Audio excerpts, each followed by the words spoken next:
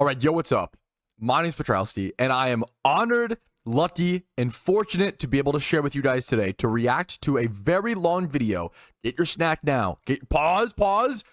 Restroom break, snack, stretch break, whatever you need, drink. It's going to be a long video. It's going to be a long react. It's an important thing. Today is a historic day in PokeMMO, and I am just so thankful that the person who completed the first ever hardcore Nuzlocke in PokeMMO not only completed the challenge, not only recorded it, but edited it and put it together in a beautifully entertaining video. This video is going to be linked all over the place. It is first thing in the description on this video.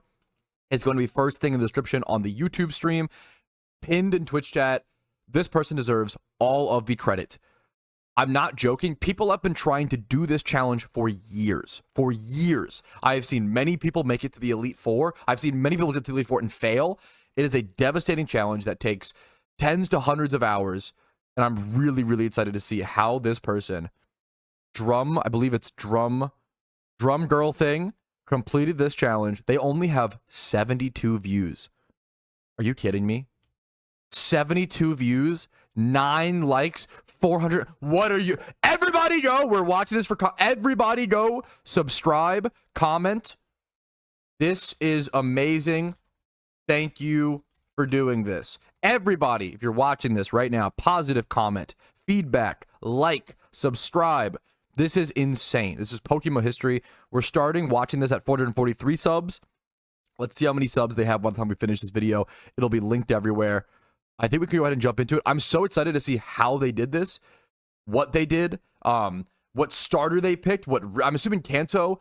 There's so many things. I was the first person to actually complete a normal Nuzlocke in PokeMMO and record it, to be fair. I can almost guarantee there were many people that completed a PokeMMO Nuzlocke prior to me. They just didn't record it for evidence. So I could almost guarantee I was not the first person, but I was the first person to complete it with evidence, with video proof. So, I'm not the best Nuzlocker by any means, but I understand the thought process that goes behind it, and the PokeMMO one is very difficult. A lot of people in my Nuzlocke flamed me for not doing a hardcore Nuzlocke. Little do they understand, they don't play PokeMMO, how hard that is. Most people, it wasn't done. It was never, it's never been done before, and it's finally been conquered. I want to say my Nuzlocke was uploaded 3 or 4 years ago, so people have been attempting this one. So I made a call out saying how hard the hardcore one would be. People have been attempting it for at least 3 to 4 years, and the game has been out since 2012. This game has been out for 13 years. No one has ever completed a hardcore Nuzlocke in this game, ever. Not once until today. Let's go ahead and jump into it.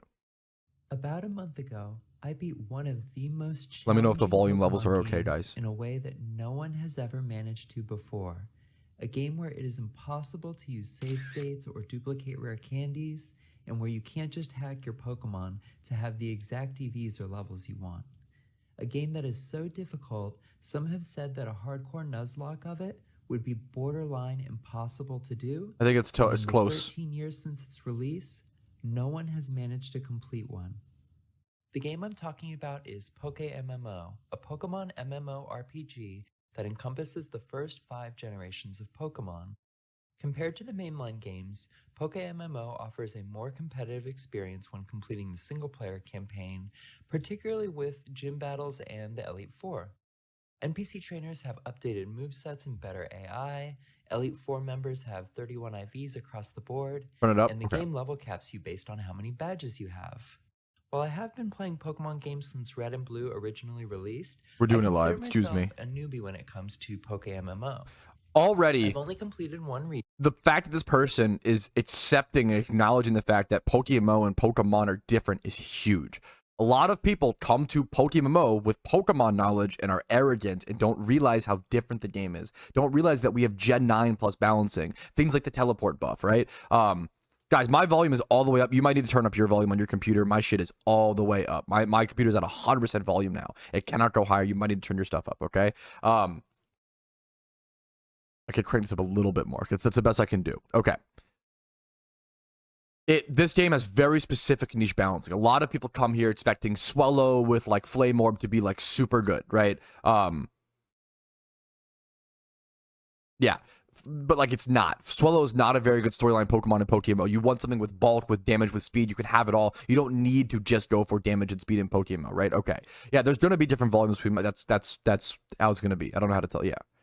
Region, Kanto, and I haven't really done any competitive battling, raids, alphas, or events. Pat, it's like 1/10 of your voice. It's React content. If I wasn't adding or transforming things, if I wasn't louder than the video, what are we doing here? Come on. Most of my knowledge comes from playing the original games, so I don't know much about the PokeMMO specific mechanics.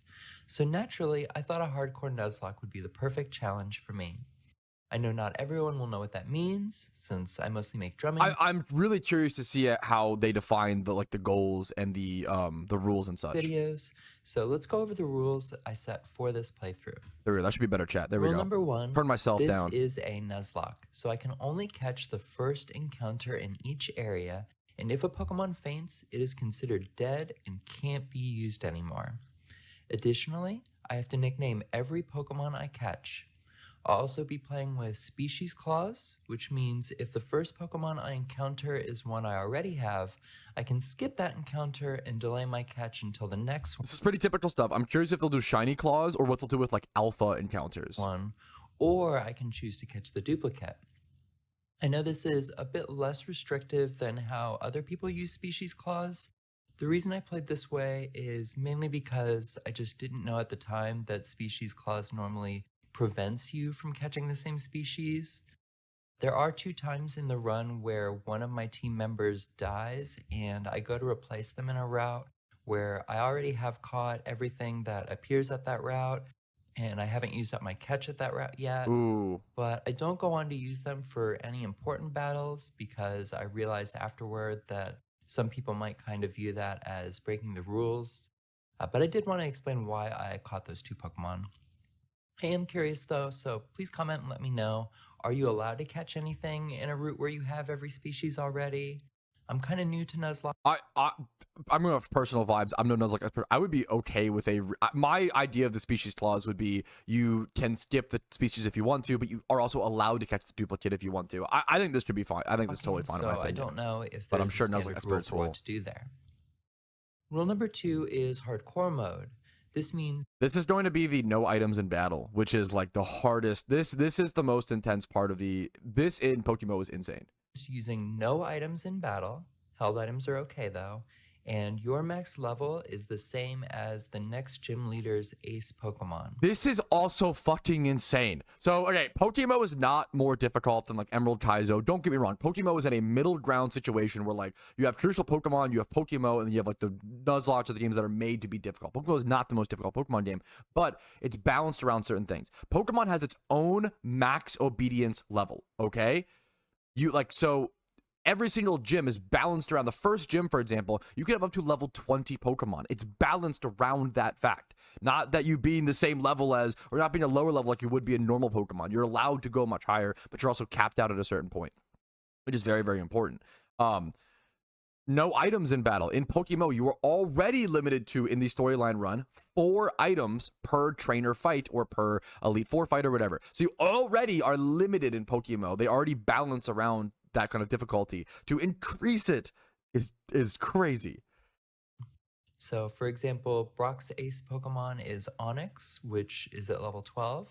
That means I can't have any Pokemon over level 12 until I defeat Brock. This makes it so that fights are on even footing and I can't just outlevel my opponent and win that way. And no items in battle also makes things interesting because I can't just use healing items or stat boosting moves. If I want to heal or boost stats, I need to commit a move or ability to doing that. Rule number 3 is what I'm going to call locked doors. This means that once I enter a gym, I can't leave until I either defeat the leader or my whole team. I've never heard of this rule. Why are they adding even more rules, dude? This would be so scary. I definitely would use the gym like trainers leading up to them as a way to, oh my god, XP train. You get more XP in PokeMMO from XP training as well as, that's insane. That's so wild. As well as, holy shit, sorry, I'm just so shocked by that rule. As well as,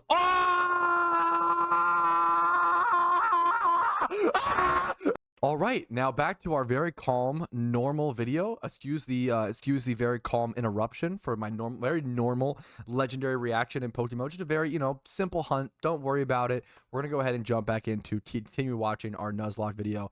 What did you do, drum girl thing? Teach me. Team faints. This could be particularly devastating because if I lose a critical team member during a gym trainer fight, I might not be able to beat the gym leader without... That's what I was thinking. The ability to not go heal after defeating some of the first... Those are some of the hardest trainers in the game. The trainers right before the leaders. That's an insane rule to add on. Making a swap. Really respectable. And this is exactly what happened during my last attempt. And yeah, like they just said, certain gym trainers, you actually want to like run certain Pokemon, certain teams against them, and then change your team for the gym leader themselves. So you can't even change your team. I lost a Gyarados to a Rapidash's Wild Charge in Blaine's gym, and I was only able to beat Blaine after losing, I think, 5 of my team members. I talk about this all the time. It's poetic, dude. I've said for the last like 8 years that I think Blaine is actually the most difficult gym leader in PokeMMO. He is a fire type gym leader that has access to grass type moves, solar beam under sun, wild charge. All of his Pokemon have perfect coverage for all of the Pokemon that could be super effective against him. He has the most perfect coverage for countering your team possible. At which point I chose to end the run because I didn't think I could make a viable B team with the Pokemon I had left. Rule number 4 is mandatory fights. This just means I have to fight every trainer. I can't just walk around them or avoid them.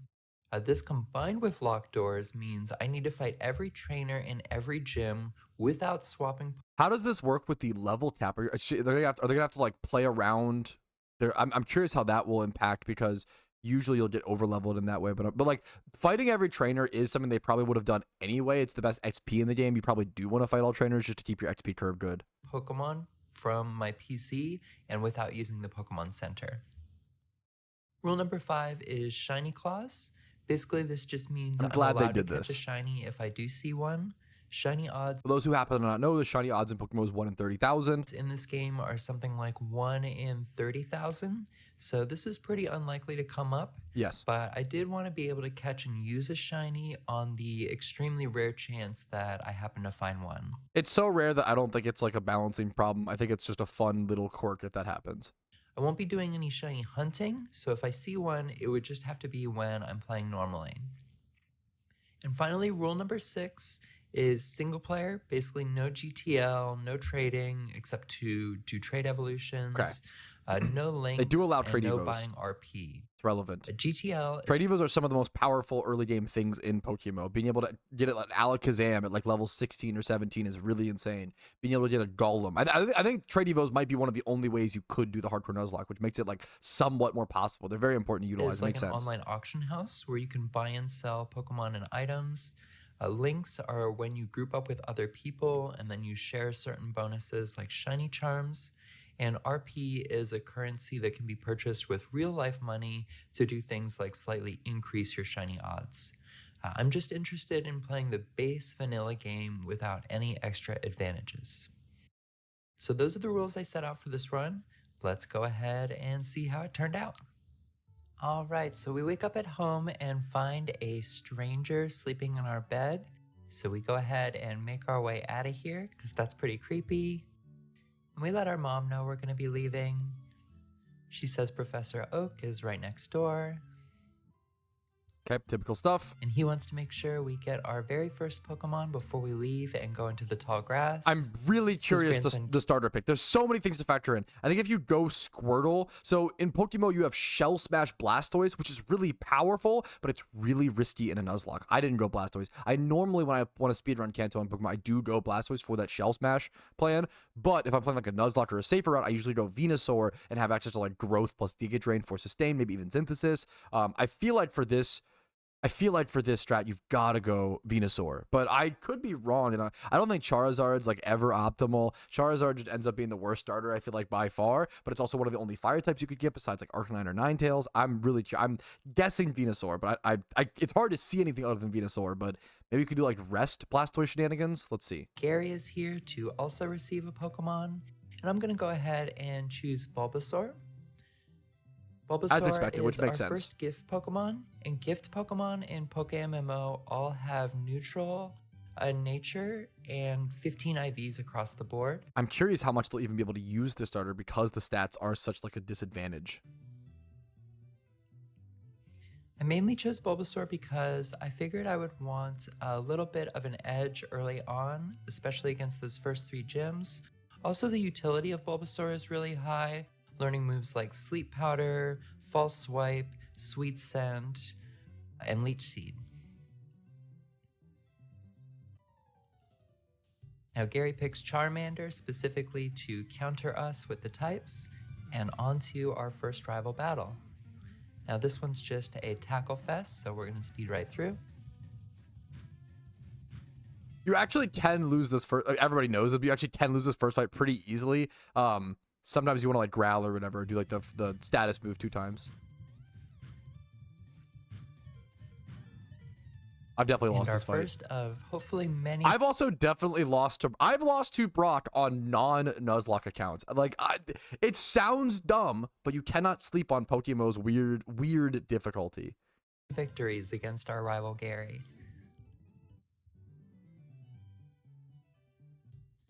With that out of the way, we head north to Viridian City, where we enter the Pokemon Mart, and they let us know that they have a Pokeball that needs to be delivered to Professor Oak.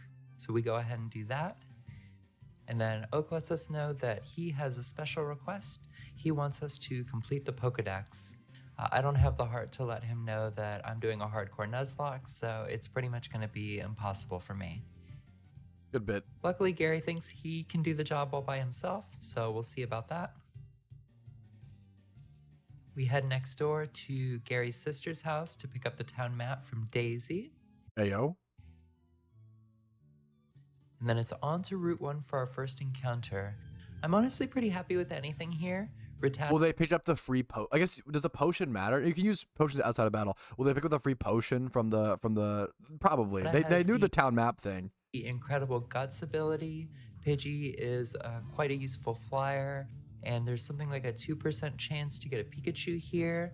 That would be pretty incredible against Misty. Sentret, fun fact. Okay, this actually matters. The fact that it's morning time in game, you can actually see up in the top left-hand corner. The spawns are different on Route 1, whether it's nighttime, daytime, or morning time in game. The fact that they were able to get a Sentret here, this does not spawn in the daytime, I believe. It's only like morning and early morning and nighttime. So it's actually a pretty rare-ish spawn here, or like a specific timing spawn. Sentret might be I think it's the single best HM friend Pokemon at this location. I was going for this on my shiny only account as my first shiny. This is a great spawn for HMs and stuff. We end up getting the Sentret, which I'm happy about because Sentret is an incredible HM friend. I think he can learn 4 or 5 different HM moves, so we're going to be using him to navigate the overworld. I don't know if it's very good beyond that. Not pre-watched, I swear. Critical tackle killing him here, so I go ahead and throw Pokeballs, even though he's not even quite at half health yet.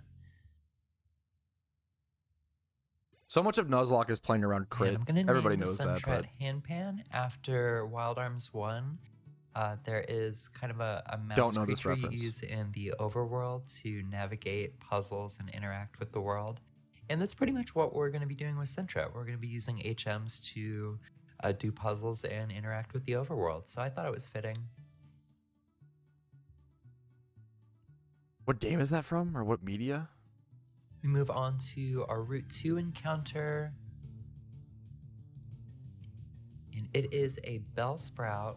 Bellsprout's pretty great for the first few gyms, so I'm not at all sad about this. I think I would have preferred the Oddish, because Oddish gets Sweet Scent a little bit sooner. But Bellsprout does get Sweet Scent as well.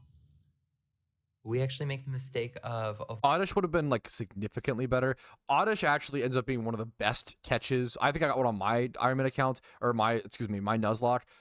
Oddish turns into Blossom if you can get the Sunstone, which I think is on the right. There's a Sunstone spawn to the east of Kanto over in the little dock like fishing area, and that evolves into Blossom. Blossom gets Quiver Dance. Quiver Dance, extremely powerful. One of the most powerful like moves you could do in a storyline run, pretty early on, like level 20 or so. Like there's a reason why Volcarona doesn't evolve until like level 50 or 60 orders to not let it be that usable in the storyline runs. Quiver Dance is really strong. Evolving it, and then we don't get Sweet Scent until like level 31 or 32. Bellsprout's not It's great. pretty brutal. It's lonely. Like Weepin' Bell or Victory Bell can be a mixed attacker. IVs are just kind of okay.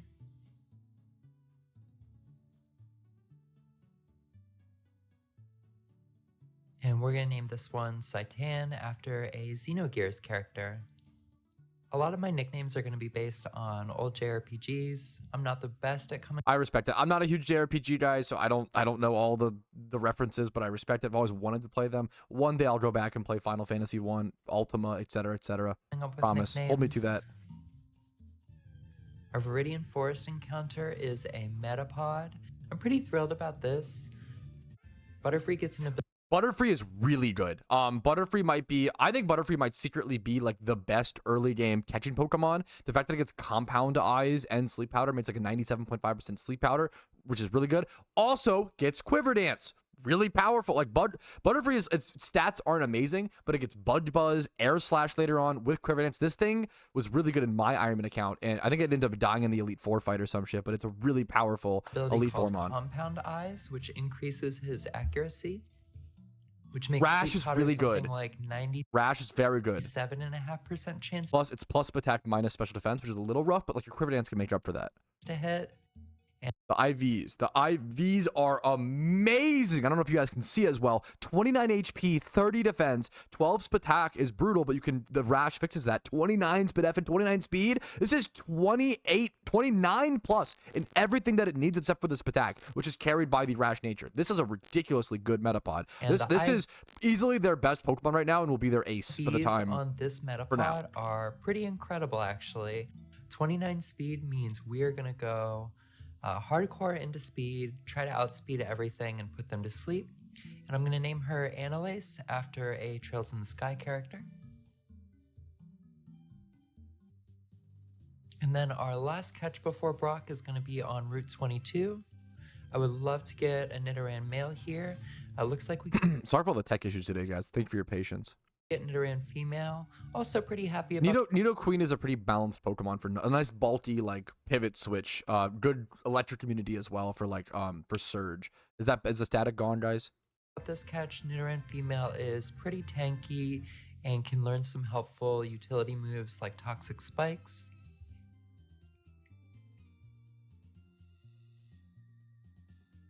IVs are nothing to write home about.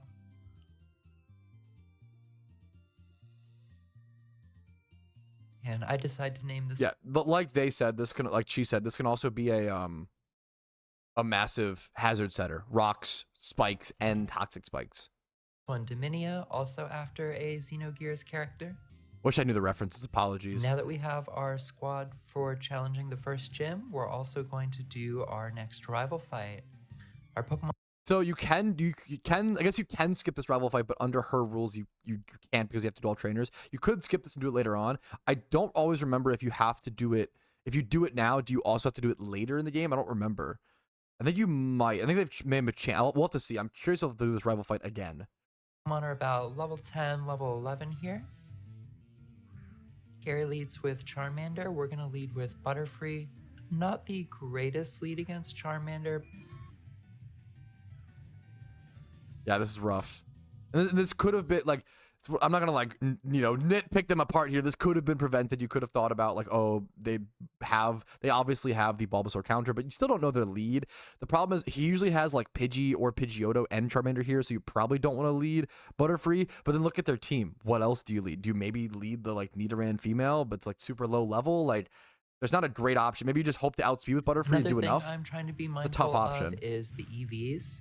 So I am going to try to EV this train Ember, I'm all scared. of my Pokemon. I'm scared of this Ember with the low let's say spit F stat was with the Rash nature. Make sure that they don't that did way less damage than I expected. Acquire any EVs that might be detrimental or just not as beneficial as the build I want to go for. They're planning out EVs. That is so tough. That is respectable.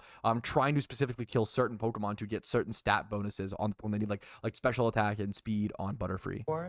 So if I'm using a lead or I do a switch that doesn't seem to make sense, it's probably because I'm trying to get a specific EV.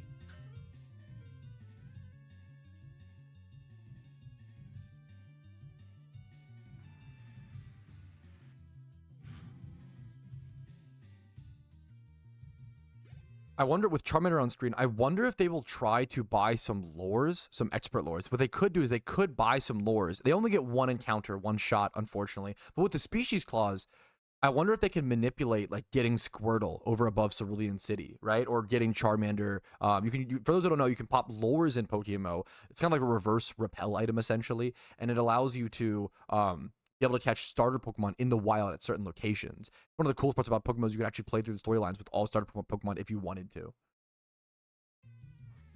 But they're difficult catches as well, which is tough right now. So you need like the Great Balls or Ultra Balls on the Iron. They could also save their encounter until later on, come back to that route once they get Fly or something like that, and really risk it or go for it. There's a lot of different strats to employ in PokeMMO.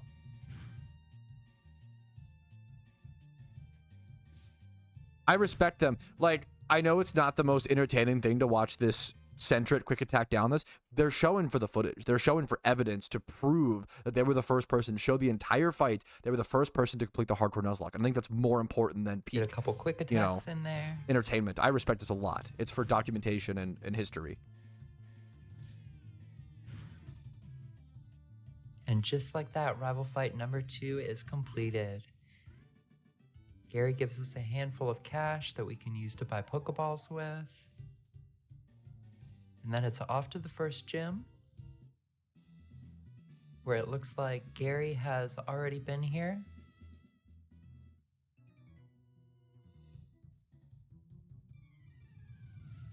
We will speed through the gym trainer battle real quick here. We're just speeding through. Okay, I'm curious to see. Wait, did they miss? Sandshrew missed a rock tomb. That's relevant. Not only is that chip damage, but also changes the speed tiers now. That's a big deal. Just missing that one rock. Every rock tomb miss is a massive deal. Now I have Bellsprout and Bulbasaur still at level 11 here, even though they can get to level 12 before I fight Brock. So I want to make sure they both get enough experience to level up here. I'm really impressed by like the XP and level control so far. And part of the challenge of the locked doors modifier is having to do calculations or estimations about how much experience I think I'll get. That way I don't accidentally overlevel, but I'm not too underleveled either.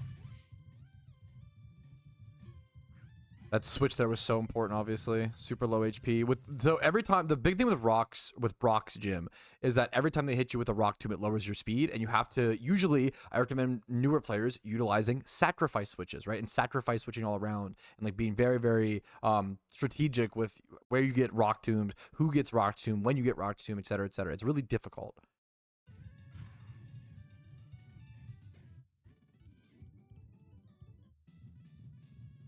With the gym trainer out of the way, we go ahead and use items to heal up between battles. And here is a look at our team so far. Let's see all it. Level 12. Serious Junior ran. You can see the EVs I've been working on, their IVs, Specifically attack EVs on the Sentret. their moves. And yeah, let's put Bulbasaur up front and do it. All right. Like Rock this, Pokemon are all rock hard. this might be one of the hardest fights in the whole Nuzlocke. Maybe I'm crazy. I think this fight is like genuinely difficult. You have less resources than ever at this point. He wants to let us know for some reason.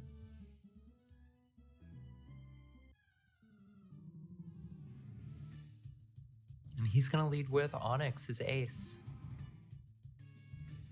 I think both Onyx and Geodude have sturdy. Yeah, hits. obviously you wouldn't sacrifice Switch here. She's doing a fantastic job. So we are going to start off with a Leech Seed, since we know we need I don't to think do at least... I don't think I've seen a single like major mistake. Even the one minor mistake is so dumb to harp on. Like, yeah, leading Butterfree probably isn't great there, but what else do you lead there? Like, I feel like everything else, I think that might be your best lead in that team situation. 2 moves anyway. We want to get the most healing we can out of Leech Seed.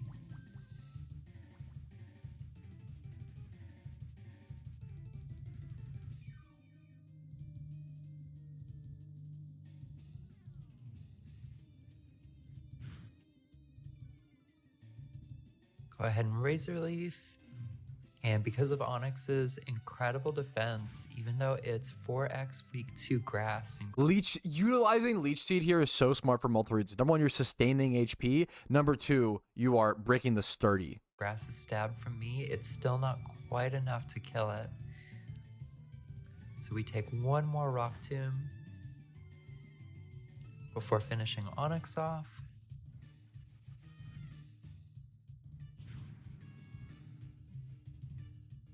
Now, Razor Leaf can miss, so it's definitely not guaranteed that that would have happened there. Yeah, Razor Leaf's what, 95% accurate?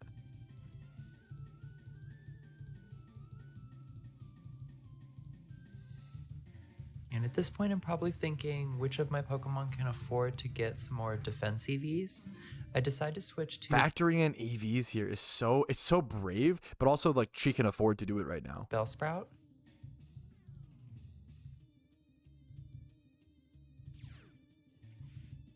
And it looks like we can just Vine Whip this guy to death. The Rock Tomb is always scary, but the 36%, you can see the bottom left corner, the 36% is very, very relevant, because then you can, you know, obviously kill it, even though it attacks first.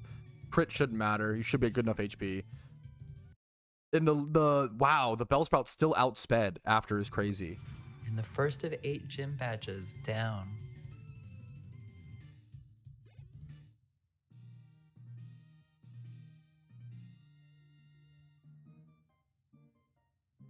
With Brock out of the way, we make our way towards Mount Moon. Go ahead and pick up Mount Moon can definitely be a bit of a gauntlet. Especially, I'm looking forward to Rock Tunnel. Rock Tunnel was a spot where I almost lost my entire Nuzlocke. There's so many trainers back to back. It's difficult to get back out of the cave. There's so many weird things in Rock Tunnel. You run into a lot of like gem Pokemon, or in Pokemon you run all across things like multiple different trainers with like a coughing that will just toxic you or throw out sludge bombs or whatever, and then the next trainer you fight will have like a wheezing with Venoshock, getting double damage, utilizing the poison, the whittling down of that previous trainer's fight. So trainers will like combine their strategies and work together. It's so scary in PokeMMO. A Water Gun TM here, and our encounter for the route is Geodude. Geodude's a pretty good encounter. I would love to get the Sturdy ability here. Yes, Sturdy is very relevant, especially against what's his name? The electric type, Lieutenant Surge. Lieutenant Surge, very relevant. Lieutenant Surge should actually lead with a Raichu with Grass Knot, which will one-shot the Golem down to its Sturdy proc. I actually had that happen in my Pokemon Iron Man, or Nuzlocke, excuse me. I'm used to playing the Iron Man account now. I had that happen in my Nuzlocke, as well as just getting Golem for stats. Those stats early on is so good. Clefairy would also be a really good encounter. Tragically, our Geodude has Rock Head instead of Sturdy, and we're going to name him the Boulder after an Avatar. That is really unfortunate, genuinely. Our character. For Route 4, just a 50-50 roll. We're going to purchase the Magikarp from the Pokemon Center. And even though this is technically a gift, this is the one gift Pokemon that isn't neutral natured and 15 IVs across the board. This is, oh, they rolled Adamant. That's so good. Oh, wait, that's actually, okay. There's a lot of things here. Gyarados is a very weird Pokemon. It's one of the only, Magikarp. When you buy the 500 Pokeyen Magikarp in Pokemon, it's one of the only like storyline gettable Pokemon that doesn't have the neutral IVs that she just said, right? Rolling Adamant Nature there is the best nature you could have possibly rolled out of 32 options. Gyarados is probably the most powerful storyline Pokemon overall. Access to Waterfall, access to Crunch, access to Dragon Dance is just insane. 1 or 2 Dragon Dances on a Gyarados and it will sweep any team in all of PokeMMO. It's so insane. This is an insanely good roll. Incredibly lucky with the Adamant Nature. It might be the most important like Pokemon / nature roll in the whole run. I'm curious to see what IVs. And look at these IVs. Oh my! Yo! 20 plus HP defense, special defense, 27 attack, 31 speed. Holy fuck! You cannot get a better. This is a competitive. This Magikarp is like 1 in tens of thousands. Like, this is an insanely good roll. You cannot get better than this. 31. This is a competitive Magikarp. Yeah, also Intimidate is so good. Yeah, you get Moxie as well, but you can't get it during a Nuzlocke. That is amazing. That is so, yeah, the Intimidate pivots. This is so good. Gyarados has damage, bulk, speed. Like, it has everything you need. You can up its speed. It's a slightly underwhelming speed with Dragon Dance. This is it. This is their, I don't know if she will get a more powerful Pokemon over her entire run than this right here. He's absolutely off the chart. Perfect speed. We're gonna go ahead and name him after a Wild Arms Guardian and get straight to work on evolving him. Because our level cap for Misty is 20, which is just barely enough to get that Gyarados. Getting this before Misty is so good. Even though it's not like super, well, what is super effective is the crunch against Misty's Starmie, which I don't know if you'll have access to crunch or bite. Maybe bite you will. Even if it's a water type for neutral. And you can see our it's so EVs. good. We've already maxed out the attack. She went in like specifically Eevee trained it with single encounters. Do you know how long this took? There is an area. She didn't even. I bet you that took like 3 to 6 hours, maybe longer. Really long time to single encounter Eevee like that. In Mount Moon, where the Paris encounter rate is like 90%. It's like between all the floors. So you can train attack pretty easily here, and that's exactly what I did. That's the old school gym. We see that attack Eevee training in Paris and Mount Moon is what I used to do. Single encounters back in 2013. I know how long that kind of Eevee training takes. Nowadays, you would just do ×5 hordes for like a plus 10 EVs per surf, right? Wow, what an old school method to have to utilize. That's cool. That Gary's already been here, and we start making our way through the gym trainers.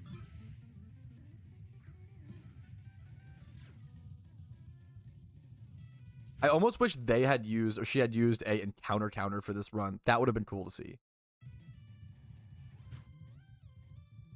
Gyarados is able to defeat Horsey no problem, but I'm thinking about the next Pokemon, which is going to be a Shelder, and I don't think I want to get the defense EV on Gyarados, so we're going to switch over to Ivysaur.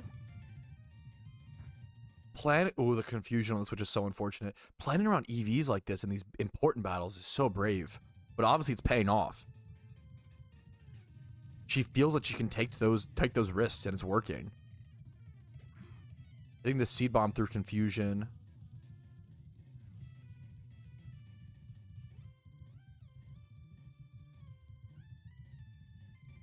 Yeah, she's like planning for the end game from the start, which is really impressive.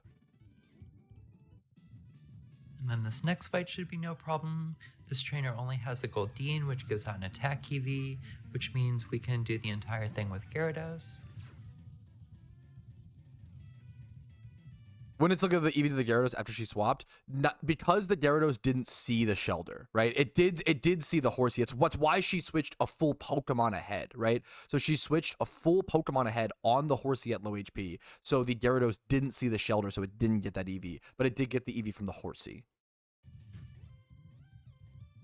It's a great question. That was a great, it's a very detailed, she plans so far ahead. With the gym trainers out of the way, we heal up our Pokemon, and here is a look at our team. All level 20. Everything level to 20. Look at their EVs. Also, just getting everything level 20 like this takes a lot of time. I always said, if someone wanted to use XP candies in the Nuzlocke, the same way people use rare candies, hack and rare candies for Nuzlocke in other games, I think it would be understandable having to purely level all of these. Takes so much time. Again. And here are their moves. The Nuzlocke scene has progressed so much in Pokemon over the past 2 years. It's unbelievable, Jake. Yeah, no, it's crazy. It wasn't really a thing before. It is part of the rule set that she has to fight every trainer, yes.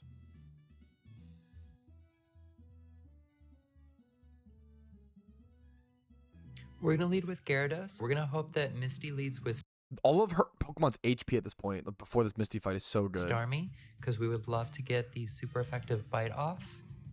Okay, she does mention that, yeah, they have the bite access. Looks like she leads with Psyduck. Gyarados is, I can't, even though you have Ivysaur for this, Gyarados is better, which is crazy. That should show you how strong Gyarados is that Gyarados is way better than the super effective typing Mon for this gym.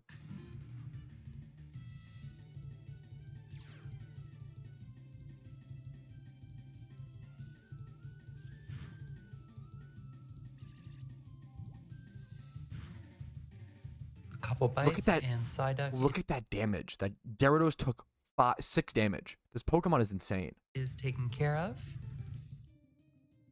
And then she sends out that Starmie. We're hoping not to get confused here. And we avoid the confusion. Looks like 2 bites will do it. That's perfect. All right, you can be out of jail, chat. There you go. I Another believe in water you. pulse.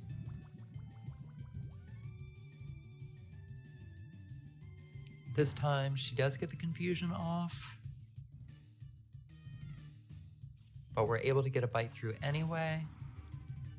That's so good. Goldeen comes in. What a Now, run. at this point, the fight is pretty much in the bag, but I make a switch. It's also just so intense. I need to see what the switch. Well, that's the switches for. Is it the Gyarados confused? I missed it, but it's also like so insane. Like the pressure to not lose this run at this point is really hard. Like the fact that you get this, the fact that now she has this Gyarados, now it's like the pressure has just increased so much. The pressure's already really high for a hardcore Nuzlocke, but now it's even like more insane. With this Gyarados now on the line for the run. Here because I don't want to deal with the randomness of confusion.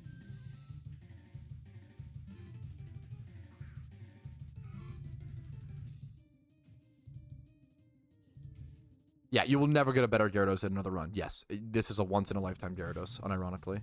It's that, and it's like the best mon. Like, And then back to Gyarados to reduce Goldeen's attack and finish the job off. Intimidate switching is so good.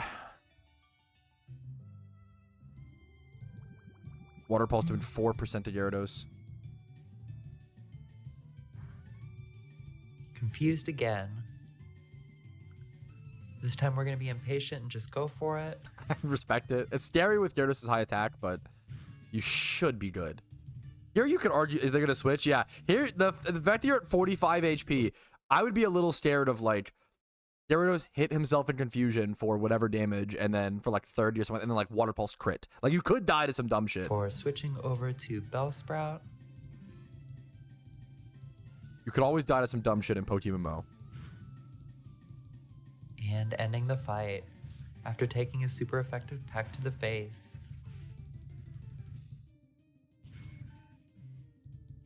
2 out of 8 done. We're 25% done.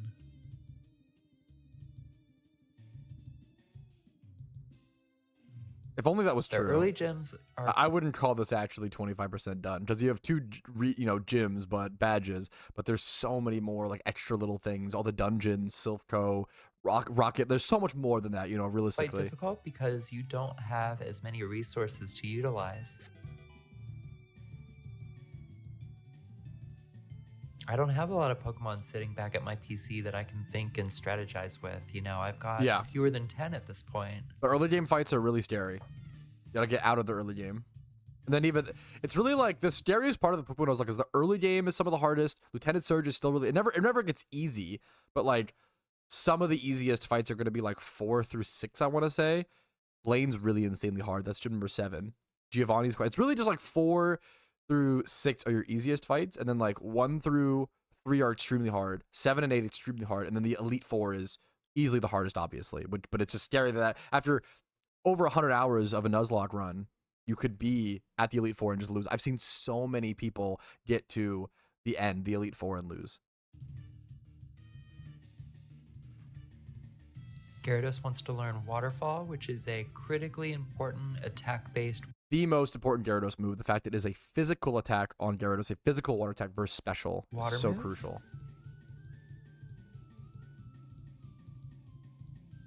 Gyarados' base attack is like 125, but his base attack is like 60. So it's a massive damage difference. So the reason why running Surf on Gyarados is kind of like a noob mistake that we've all done at some point. And with Misty out of the way, we head up to Nugget Bridge to do our 3rd rival fight.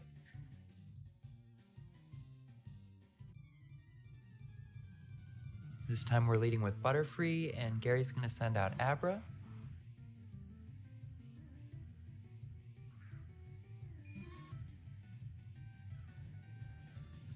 And the reason I'm leading Butterfree here is because the EVs that Gary's Pokemon have are generally better. I think all Aber can do here is teleport. For Butterfree than Gyarados.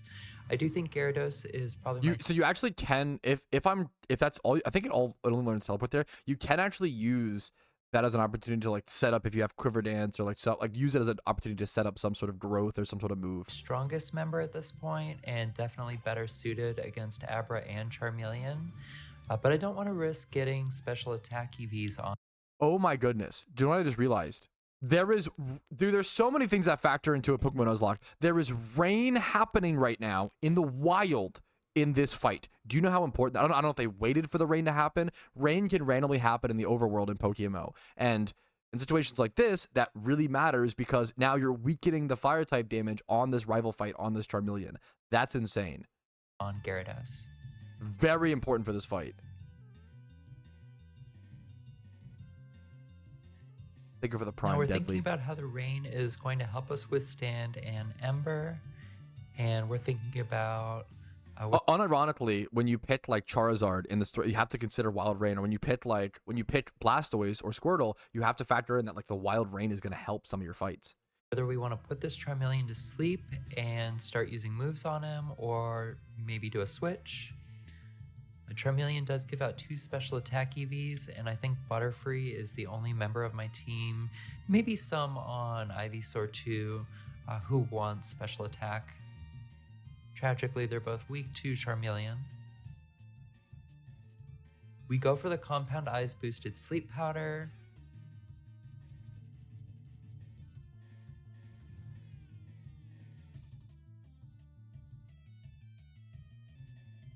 And then start hammering away with Psybeam. Looks like it's going to take about 3. Psybeam's honestly a great early game move. You want to lose it eventually, but 65 base power with possible chance for confusion, I believe. No stab on Butterfree, unfortunately. Butterfree's typing is easily its biggest weakness. The fact that it's, I believe, is it bug flying? It's weak to a lot of things. Shocker, bug types aren't good. Love bug types. Not that great, unfortunately.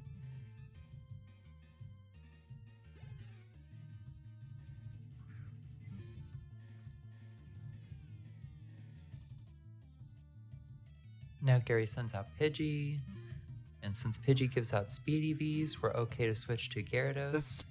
Thinking about Speed EVs in the rival fight is so brave, but it's working.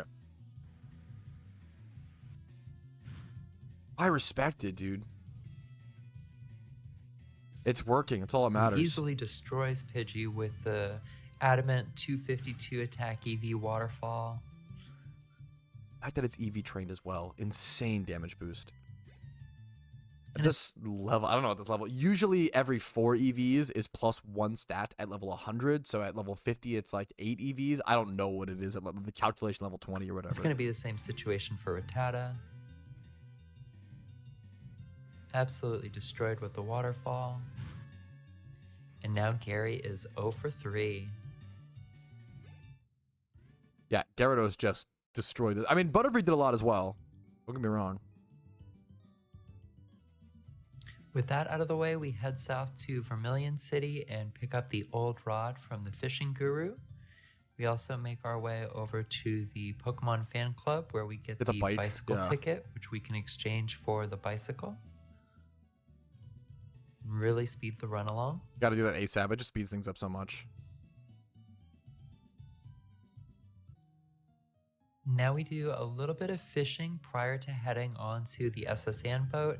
And you can see the route in the upper left corner here is its own distinct route titled SSN. Yes. So fun fact, this is actually the only time you can get an SSN catch location Pokemon. It's actually kind of like a rarity in PokeMMO, or not like a severe one, but like old SSN OT crop Pokemon are kind of rare because someone would have had to think about that. It's your only time you can catch an SSN location mod is right at this point in the storyline, and after this is over, you can't go back to the SSN. Obviously, it surfs, it flies, boat flies, it goes away.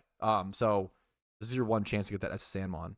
With the old rod, you can really only encounter Magikarp and Tentacool, so the Tentacool encounter... Tentacruel, obviously very common, very annoying Pokemon for most people in most runs. Tentacruel, very good Nuzlocke Pokemon. The fact that it's a very big Spadef tank, the typing is quite good. It can set up Toxic Spites or do really annoying stuff. It's a good Scald spammer.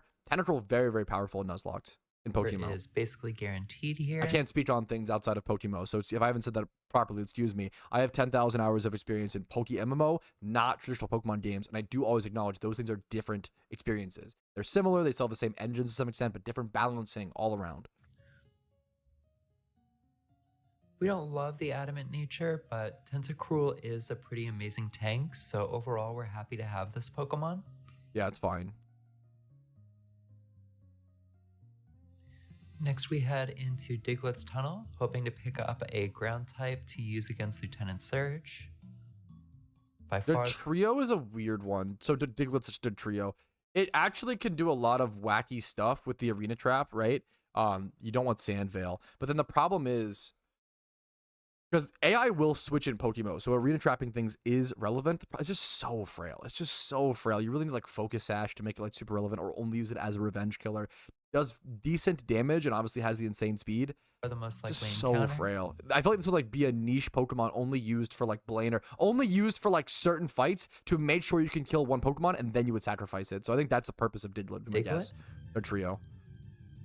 And we do get the Diglett. Like a 100%. It's almost 100% Diglett. There are like Golbat and stuff you can get in this cave. Which we catch.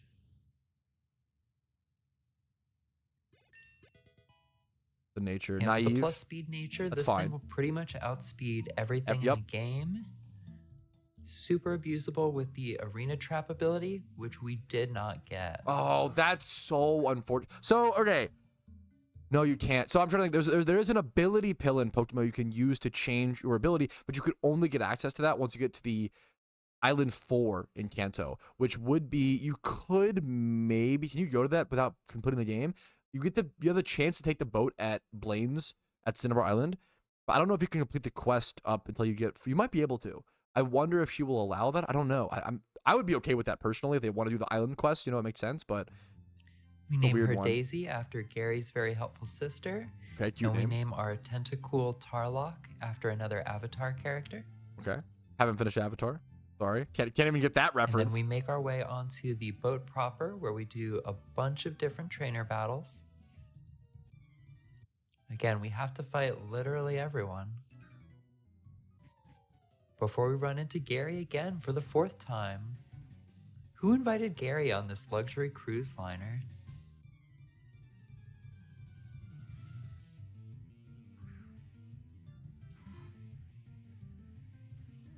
Gary leads with Raticate, and at this point in the run, we are about 19 hours in. We are not breaking any 19 like, you have to think about that, dude. Most people are done their first storyline in like 10 hours, and that's being like, that's the average. Like, some people are going to go 20 hours to complete their first storyline. Speedrunners are going to do it in like 3 or 4, right, in PokeMMO. 19 hours to be at the SSN. Holy shit.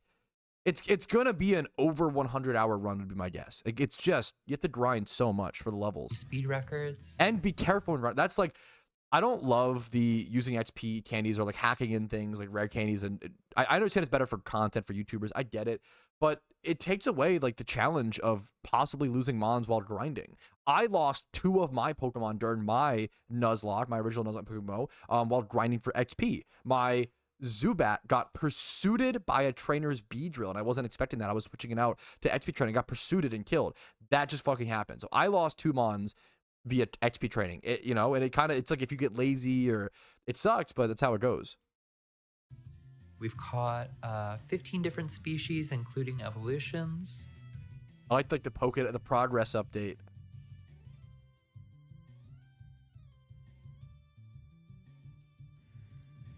Waterfall absolutely destroys the Raticate. Gary sends out Kadabra, and at this point, I do believe I have Gyarados' EVs completely maxed, so it's not a problem that this Kadabra gives out special attack That is EVs, crazy that 'cause it's we just don't have room to insane that it's fully EV trained by the SSN. gain any more EVs.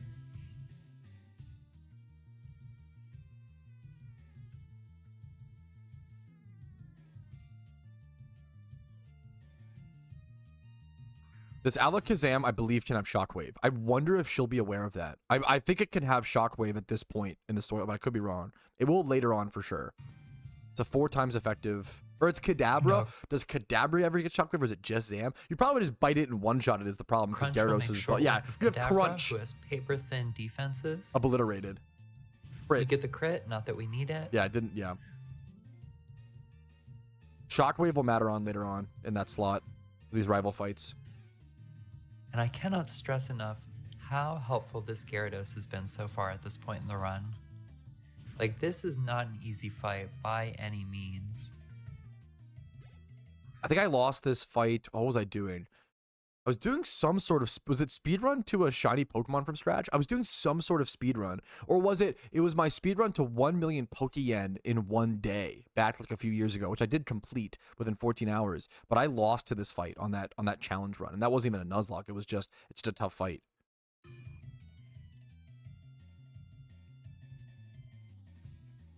Pidgeotto actually gets a quick attack off before getting swept up by the waterfall. And at this point, Gary's got to be hurting for cash.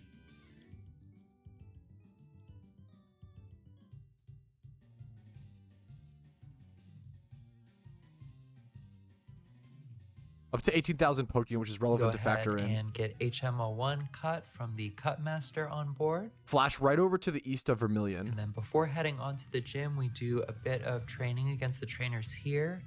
And this is Once again, I think I mentioned it, but get XP training on trainers specifically versus wild Pokemon is much better. You do get an XP boost for defeating trainers called like a trainer XP boost or something like that in particularly PokeMMO. scary fight in which our Butterfree almost dies.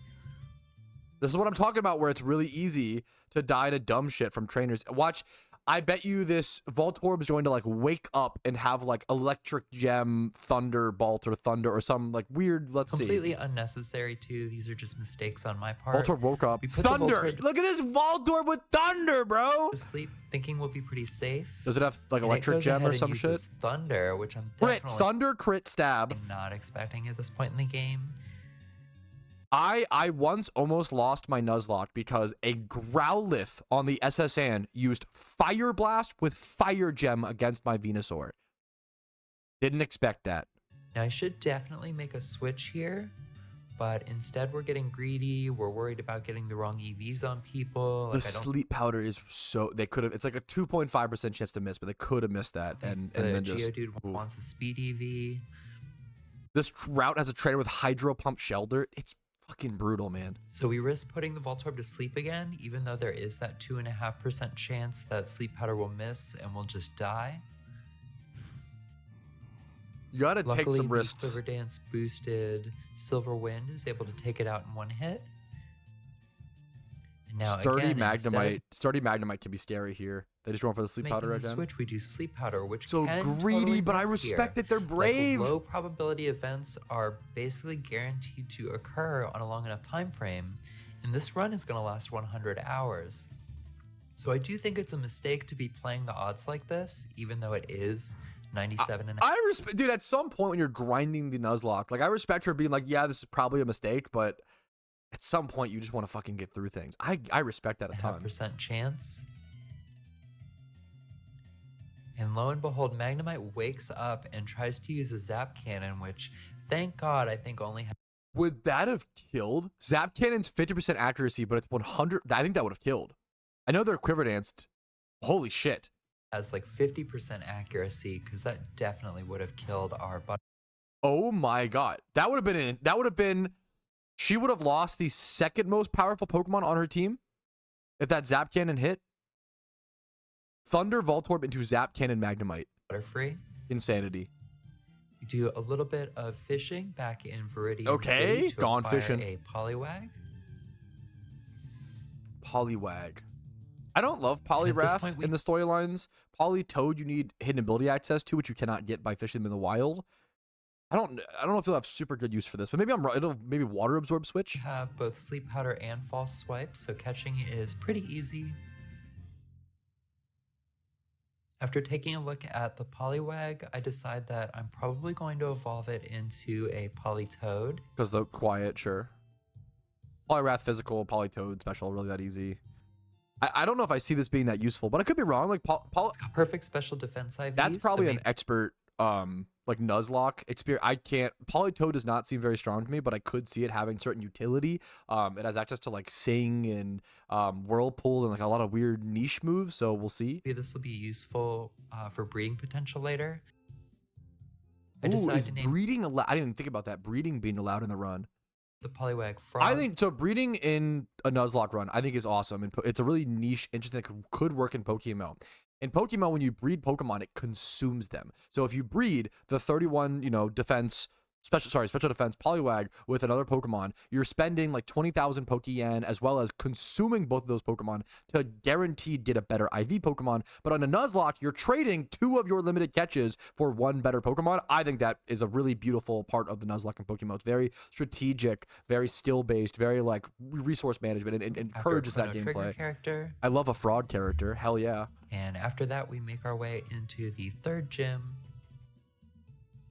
Lieutenants are just tough. Which is Raichu will have Grass Knot and will one-shot Golem or other like ground types here. Surge.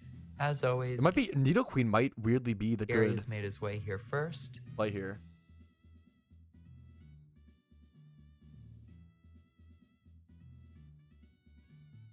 Go ahead and speed through these trainer battles real quick.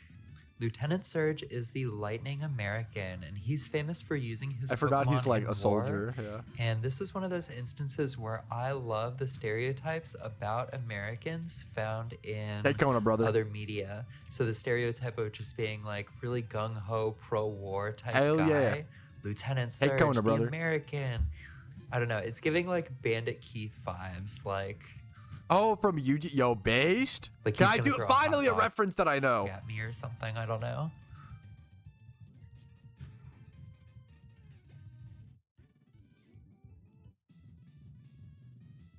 We do a little bit of healing here between trainer battles. Yeah, 30 minutes of garbage cans later. Yeah, time for the best puzzle in all of Pokemon. Of course, we're still not allowed to use the Pokemon Center. So we have to make sure our healing items. Like, dude, saving up your Pokeyen for enough revives, because you can't use revives on another, to be fair, but like saving up your Pokeyen for enough potions and items on a main account, saving your Pokeyen on a main account for enough healing items for the Elite Four is hard. Let alone on a hardcore Nuzlocke where you can't even go to the PC and heal here. Are pretty stacked. And we're trying to get enough experience to level up our Diglett and evolve it before the gym fight, for the gym leader fight. The level locks are crazy. I don't know what the Ace's level is here, though.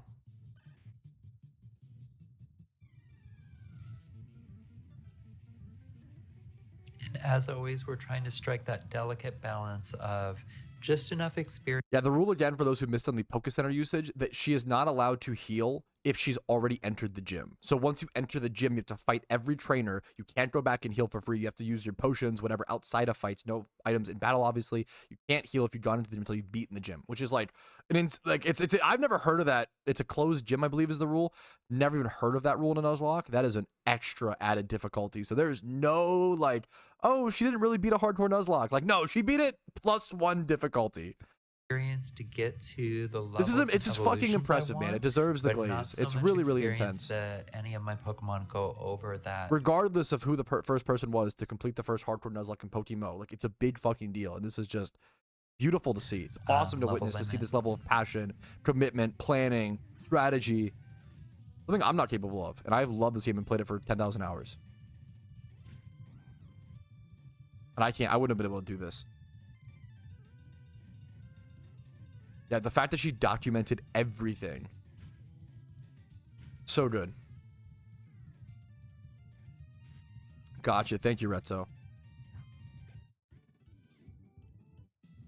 I've watched plenty of hardcore Nuzlocke. Not, I'm not a Nuzlocke expert, but I've watched a lot. I've never seen it, but that's just me. And then Lieutenant Surge My anecdotal experience. us rummaging through garbage looking for switches to his little puzzle. Me on the weekend. We switch some items around on our Pokemon, giving the Silk Scarf to Furret to boost normal moves, and an Oran Berry to Daisy, just in case The Oranberry strats. You never know when a little bit of extra healing is going to help. Absolutely. Got to use every little advantage. Here is what our team looks like going into the fight. Several of our Pokemon are underleveled. I believe 27 is the cap here. Yeah, Nidoqueen's 24, 25 on Ivysaur, 25, 26, 27 on Weepin and Furret. And if we weren't doing locked doors, we could just leave and train up to 27, but I told myself I wanted to do locked doors, so here we go.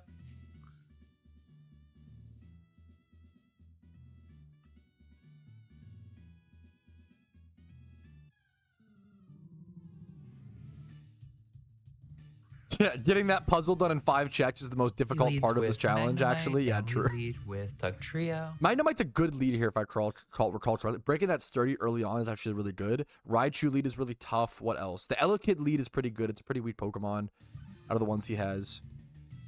If I recall correctly. I'm not a storyline expert. I believe he has like Magnemite, Magnemite Elekid. is super annoying between Levitite and Sturdy. Does he have a Voltorb with Sonic Boom? He might. I'm scared of the Raichu the most. That's like the scariest mon. But I think this one has Sturdy, so we are using a Slash to just knock out a little bit of HP before getting in This there Magnemite also might have Sonic Boom. with the dig and finishing things off.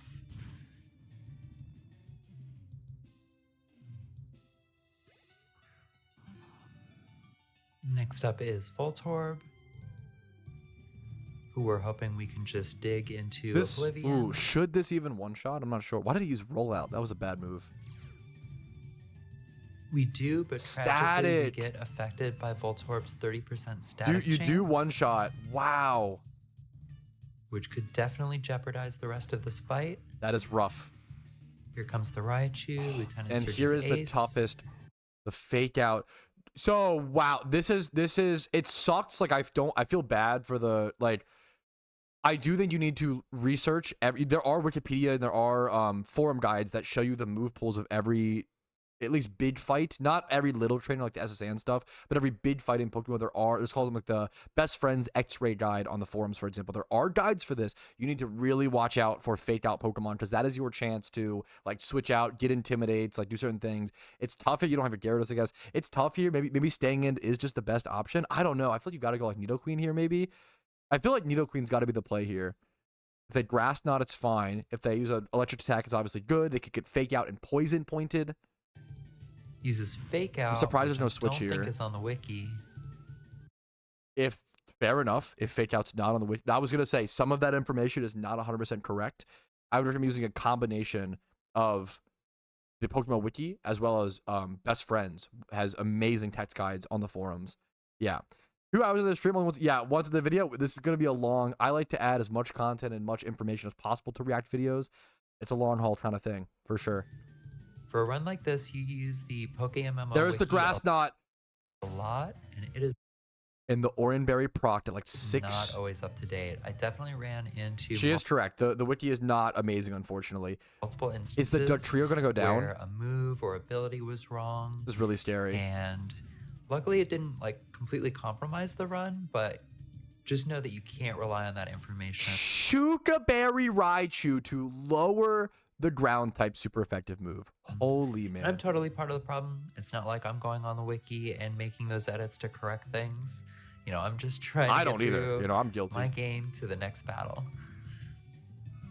We switch on over to Furret, knowing we can't take any more damage on Dugtrio. And luckily, the Silk Scarf boosted Quick Attack is enough Quick to finish attack the Silk Scarf strats are based. job. I would have not. Furret's doing a lot more than I expected. The resist berries on the trainer mons are so tough to fight through sometimes. Toxic Spite's Venoshock Nidoqueen. I think Nidoqueen I sleep on. I think this is actually, it's bulky but fast enough and can do so many shenanigans like that. It's a good call. Now we've got Elekid, and I am once again thinking about which EVs my Pokemon can afford to get. Elekid's probably the weakest mon in this whole fight. It does have like elemental coverage and punches, so you have to be careful, but like, it's the weakest mon. It might have Sash. What item does it have? Like, I don't feel super confident about Furret's ability to finish the fight here, but I also don't want to get a unnecessary EV on someone else. I do decide to switch to the Weeping Bell here. And lucky I do, because there comes a Brick Break that definitely would have done some serious damage, if not outright killed Furret.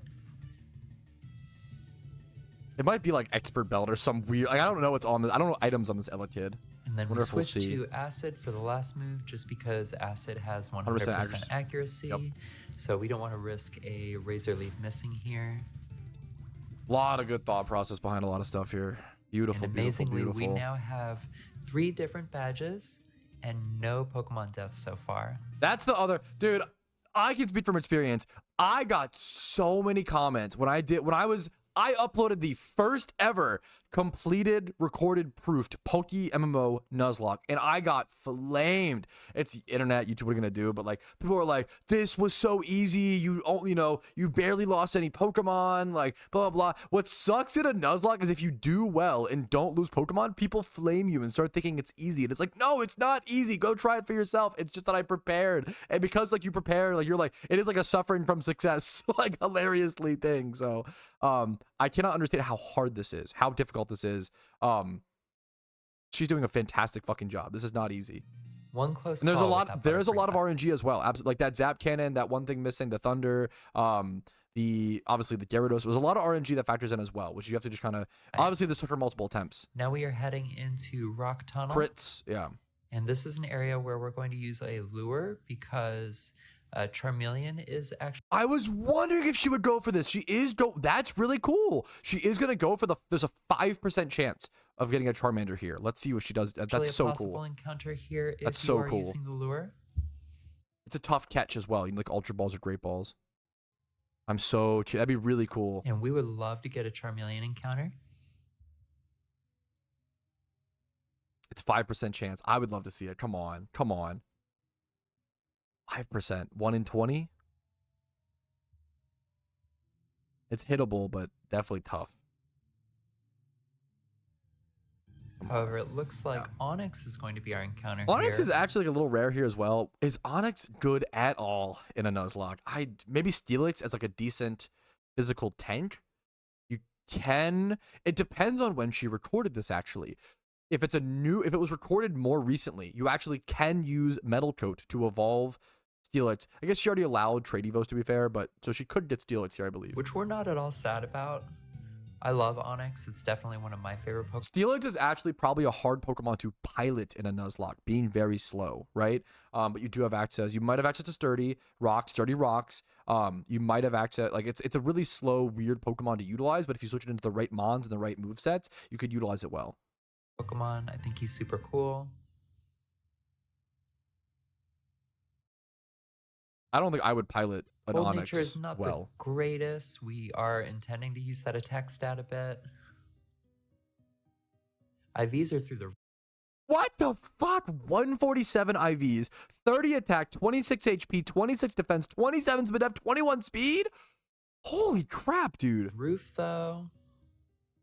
And we do manage to get the Sturdy ability this time, which is absolutely huge. Nice. Steelix could be She's had a lot of bad rolls on abilities.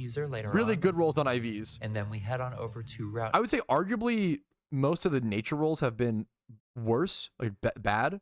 But obviously the one that did roll the Adamant, the Magikarp, was very important. 9, where we catch our second snake of the day, Ekans.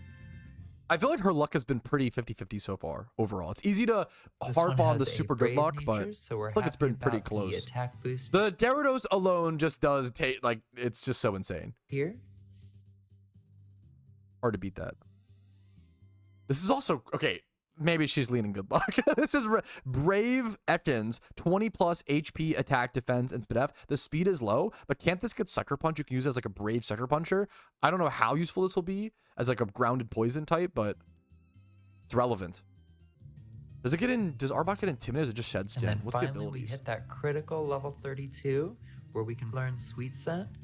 Sweet Scent is a move you can use in the... It does get Intimidate and Shed Skin. That one had Shed Skin, so she did not get the Intimidate, which is an unlucky ability. So she's had a lot of like unlucky ability rolls, but lucky Really lucky IV rolls and like half and half nature rolls. Overworld to encounter Pretty hordes, lucky accuracy on moves. basically groups of 3 Pokemon at a time. And the horde encounter table is different than the regular encounter table. Oh, is she gonna start horde farming now? That's So cool. we can actually use Sweet Scent to guarantee specific encounters. And here on Route 11, That's one of the a cooler part of Pokemon, in my opinion, is using hordes or Sweet Scent or certain things to manipulate, or like Species Claw, you can like kind of manipulate and use strategy. If you plan well enough in advance, use strategy to plan around the big encounters like this. That's so freaking cool. guarantee the Drowsy encounter. I'm thinking that Drowsy is going to be super helpful against Sabrina with that high special defense, and being a psychic type, it's going to... I was gonna say Hypnospadef is very high, and it can be a very tanky and obnoxious Pokemon. It's a weird one to use. Pilot, once again, similar to Steelix. resist psychic moves fairly well. The IVs are nothing to write home about, but still happy to pick up another member here. Just good typing. IVs Now in we head nature or on nothing. over to Route 6, where we're doing a guaranteed Magnemite encounter.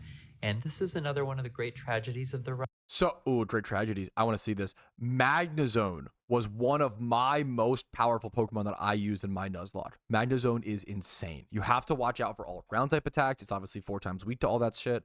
But dude, Magnezone is so good. It's so tanky. It's like a 135 attack stat. It's extremely powerful. It's a little slow, but it does the job good enough. Vault Switch, obviously very good in PvP, very good in like high level PVM. Was really fucking good in a storyline run as well. I can wow, being able to tank a hit and then be a slower switch was so good. Run. I am super impatient here and use Earthquake. Oh thinking no. that the odds of all 3 That's just being lazy. And I get it. I've done it. It happens. That sucks. of them not having sturdy is pretty small. But of course, all 3 of them don't have sturdy. So It is unlikely if you're rolling a tails like whatever 3 times in a row. It's unlikely, but that it was just laziness. That was the first mistake where I'm like, damn, that one hurt. There was no reason for that to happen. But I also get it. I've been there. kill them all and get no catches there. That was After definitely that, we a head on over to Celadon greedy City, mistake, where we pick up our gift but I get it. encounter. And this is going to be one of the most important Pokemon for the run. Ooh, I'm curious. So when I got my Eevee in my run, I was like excited to have it be able to like fill out whatever roles I need, but I think I ended up never using it. I think it just ended up never being useful. I'm curious what she uses it for. Intending to evolve this Eevee into an Umbreon because Umbreon's defensive stats are absolutely stacked. You can go tanky Umbreon and like foul play and do shenanigans. We go ahead Moonlight, and pick up Wish. HM2 Fly, even though we I don't don't think you get Wish without, I'm not sure, without have breeding. any Pokemon that can use Fly yet.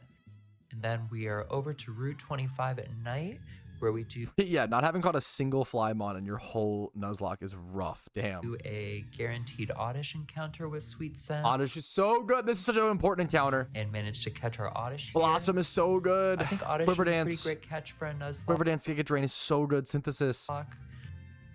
Blossom So can good. learn Quiver Dance, and I love any move that'll boost 3 different stats at Careful Nature is not great, but it's actually is it fine? You're boosting your it's plus Spadef minus Spatak. once. The minus Spatak hurts a Minus lot. special attack nature is not great, but it's what we got. What's the IVs? 27 Spatak, low Spadef. The defense being 12 is rough. This is a weirdly statted Pokemon. Usually you'd want like bold, like a plus defense nature, or like obviously modest or timid's amazing. Bold or some sort of like plus defense nature. Even relaxed can work, even though it hurts your speed, because it allows you to be defensively tanky while setting up your special defense with your Quiver Dance, if that makes sense. Then becoming overall extremely tanky. And we're always happy to have another Sweet Scent user. Particularly a low level one. Like maybe we can use this Oddish when we switch over to another region. Route 16, we're going for a nighttime encounter here. I want to say there's like a Specifically Murkrow waiting. possibility here. Is this the one to the east of? There's a Murkrow chance to the east of Celadon. I don't know if there's one here. There might be. I'm not sure. There is one for sure to the east of Celadon City. Here.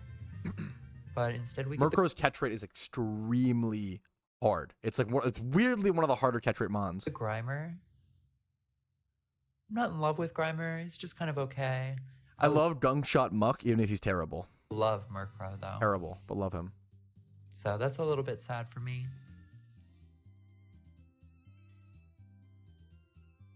Yeah, it's a whatever Grimer. Next, we're heading over to Route 7 for another nighttime Sweet Scent encounter.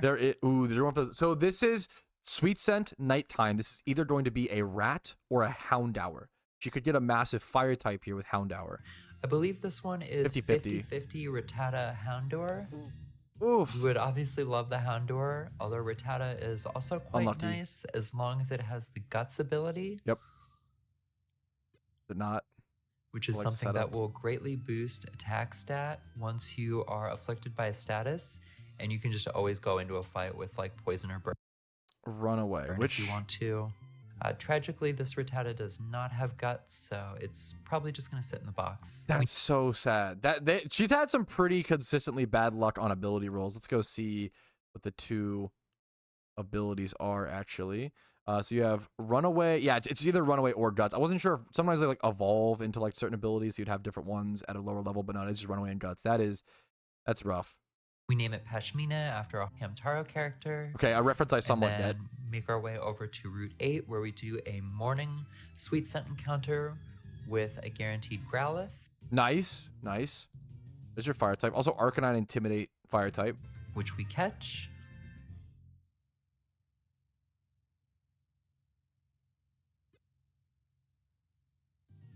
Sassy is fine.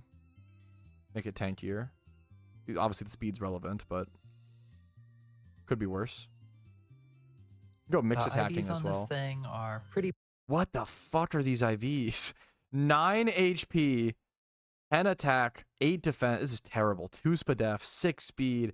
The only IV above 20 is the 29 attack. Bad, but we are happy to have another Intimidate user, and Arcanine in particular is going to be useful against our next gym fight. Okay, Osmosis Jones, finally! The most relevant reference I've seen so far. We name her Azula after an Avatar character and Grimer Osmosis. Let's go! And head into our 4th gym, which is Erica. I gotta rewatch Osmosis Jones. That movie goes fucking hard. As per usual, Gary has been here, and we'll just kind of speed through the gym trainer. Okay, these fights are there's a sunflower. There's actually a fight in these like trainer fights on the way to Erica, which is really difficult. I think it's the trainer in the middle. I think she has to fight every single trainer here though. Oh, these trainers are really hard from what I recall. She does have an Arcanine, which makes them significantly more manageable, hopefully. But there is I wonder if she'll notice. She has an Arcanine. They'll be under Sun, I believe, for some of the fights. There's a Sunflora that I'm like 90% sure has Earth Power with Solar Power ability under Sun. So I bet you that Earth Power will kill this Arcanine. Well, it's sassy. I wonder if that'll keep it alive. Battles. I don't remember any of these being particularly challenging. I think these are really hard, but I could be wrong. I did want to include the footage just to show you guys. Did she just have no problem? She just still dab. She had no problem. I did use locked doors, so just didn't want there to be any doubt there. I always find these fights hard in my storyline runs.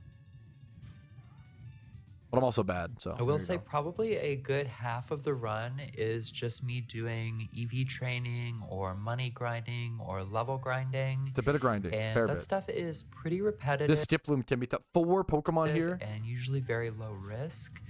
So I don't include a lot of it, but just know that between all these important fights, there's like hours and hours of grinding specific locations. There's that Sunflora. Okay, did she just one-shot the fucking Sunflora? Let me see this again. There's like hours and hours of Fire Fang, specific locations for usually that's very hard.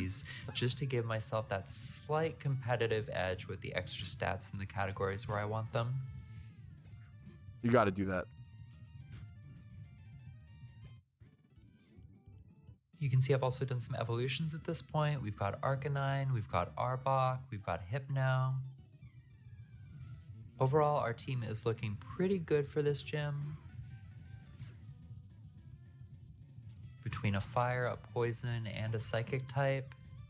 And Butterfree's got flying move, I think.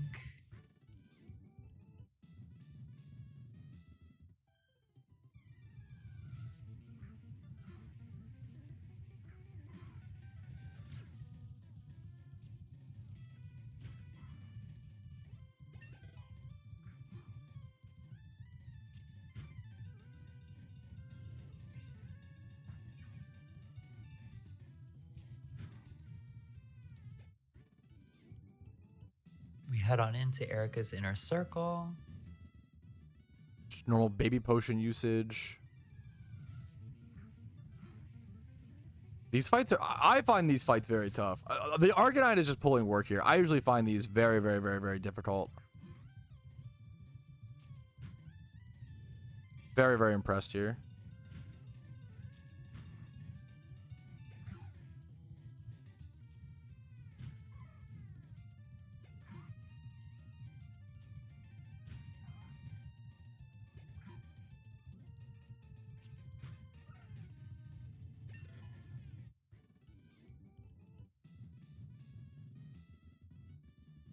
Healing up between battles.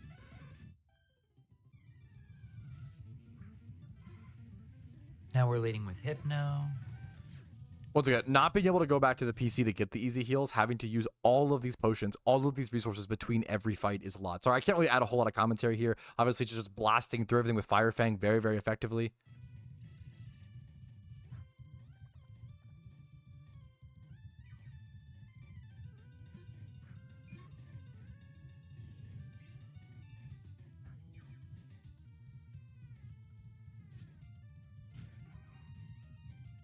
And yeah, Butterfree has Air Slash, so that's going to be pretty helpful.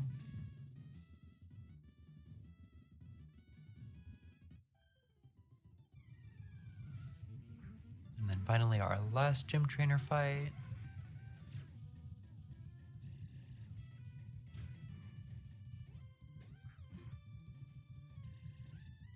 The Hypno getting some action in too. Okay, fair enough, dude. And then here is our team heading into Erica. I respect the Brave. I'm excited to see the Arbok do work. I really do think the Arbok could do some cool stuff. And I love Arbok as a Pokemon, even if it's not the most powerful thing in the world, obviously. Being Shed Skin instead of Intimidate's rough. That's just a Crunch and Poison Jab, which is really good here. Glare. Okay, I'm excited to see this Arbok hopefully do stuff. I'm also really excited. She's doing a lot of grinding to have so many different options. So many different Pokemon leveled up to so many different degrees. I'm really excited to see how many options she has for like teams for the Elite Four. What team she picks. Is EV trained. Butterfree has a sharp beak to power up the flying type moves.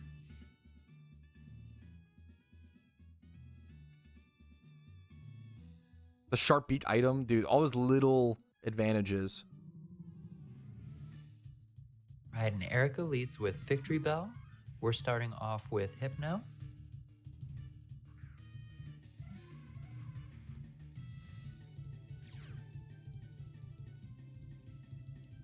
Giga Drain takes a decent chunk out of Hypno, but you know, that special defense is really good, so it's going to take 4 or 5 actually. Psybeam is not quite enough to one-hit KO it. We do get a hidden confusion. Off, it gets the Giga Drain. It is irrelevant. How much is the 21% into the Spadef? Take another Giga Drain, bringing us down to about half before finishing. I'm really impressed by Hypno here. The fact that it tanked that so well, stopped the sustain. This is so good. Psybeam. And then it looks like Erica is sending out Blossom. Makes sense. Blossom isn't poison type, meaning she's not going to be weak to Hypno's psychic moves.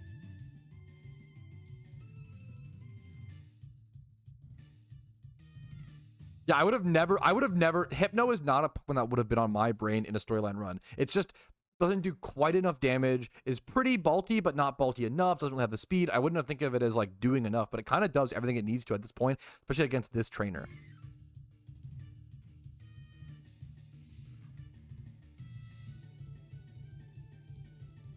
Thank you, Vincent, for the 22 months. I can't even, dude, I fucked up by not doing that Growlithe catch the way she did. That is like such a good, the Arcanine is doing so much work here. This fight is really, really hard. Yes, she said she failed at least one other attempt before this. I would guess multiple other attempts. This is something that takes multiple attempts, hundreds of hours. You're perfect, Vincent, don't worry. You're allowed to sub even though I'm watching a video. There's no rule against that. In fact, I encourage it. It's very generous, dude. No need to apologize for that. That's crazy. Thank you so much. But its damage gets weakened by the Aqua Berry. We take a super effective hidden power, but then finish it off with Fire Fang. I was gonna so Hidden Power Ground used to be something you'd put on Blossom like way back in PvP in like 2013. I was a little worried about that being the thing here. They did have like Hidden Power Ground or Hidden Power Water here. I don't know which one. Now we've got Tangela, and I'm thinking about making a switch here because I can see on the wiki that Tangela knows Ancient Power, a rock type special attack move that would be super effective against Arcanine.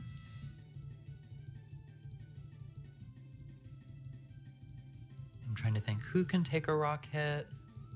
Yeah, are they worried about Ancient Power we land here? On Arbok. Sorry, I might have distracted, missed it. Ouroboros, also after Trails in the Sky. Dude, another example of someone was saying earlier, like sometimes at a Nuzlocke, it only takes one turn for everything to go to shit and lose the entire run. If this Tangela gets 1 or 2 Ancient Power procs in a row, what do? Like, you might be cooked. Like, it's so scary. The reason why Nuzlocke run, when someone prepares and puts in all this effort, Nuzlocke runs look easy, and people get like upset. Like, oh, it's so easy. Blah, blah. You don't realize how quickly it can go to shit. One crit, one Ancient Power proc, like, it could just everything you've worked for, hundreds of hours could be gone. Multiple attempts. There's so much research that goes into it. That poison is really nice to get the KO after here. I wonder if it'll Ancient Power proc and then the poison take it out. No, there we go. Okay, whew. Down to the last mon. Like, look at the chip finally, damage. All she has left is Vileplume. Vileplume is pretty tough here, though. Sludge Bomb access shouldn't be relevant here against the Arbok. It has Giga Drain. The Arbok's doing which we're happy to take out with a couple. The niche usage. Like, you would never use Arbok in a normal PokeMMO storyline run. You would never normally use Hypno.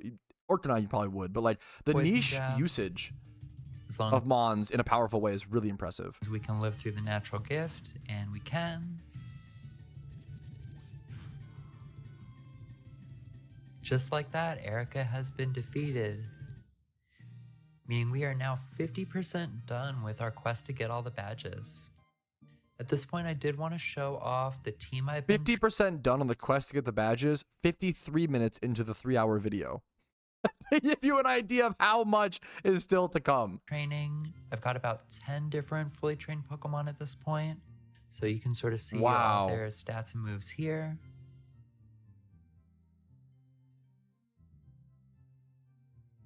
Thief Bulldoze superpower on the I'm excited for the Nidoqueen to pop off. Rock Blast, the Golem, Earthquake, EQ Rock Slide, Earthquake, Quake Slide was what it was called back in like 2013. Quake Slide, very powerful combination of moves that gives you a lot of coverage. Very good movesets. After beating Erica, we make our way over to the Celadon City Game Corner. And there's a strange man who seems to be obsessed with a poster on the wall.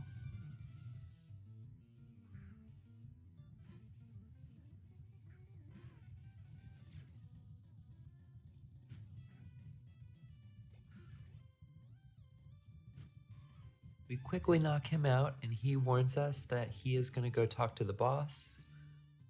And just a few short minutes later, we are at Giovanni the boss.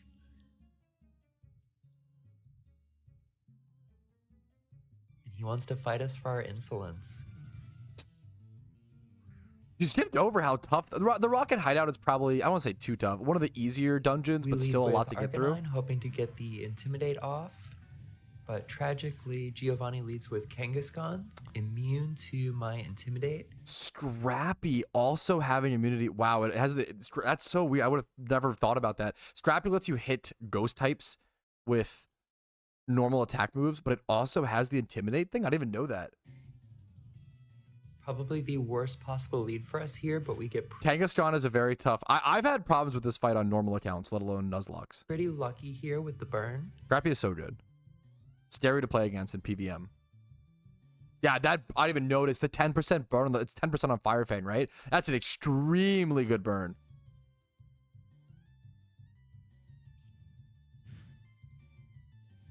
Wow. The Mega Punch. And Mega Punch does a pitiful amount of damage. Oof. With me being 5 levels over. Did just miss a 5% Fire Fang. It's going to happen over storyline runs, but still worth noting. Dude, this burn did crazy work.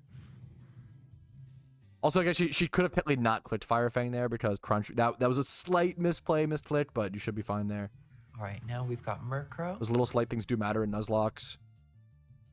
Fire Fang is not quite enough to one-hit KO it, but we get the flinch. Oh, the burn on the Kangaskhan into the flinch into Murkrow. Very good just RNG. to guarantee no shenanigans. Oh, you have access to extreme speed now. Hell yeah. I didn't even notice that. That's awesome. That's a hugely powerful move, obviously.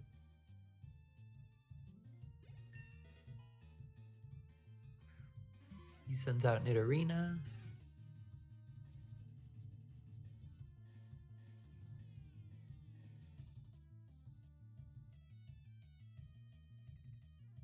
And we swap over to Venusaur.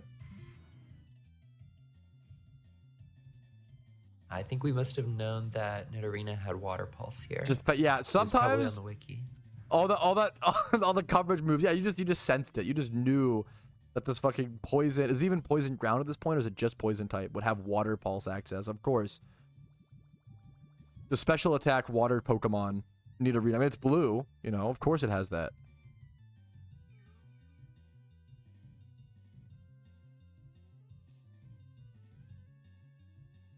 You go for Try to sleep go powder for the here? sleep, Yeah, but it do like doesn't a setup quite or work. something. More water pulses. Is it already confused? You have confused chance here. Is it 30% on water pulse? But we are draining enough health with Leech Seed such that Nidorina is essentially doing no damage to us. Double sleep powder miss. Leech seed just does work. So we're feeling pretty good about the fight. There's the confusion. More leech seed chip. Should be good to hit yourself in confusion here. There's no there's never a crit chance. There's no like craziness Put chance ourselves here. in confusion a bit. That's fine. This is the place to do that. Nidorina switches to Crunch. We hurt ourselves again. Bit rougher. I'd rather get There's the all the crunch. bad luck out of the way. Yeah, while At you're leech moments seeding. like this where I'm not immediately in danger of When you're death. safe and in control. That's so, and obviously RNG doesn't really work like that, but like RNG does even over long periods of time. It feels good, you know, I get it. RNG doesn't remember previous RNG, but does even out over time.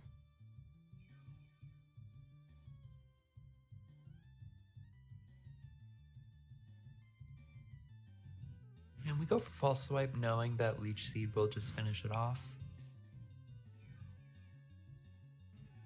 Yeah, that's honestly so nice. The be able to false. What's the Nidorina last down, one? that just leaves Nidorino. Nidorino. And we're gonna go for something similar here. A little bit of Leech Seed. Just leech seed Connects. stalling. Dude, this is gonna be. I'm surprised it took this long for these sort of strats to come out.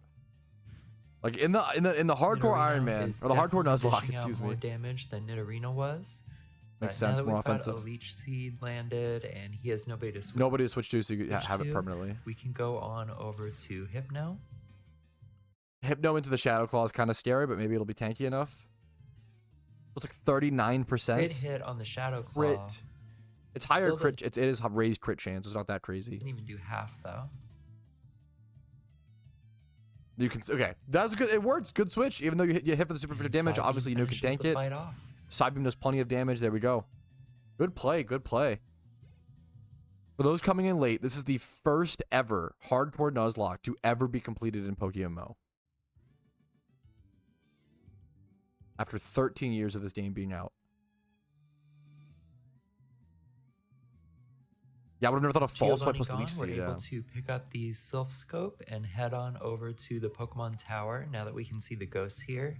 And wouldn't you know it, our rival Gary is here, taunting us despite the fact that he has not won a single battle against us. Gary's always toxic like that. Thank you, Tom, in chat. He leads with Kadabra. Kadabra, we lead with Arcanine.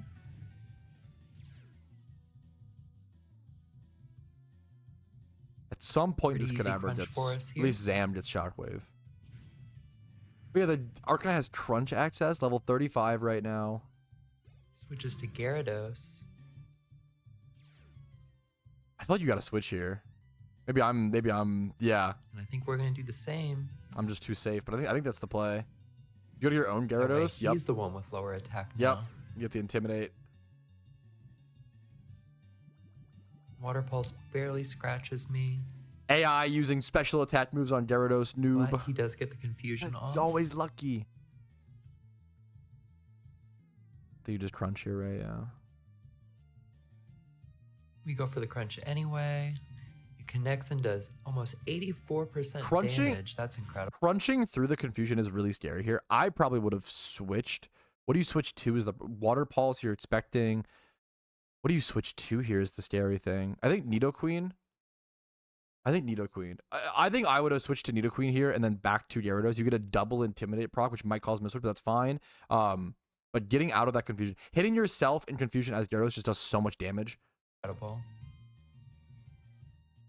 Whereas his bite does a measly 9%.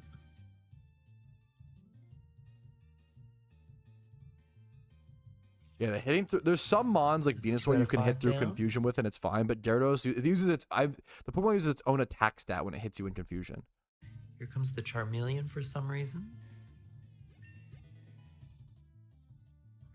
The video is pinned in Twitch chat, Big Ol' Levi, and it's also first thing in the description on YouTube chat. So if people are asking what video we're watching, it's just their negligence. The resources are at your disposal. We obviously just waterfall it to death.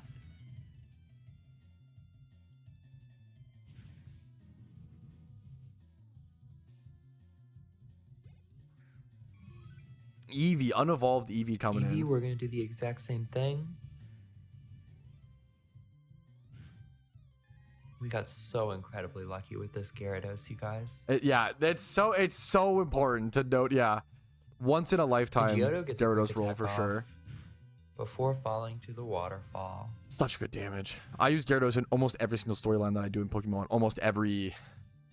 Gyarados is Account. really Type of carrying us account. for some of these rival fights. I'm honestly impressed at how little she's used the Gyarados. There's been so many other fights where things like Arcanine, things like Arbok have put in, or Butterfree put in way more work than I would have. I would have just hard forced the Gyarados way more, which might have been a mistake. She's been using niche mons properly.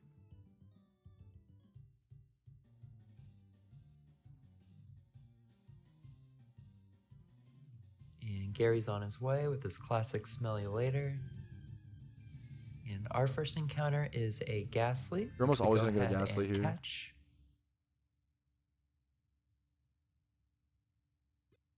Palma's fine. Palma's usable. Plus speed F minus attack, yeah. Nature is okay. Obviously, minus attack is where we want the minus to be. Speed is rough. 9 speed. Bolt is you don't want. You do kind of need a little bolt on Gengar just to keep it alive, even though it is so frail. 1 Spadef is brutal. 2 HP is brutal. 4 attack's fine. 25 attack is nice, but this is a weird Ghastly. IVs are pretty terrible though. Yeah, it's. I wouldn't say terrible. I'd It say does it's have fine. Levitate. Yeah, so might be obvious to a lot of people, but Gengar's main beauty is that it has 2.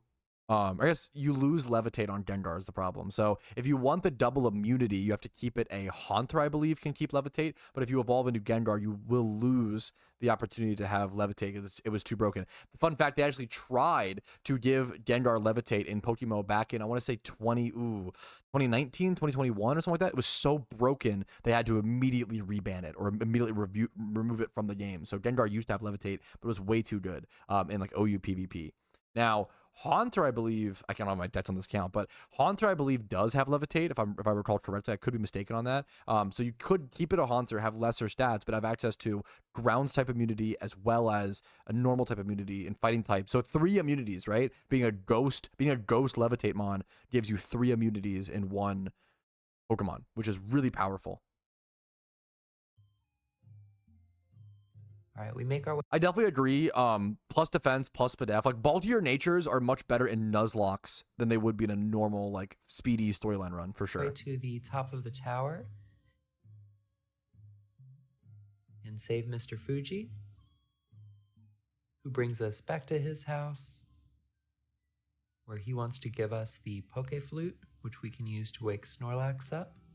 But before we do that, we go back up to the I'm Poke. trying to think. Do you even catch? The Snorlax catches are pretty tough in this game. Do you even take the time to catch them? Are they even worth it? Snorlax can be a relevant, like, really tanky mon. You probably catch one. But Tower I think that there are 15 IVs across, which is unfortunate. I'm not sure. and get our Soothe Bell. I feel like they are because gift this mons. is going to be a critical tool for evolving our Eevee into Umbreon. All right, now we go south to wake up dumbass sleeping. Snorlax. And this fight actually takes a bit of time. Yes, this I is a really switch tough in catch. and out of my 2 Intimidate users to lower his attack to the lowest level. Look at the Gyarados, like yellow HP, like 30% HP, paralyzed from body slams from the Snorlax. Like, this is a tough fight. Swiping him down to 1, we're sleeping him. Yeah, and it's just hardy and this neutral. Snorlax counts as a gift Pokemon, so he's gonna have the neutral nature with Sucks. 15 IVs across the board. Unfortunate.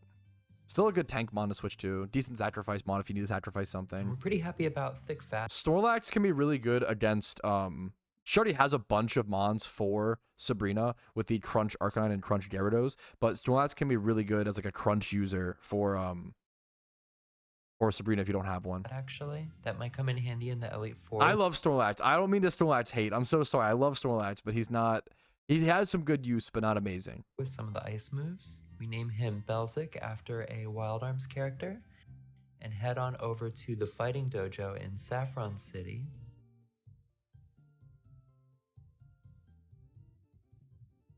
We'll speed through these gym trainer battles real quick.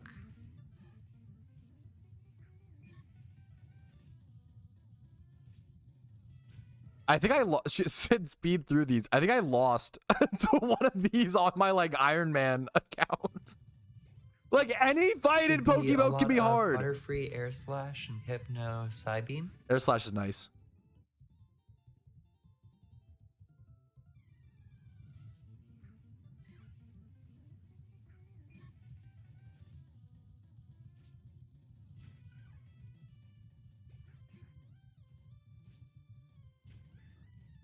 Nothing too scary here. Looks like we can one-hit KO pretty much everything.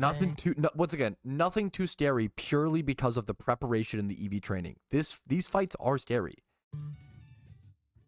It's just the the skill and the preparation that's making them less scary. The rash nature is so good once again.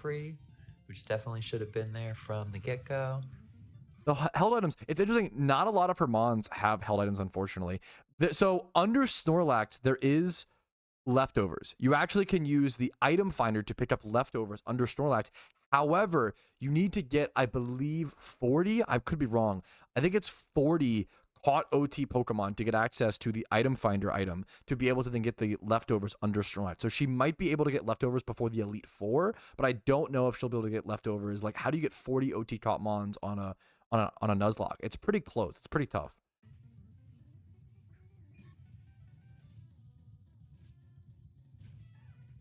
We want to hit KO a Pokemon that even out levels us.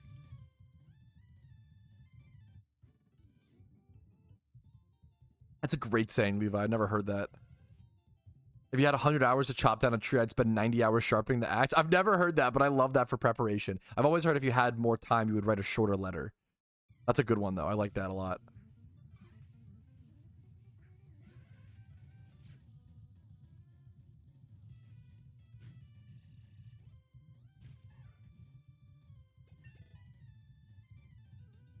We get Psychic. Psychic is a huge upgrade. So not only are you going from 65 base power to 90, right? You have to factor in stab, right? So you're actually going from, or calculate in the bottom of the screen, you're going from 65 times 1.5, which is 97.5. Instead of that, you're going to 90 times 1.5. So you're actually, instead of just going from 65 to 90, which is like what, a 35? My math is terrible. 25 base power difference at the math. Yeah. You're actually going from 97.5 to 135. So instead of just a 25 damage point difference, it's actually like 37.5. So it's even more, it's 50% more damage than you would expect. In my opinion. For this generation. Mankey's getting obliterated. My poor monkey brothers, bro. I love Mankey. Thank you for your help today, Tom. 4 gym trainers defeated. We go ahead and heal up before fighting the gym master. I do wish you would have shown, like, when she goes to a Pokemart to buy things. That's the only thing. The like 133. How does she have 133k? I assume it's from like battling trainers or like payday or something like that. But that's a lot of Pokeyen. A lot of yen to have at this point. And I assume she is like making sure she just farms a lot to save up yen to get potions and stuff like that, which I would love to see more of that. Which is what you got to do, you know. Who leads with Hitmontop?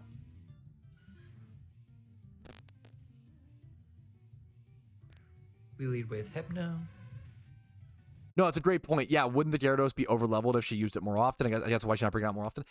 That's another factor. I did a Nuzlocke with just the normal in-game, which again, once again, PokeMMO has in-game level caps, which are balanced around like the badges you have. Also 500 hours on my Ironman account. That's pretty cool. Wow. Something to factor in, right? So the fact that, yeah, I can't even factor that in because I'm not used to that. That's crazy to me. Like managing that XP. And managed to one-hit KO it with the Psychic. You do get a decent amount of yen for the storyline. Not 133k by this. I think she's paydaying, which is awesome. That's preparation. More work, more effort, or more same thing, but it's not quite enough to get the one-hit KO. More work, getting more reward. Just makes sense to me. Poliwrath uses Payback. That's ooh, is this kill? Scary. That is scary. A lot of damage. She does outspeed. He could have Mach Punch, but that should never kill here. What other? He could have Aqua Jet. Would that kill? And finish off with one more. I kind of doubt it. I don't know. That's pretty close. Aqua Jet could maybe kill. It's probably close. Thank you, Elvin. And now he sends out Hitmonlee.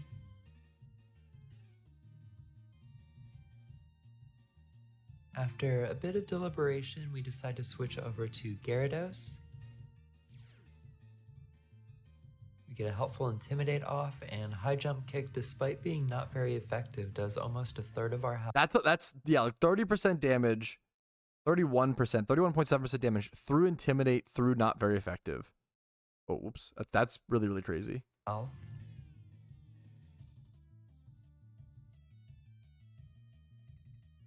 But Waterfall does all of his health.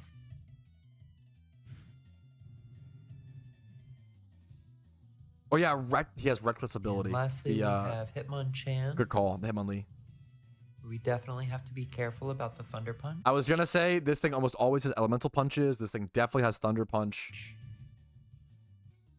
And because we're worried about the Thunder Punch, do you have a ground type? To our other Intimidate user. No ground type here, so you just go this. It shouldn't be able to hit. You could like CC into this, but you should be fine. Gyarados. That is the balancing of Gyarados. Gyarados is very, very, very strong, but it gets one shot by almost any electric move. So like any one small mistake and your ace Pokemon is gone. You have to factor in. You have to factor in all of these ahead of time. Bang, which gets rid of half of his health. And then we get paralyzed.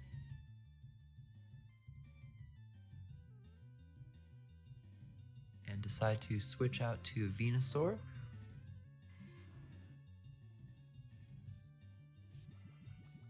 Hitmonchan heals a little bit.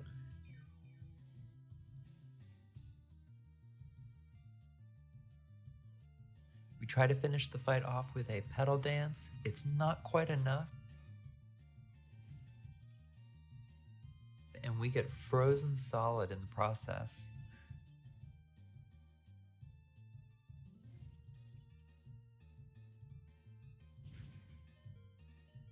Good correction from chat. Poliwrath does not get Aqua Jet or Mach Punch. I thought for sure he got Mach Punch and maybe not Aqua Jet.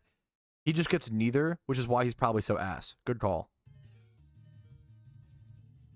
Now Venusaur is at Death's Door, so we have to make another switch. This time it's going to be to Arcanine.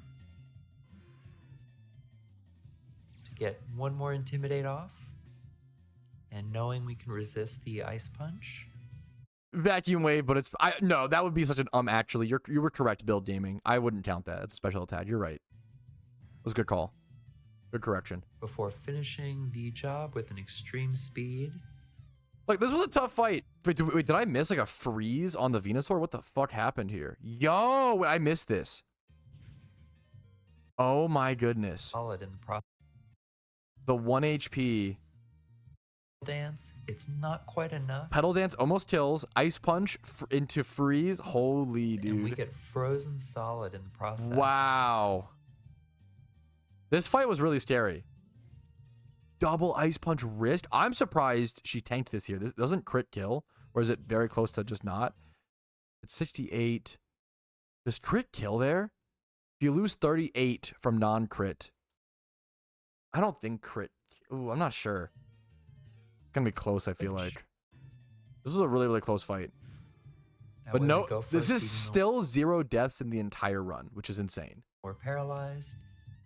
I lost, I think, 2 Pokemon up to this point. In my normal, non-hardcore Nuzlocke. Now we head on over to Fuchsia City, where we're able to get our good rod. Hell, I have more deaths in a normal storyline run at this point. Not, you know, other than that's crazy.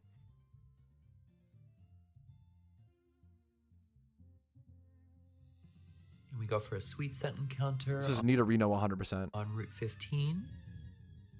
This is a good attack. Now you can like, well, okay. She actually just unlocked like one of the best attack EV training spots. This is like now the best attack EV training spot you have access to, as well as a good shiny hunt, but not that you would shiny hunt on this kind of challenge. It's Nidorino. I believe this is a guaranteed Nidorino. It's 100% for me. Nidoking's great. Go Nidoking ahead and Queen. Catch him.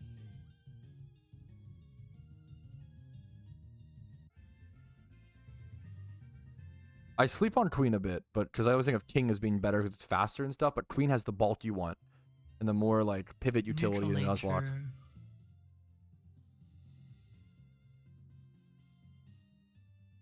Okay, IVs, except for speed.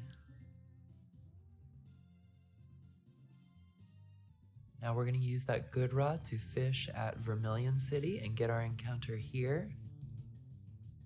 What's the good rod here? Like Chinchou. This is a really I love Lantern. Very interesting Pokemon here. Chinchou. You could have Volt Absorb. You could be Volt Absorb or Water Absorb here. This is going to be really interesting. The role of the ability and the stats, and this could be a really good Pokemon. She went Venusaur, so this for sure means she needs to start preparing for. The thing I'm scared of right now looking at her team is she's not prepared for the Elite Four at all. Gary and Lance are both going to have like Dragonites, Charizards, Dragonairs. We need ice type attacks like very, very soon.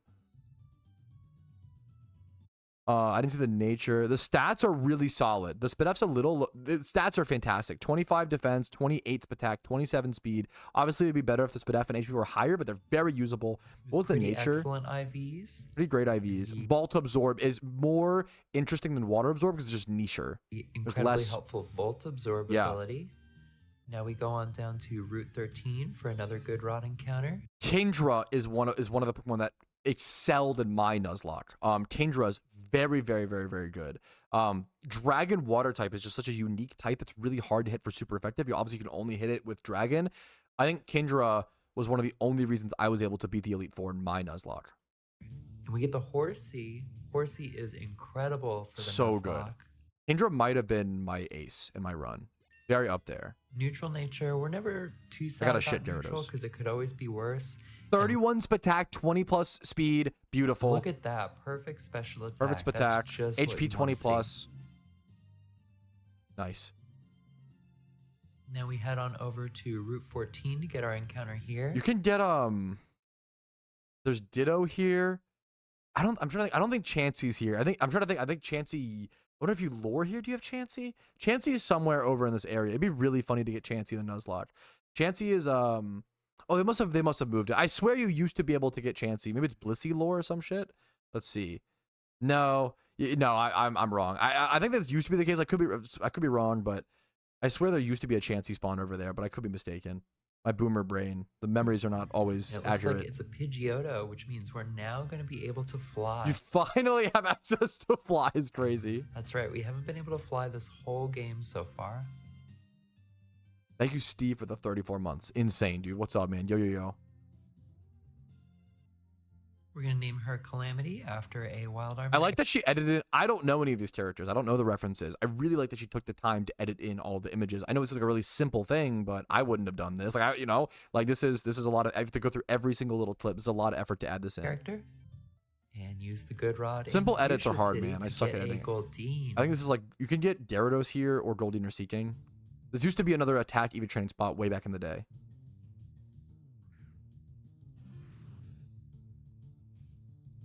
Used to fish the single encounter attack Go EV for train. the paralysis to make her easier to catch. One of the few spots. And she uses Horn Drill, a one-hit KO move. Oh shit! Wait, actually, I don't know why was it Horn Drill? Is that it's like guillotine?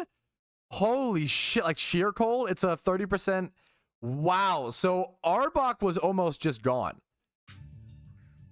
And we're like, oh heck no, If you don't catch this here, you might just run, and like it's not worth risking losing him on. no. We need to go for the catch. We cannot risk getting hit by. Yeah, if that Ultra Ball didn't catch, I might have just ran from that Horn fight Drill. and just it's not worth it. Thankfully, Holy crap! we do manage to get it on the first ball. Oof. That's terrifying. Now we're using our good rod down on Route 19. All the fishing We're encounters. getting a crabby encounter here, Up to 220,000 Pokeyen, worth noting. which we go ahead and catch.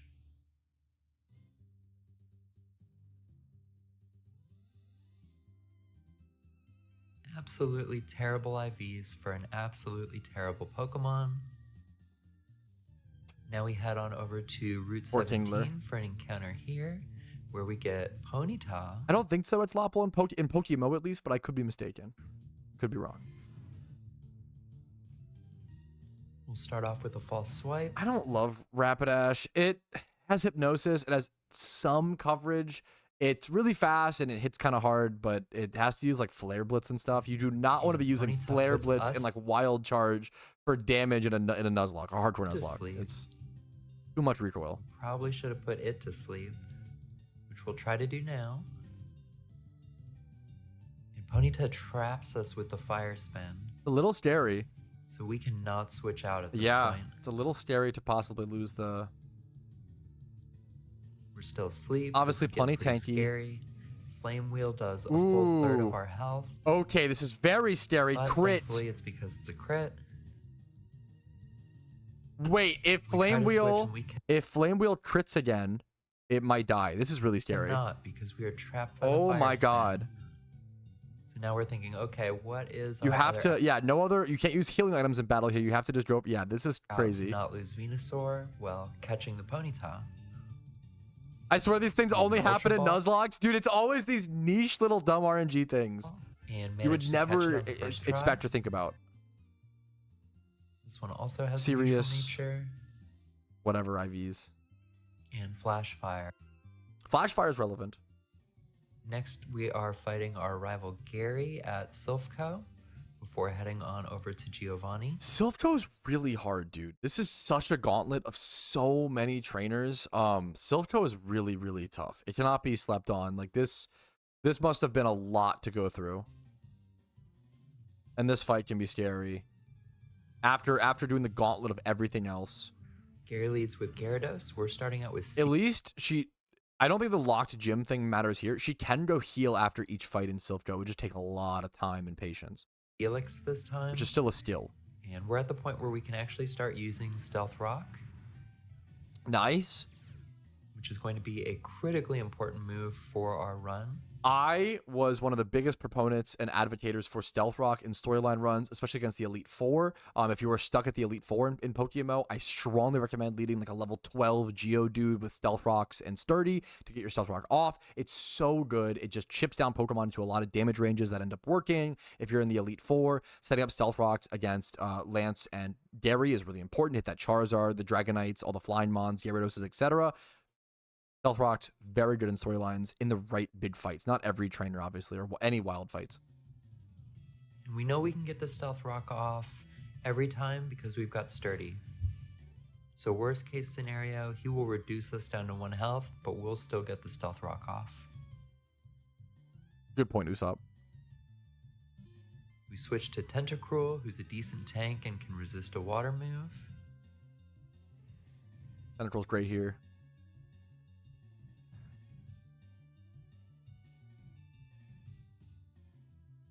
We briefly consider using toxic spikes, but ultimately go with the poison jab. I would respect it. It's kind of greedy here. Gyarados is a really strong Pokemon to set up against, but I would respect it. The scary thing is if Gary has some sort of grounded poison type, he could have, I don't know, he could have Nidoqueen, or like Arbok. I don't know.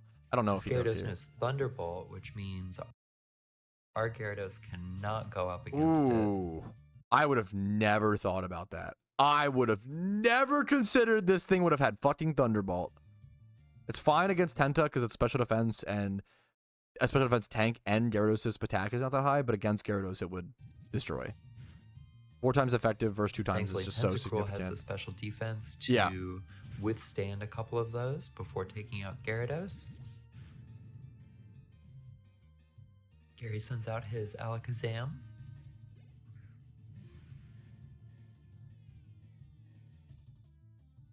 And we are obviously going to make the switch to Umbreon. Yeah, the Psychic will kill Tentacruel here for sure. He's likely to use a Psychic move. There's the Dark type coming in handy. And we start stacking up stats.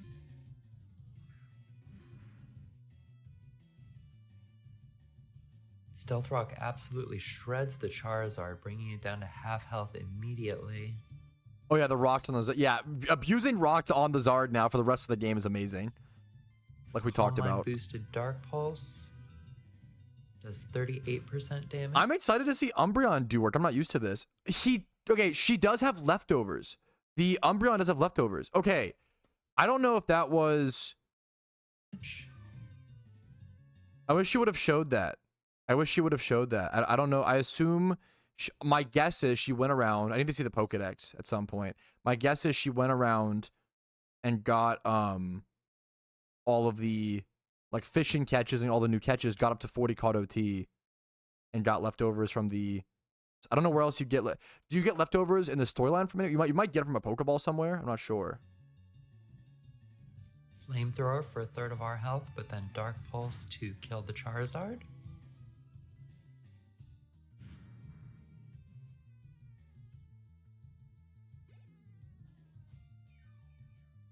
We also have leftovers at this point. You have guaranteed leftovers under this one, but you have to get the 40 COD OT to get the item. But we already talked about this, Draku. Because you can pick that up right under the Snorlax with the item finder.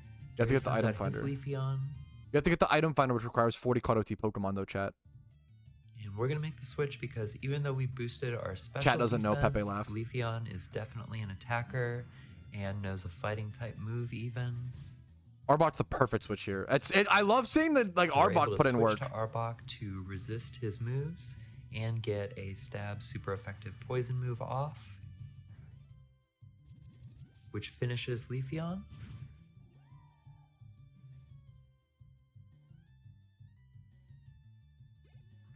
Now we're going to see Pidgeot. The Stealth Rock should do 1/4 of its health. What are we scared of here from Pidgeot? Pidgeot can get Heat Wave here. Nuzlockers made me realize I'm quite bad at Pokemon. Dude, that's how I'm. Yeah, it's a good. Yeah. And we can switch on over to Snorlax, another one of our tanks. Takedown, just doing solid damage. Recoil.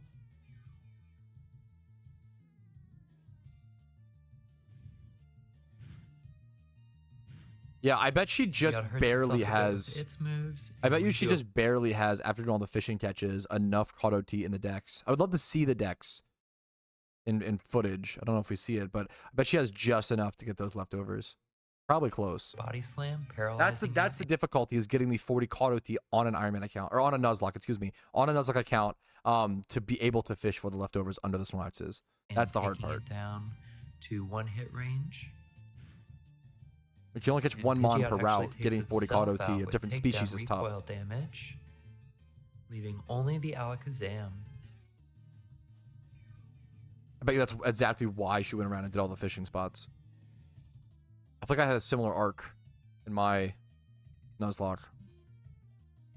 We're going to go ahead and switch back to Umbreon. Same deal as before, but this time Alakazam goes for the Recover instead of a Psychic type move. We're also able to recover a little bit using our leftovers. And now we're going to go for our... KO'd Pokemon do automatically revive in PokeMMO at the Elite Four. Usually, from what I've seen, how Nuzlockers handle that is they just don't allow themselves to use those Pokemon. And if one of their Mons dies in the Elite Four, it's still dead. They just can't go to the PC to delete it. Essentially, the way I've seen most Nuzlockers do it is if they run down to the Pokemon that all they have left is the ones that have died, they lose. It's like an auto lose sort of thing. So I'm sure we'll see that here as well. Attack-based dark move rather than our special attack-based dark move, because we know that It's a good question. has really, really bad defenses. It looks like it will only take... The great thing to factor in going for the Pursuit versus Dark Pulse, because it will do more damage because Alakazam's defense is so paper thin versus its def is high. Pursuits You just said this, you just explained this, but great point to call out. Alakazam starts using Recover over and over. Annoying. Pursuit does 65, so you'll eventually outpace it. 50% with each Pursuit. So it's sort of a lost cause for Alakazam at the... Once again, really cool to see things like Umbreon, Steelix, Hypno. Look at this team right now. Tentacruel, this is like, if you saw this, you would not think this is a storyline team. At this point.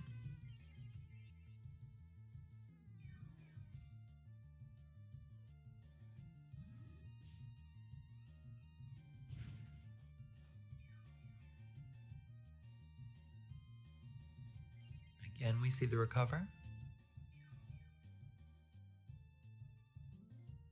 And again, we see the Pursuit.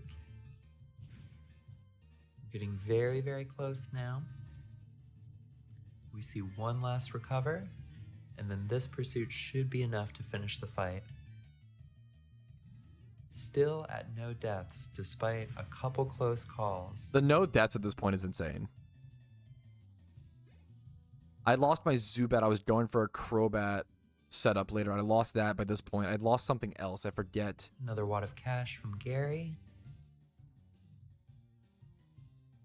And I think I lost 2 or 3 Mons in my Nuzlocke. I lost 2 Pokemon just to random, I would say random trainers. Like those are the things that catch you off guard more than the gym leaders and stuff, in my opinion.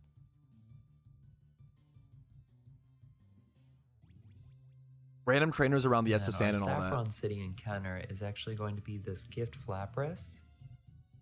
This is actually the reason we didn't pick up Hitmonchan or Hitmonlee earlier. Ooh, dude, when I did my Nuzlocke, I count all the gift mons as like separate encounters. You can get all of them in my personal opinion. I respect her. She's doing it. She's only picking between, locationally, only picking between the Lapras and the Hitmons. That's respectable. Wow. We wanted to make sure I count those as separate. Our encounter for the area. Wow. Now we head on over to Giovanni, our second fight against him.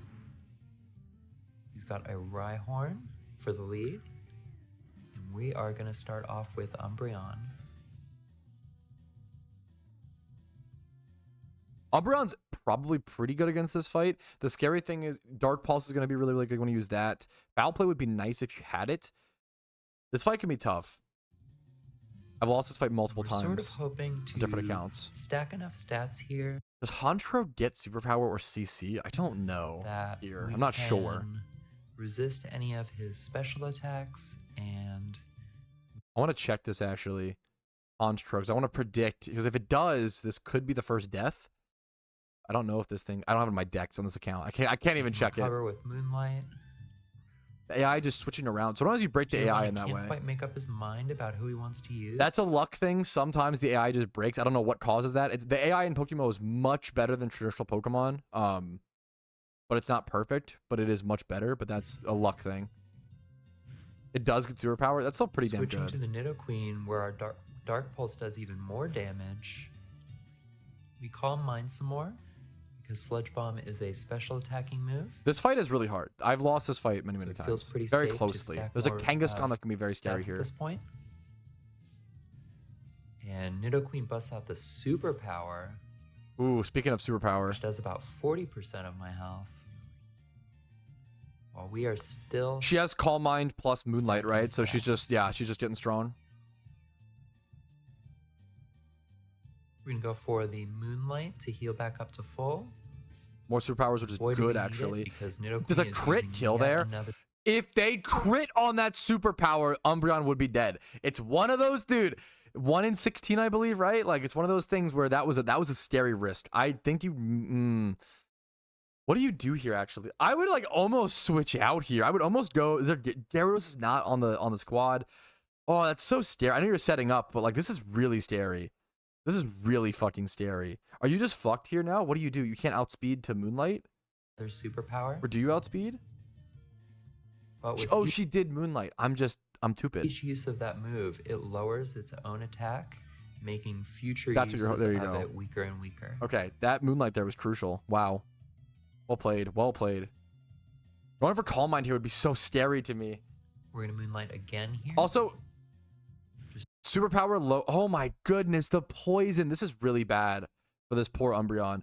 So yeah, I was gonna say, even though they're reducing their attack with the superpower, I think the Umbreon's gotta get out of here. This is turning into a tough fight. Might be the first death. If it gets a crit, it will push through all of that damage reduction from the superpower attack lowering. Yep, it will ignore the reduction. Now we are unfortunately poisoned. Wow, this is so sad. Setup is scary. Setup is can be very powerful, but it can be so hit or miss. You probably get off 1 attack or 2 attacks and then get out of here. And we switch on over to Dark Pulse, which should hit pretty hard at this point. I think you have to switch here after this. You know, for an Umbreon that's crit superpower plus the poison damage definitely kills you. Trained in special attack. Yeah, superpower crit definitely Anyway. plus poison damage definitely kills you on this next turn. See if she stays in and goes for it. She's thinking about it and switches. There's this. Yup, she's thinking about it. This is scary pivotal We're gonna turn. switch on Good over switch, to Tentacruel, in my opinion. because Umbreon has done enough of its job. Good switch. That was really scary. Even though Queen's attack is lowered twice, if you crit, it ignores all stat changes. So the crit would ignore it. Yeah. Superpower is pitifully weak at this point. That was really scary. It would have done like after crit, superpower would have done like 45 to 60 or some damage, and then the poison. Safely stack our own stats here. This time we're going to sharply raise our defense.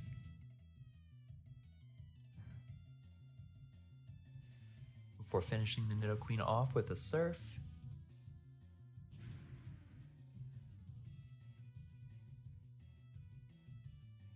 Tentacruel putting in work. I forget the Giovanni reference. Sends out Nidoking. Karlach is a cool name. I don't know the reference, but it's a cool Same name. deal. We're going to try to finish it off with a E-Bolt. Surf.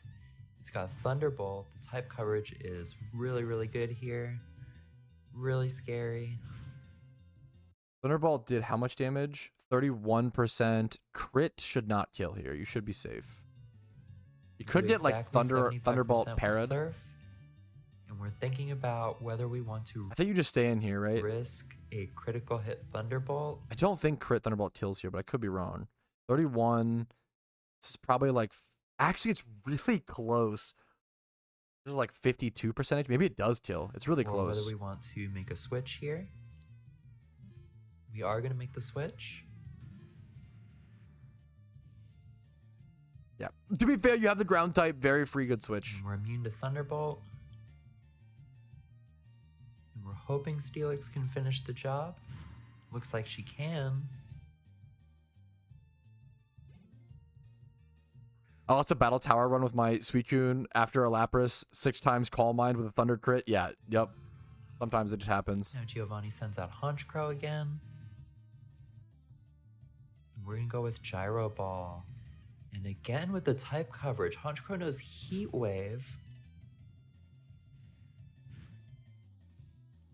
Whereas Gyro Ball is not doing a very impressive amount of damage. Yeah, Which I makes was scared sense. of this thing having we Heat are Wave. primarily training Steelix in defense. A lot of the bird types like Pidgeot and Honchkrow can get Heat Wave in this game. Stats. But we still don't love to see it. A lot of switching. Tough fight. Now we're going to switch on over to our Golem, who is better able to resist the Heat Wave, and who has his own super effective move to use against Honchkrow. But we get outsped and flinched.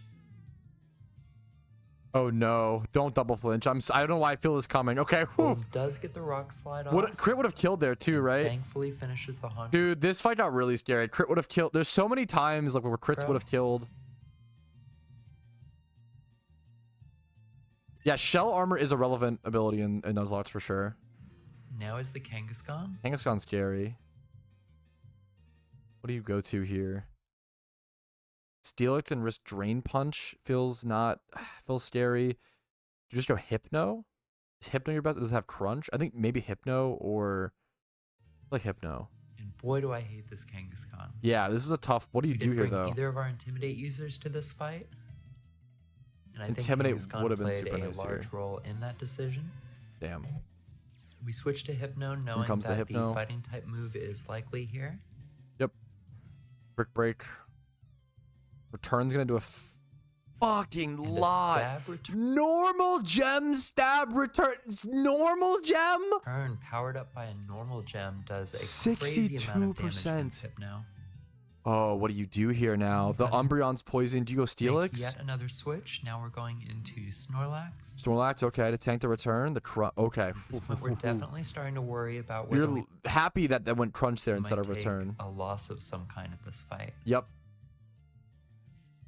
Return only does 20. Okay, Snorlax tanking. Body Slam brings Kangaskhan down to just a sliver, probably 1 health exactly. It uses Brick Damn. Break against me, We're fine though. That was but our defenses are so stacked that even though it's super effective, it barely puts a dent in. Now all he's got left is Rhyhorn, probably his weakest Pokemon. yep. Should be good, but that was a really scariest fight so far by So we're far. feeling a bit more confident. We go for a crunch. You should be good now. It knows Zap Cannon. Okay, I didn't. What? Zap Cannon, Rhyhorn. Excuse me. That would destroy Gyarados. These type coverage moves make it really, really hard And the to use. is it 100% paralyzed? The Zap Cannon paralyzed chance is really high, but it's 50% accurate move. Gyarados. Aw. Now Snorlax is paralyzed, The full para. Should be fine. but we're still gonna. I think you just stay. trying Yeah, to crunch. I think you just stay in. You don't want to switch to anything. You just stay in and get damage off. What's putting in work here? It connects. Jeez, man. Now Rhyhorn switches over to return. We get another crunch through our paralysis. And then finally But the devs were giggling their asses off making these moves. switches to drill run before we get the very Ooh. last crunch we need off. Fucking finishing tough the fight. Paralyzed 62 HP. Again with no deaths. Very closely.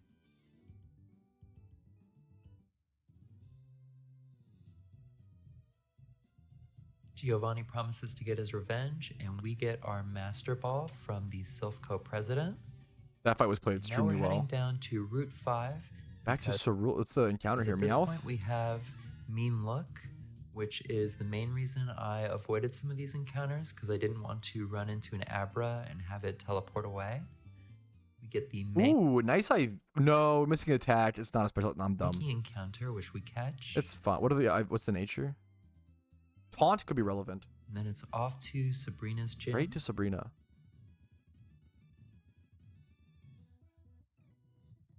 Where we Have have to to fight fight every trainer. in here.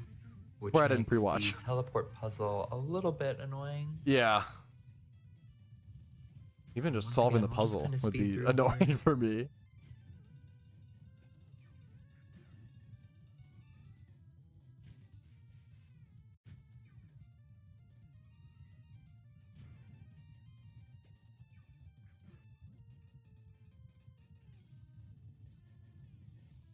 In my Slowbro opinion, Scald Sabrina stuff. is one of the most challenging fights in the entire run. So the thing with Sabrina, Sabrina is really high risk, high reward. Like every one of Sabrina's Pokemon is like frail, but hits really fucking hard. So like if you prepare for and play Sabrina perfectly, you will sweep her and have no problems. But if one mistake happens, you could be absolutely cooked. And a big part of why we chose Umbreon over another evolution and why we chose Eevee instead of another encounter is because we really thought Sabrina will have focus sashes as well, so you cannot just crunch her down with like Gyarados, for example. She will have like Shockwave or Thunderbolt coverage with focus sashes. we needed the Umbreon in order to defeat Sabrina.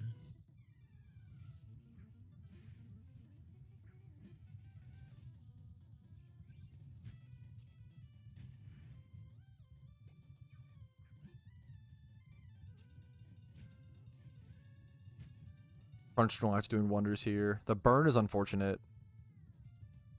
Hurting his damage. Is that a burn from a Scald? I believe so. Mr. Mime, a scary Pokemon to watch out for here. Between Umbreon, Snorlax, and Hypno, we're hoping to have quite a few tanky guys who can eat some of these strong special attack hits. I think there's plenty of, yeah, plus you have access to Crunch Gyarados if you need. You don't want to have to rely. I think the team build is very good for this. You even have, I don't know if you have Bud Buzz on Butterfree yet or what the moveset is. But Butterfree can go bonkers.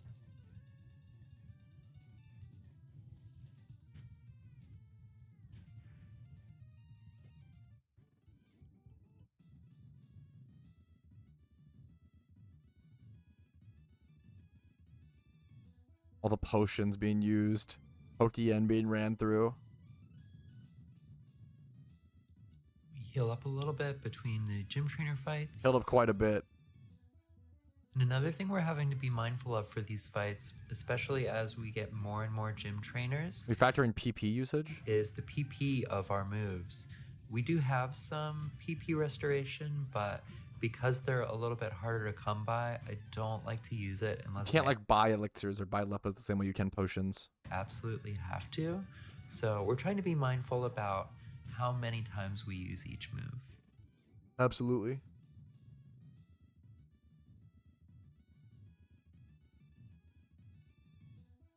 I'd love to see their trainer card again and see the hours played at this point.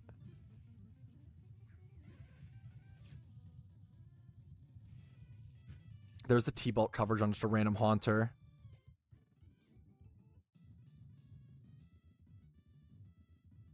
We're teleporting around, trying to make sure we really find everyone and fight everyone. This puzzle's really easy, but the fact, yeah, they having to go around to everybody is so obnoxious.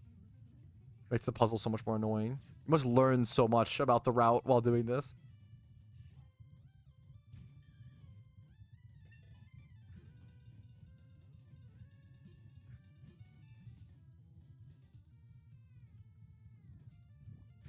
The footage is just sped up, Druid.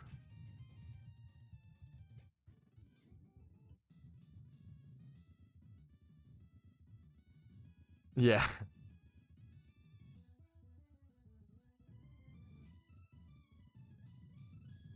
Okay, just footage, potion usage, showing all evidence of everything, preparing for the Sabrina fight. Once again, still no item on Gyarados, Hypno, or Steelix. The held item stuff is sadly off in the Kanto storyline.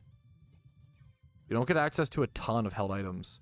You get some in like the Safari Zone. Focus Blast and does way more damage than I'm comfortable with. Yeah, there's a dragon Knowing scale that in there. a crit might take Snorlax out, we have to make the switch.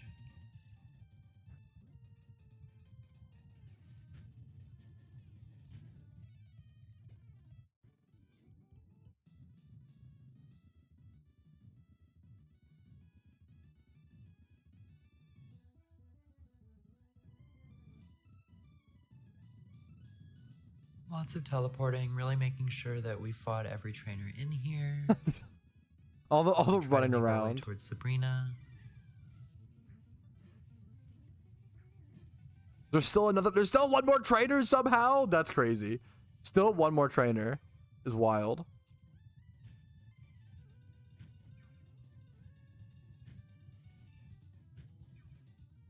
So that's Superman yesterday. I thought that was the best Superman movie that's ever been made. I really liked it.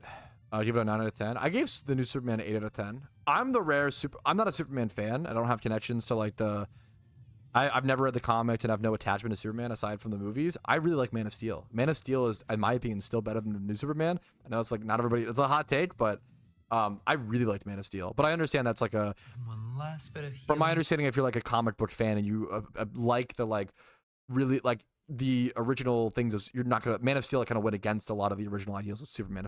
That's my understanding. Yeah, I like it as a non-Superman fan. I really liked Man of Steel. I give it a 9.5, I believe, or a 9. I would give Mana Steel a 9.5, and I gave the new Superman an 8. But I'm not a Superman fan. Before we head on over to the gym leader.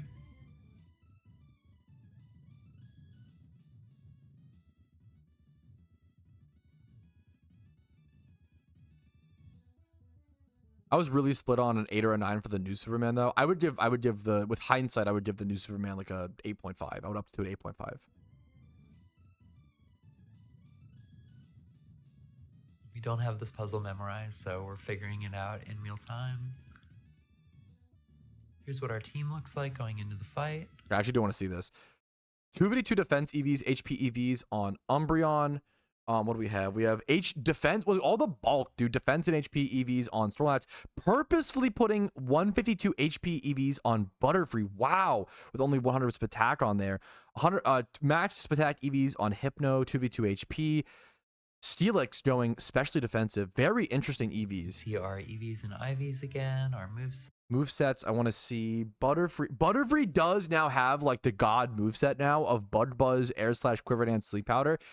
Maybe I'm just dumb. I would be greedy here. I would just try to like set up Quiver Dance Butterfree and like, so it's so good. Quiver Dance is just so fucking good. Double Team Steelix is menacing. Sets. Light Street Hypno, a lot of strategies used here.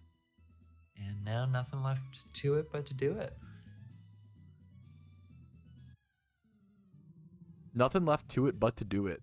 Good. I've never heard that. Good line. Okay, Sabrina leads with her Slowbro. And we are starting off with Umbreon. We're High risk fight. Also, okay. Also, the Sabrina fight is high risk. The Sabrina fight also might be the tightest level cap of any fight, at least for the in-game Pokemon level cap. I think like her Mons are like level, yeah, like 40 or whatever, and you could only go up to like level 42 or 44, maybe 46 or whatever. It's the tightest level cap for in-game match obedience versus the trainer in the game, I feel like, as well as obviously she's doing the ace trainer cap thing, but yeah. We can just max out on Calm Mind and just sweep the whole fight. That I appreciate the heads up, Brand. here. So she's going for Umbreon setup sweep. And it's looking promising with how much damage Scald does. Yeah, I guess calm. Yeah, and you actually like want the burn almost, because if you're burned, burn is a status that obviously halves your attack stat. You don't care about that on Umbreon. If you're burned, you cannot be status by other things like poison, paralyze, sleep, which are way worse. So you almost want to be burned by the Scald here. You don't mind the burn. Prevents you from getting Scald worse doing statuses. Less and less damage, which with each successive blow. This is looking pretty fucking solid. No, I would have never factored in Umbreon. See roughly how much damage we're I did not use my Eevee in my Nuzlocke, and they are using it to a crucial degree. Umbreon is so good able here. to do at this point, and it's not quite enough to one-hit KO Slowbro.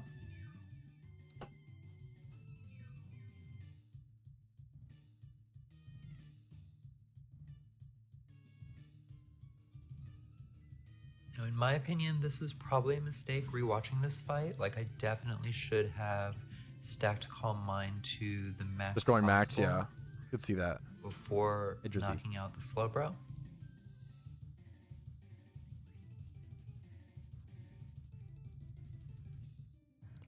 Once again, I think it's worth to just she's obviously saying the same thing, but to like let yourself. I think trying to get burned there from the Scald is good.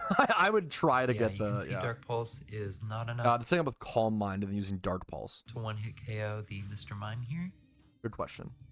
Whereas it probably would be if we had 5 stacks of Calm Mind. We are halfway into the video now. For everybody who's coming during, go like, go subscribe, go leave a positive comment. This is once again a historic moment in PokeMMO. Go give this person your support. This is an insane achievement that no one's ever done before. It's the first time it's ever been done. Realizing that, trying to get another Calm Mind off. Thank you, Rumel. Like, subscribe, positive comment, all that jazz.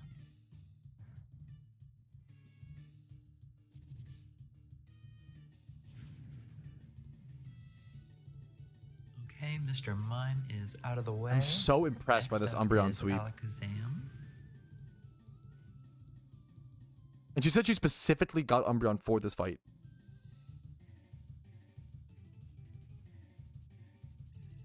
Signal Beam does very little, thankfully, due to the Calm We Mind. go with Payback because, again, this is an attack-based move, and we know the Alakazam line has paper-thin defenses. We're able to get the one-hit KO on Sabrina's ace, which always feels good. She sends out Espeon now, so it's a battle of evolutions. It does know a super effective Signal Beam, but at this point, our special defense is through the roof. The fact that there's no physical, like, superpower here, it's just so good.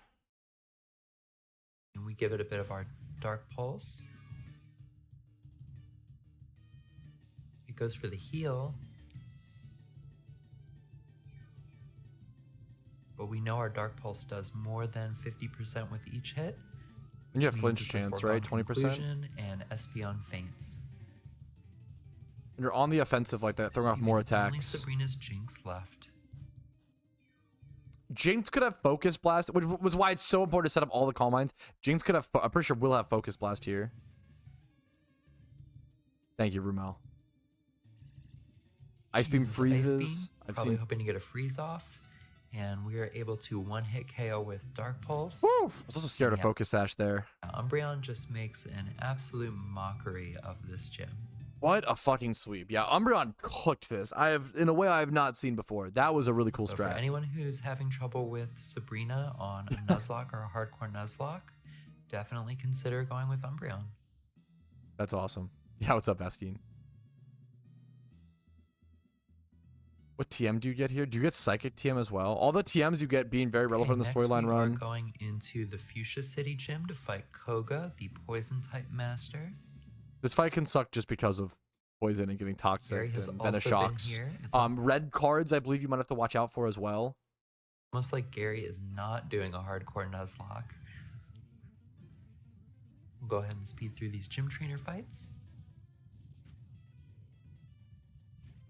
I've definitely lost to one of these trainers in a storyline run as well on a normal account. We're the flinch from Sludge Wave about this fight than the Sabrina fight.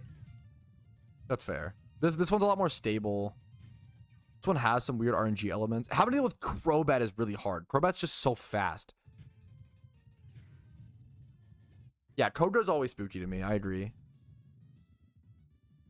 Koga's gym number 6. Blaine is number 7, but it's easy to forget that because Giovanni is at Viridian or whatever. We've given Snorlax Zen Headbutt specifically for this gym. Nice.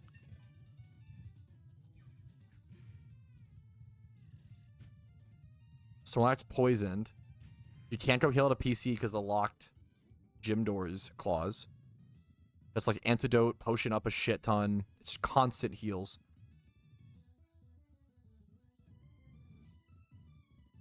Yeah, Crobat, Flying Gym, Acrobatics. The shit you have to watch out for, let alone like some sort of poison shenanigans. Could have heat wave coverage. Like, it could do a lot of things.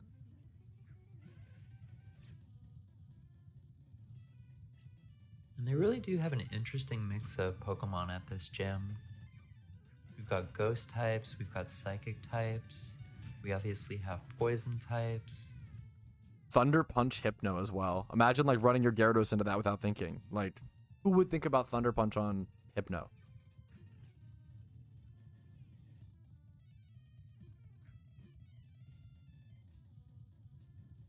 There's Venoshock. Venoshock is a move that really scares me.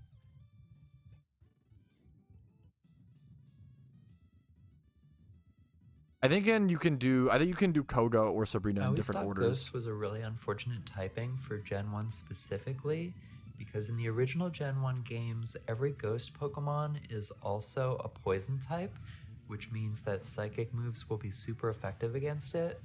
And then in addition to that, the Ghost type move pool is really small and not very good. I want to say it's like Lick, which is a super weak move. Yeah, way back in Gen 1. Nightshade, which does a predetermined amount of damage based on your level. So Ghost is really not a viable type in the original Red Blue, which is sad. Ghosts are cool.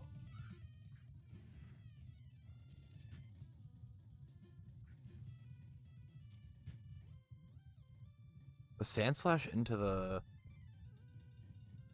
Steelix here. Yeah, we're seeing a ground type now. Yeah, the Sand Slash in the Coverage Koga is a Gym is lot better at weird. this gym.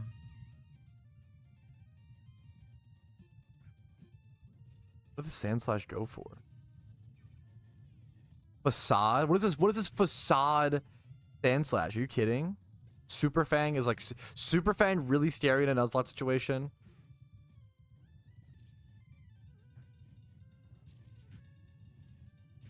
It's funny how Widley Steelix is. That's amazing. We do a bit of healing up between gym trainer fights. And we always try to make sure we have lots and lots of healing items before we attempt to gym, knowing that we may have to use lots and lots of healing items to make our way through. I respect the grinding up so much Pokeyen just to make sure you have enough heals. Unfortunately, I'm not, Brewski.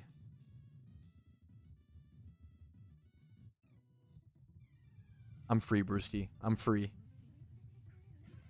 Now we've got a grass poison type.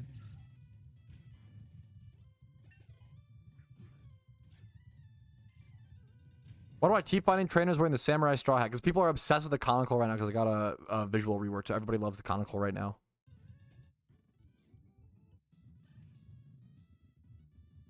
All right, as we get deeper into the video, I can't comment on absolutely everything, so I definitely am reaching more into like current events and what's happening, Superman talk. So apologies if it's not, you know, exactly what you want, but I can't add deep input to absolutely everything. But I still want to weigh in. Instead of just sit here in silence.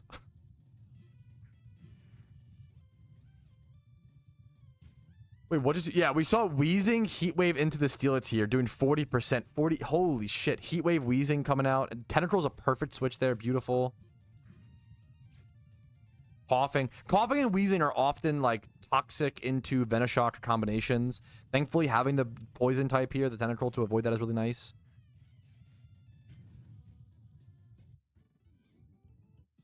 And with every gym trainer out of the way, we finish our last set of healing. And here is a look at what our team looks like. All right, I do actually want to see this team in depth. I love the like benchmarks on the team. And here is a right, Bashful, Hypno, Naive, Dark Trio, Adamant. We're not using Gyarados again. Adamant, Tentacruel. I wonder if it's like a level cap thing. Party Snorlax, Sirius, Nidoqueen, Bold Steelix. Look at what our team looks like at this point. That's EVs, IVs. Okay, Toxic Spikes now on Tentacruel. I don't know if that was there before. We do have Sucker Punch on Good Trio, very relevant. Sandstorm is kind of funny. Rivalry instead of Poison Point on the Nidoqueen. I just realized that's unfortunate. Well, I'm not sure actually. What's better? I like Poison Point a lot. Superpower, Thief, Bulldoze. Bulldoze very interesting for speed. I like the like speed control, like pivot Nidoqueen a lot. Like on this Nidoqueen, Poison Point would be better. Stealth Rock, Double Edge here. I wonder. I feel like you lead Stealth Rocks here for sure, but I could be wrong. As always, here's the IVs, EVs, Natures, etc. Just getting out for Crobat feels nice. And on to the Koga fight. Leading Hypno here. Just to like Badge sweep and do number damage. 6. Fair enough. I respect it. He leads with Crobat. Okay, there's the Crow. Yeah, I'm scared of Crobat in this fight. Level 43. And we are leading with Hypno.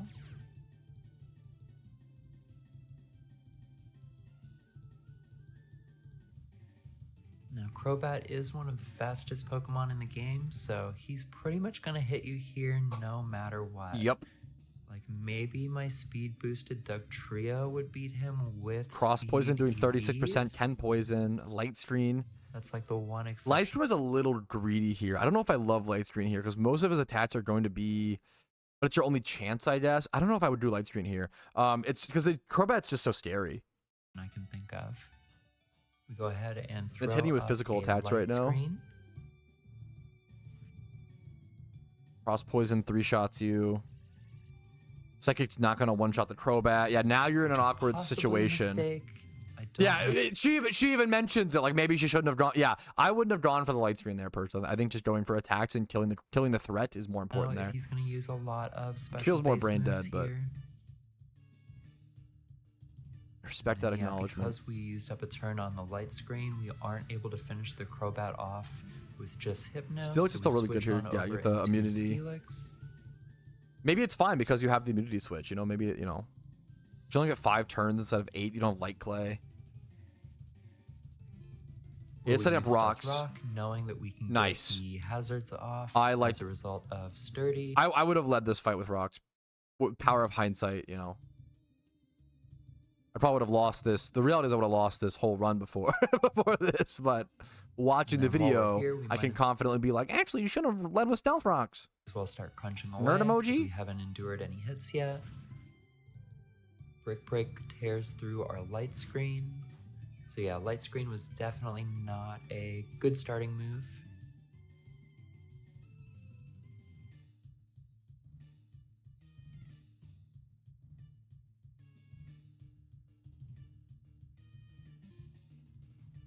We switch on over to Tentacruel. I like the Tentacruel switch a lot. I like the That he'll be team. more likely to resist a the lot. Brick Break. People sleep on Tentacruel. So good in storyline runs and in the Nuzlocke And especially. we know that if we can force a bunch of switches, we can get maximal damage out Out of of the rocks. entry hazards. Is this thing ever gonna have like psychic? I don't think so on Weezing. He's just switching around like a madman.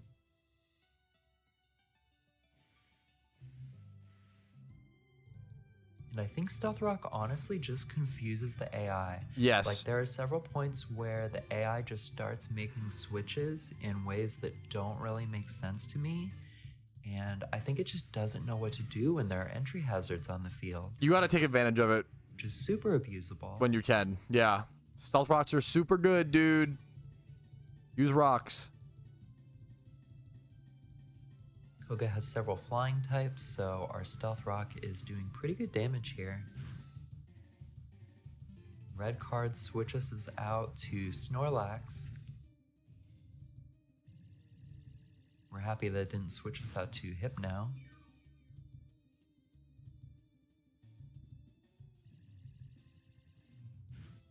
And Snorlax is happy to finish the job.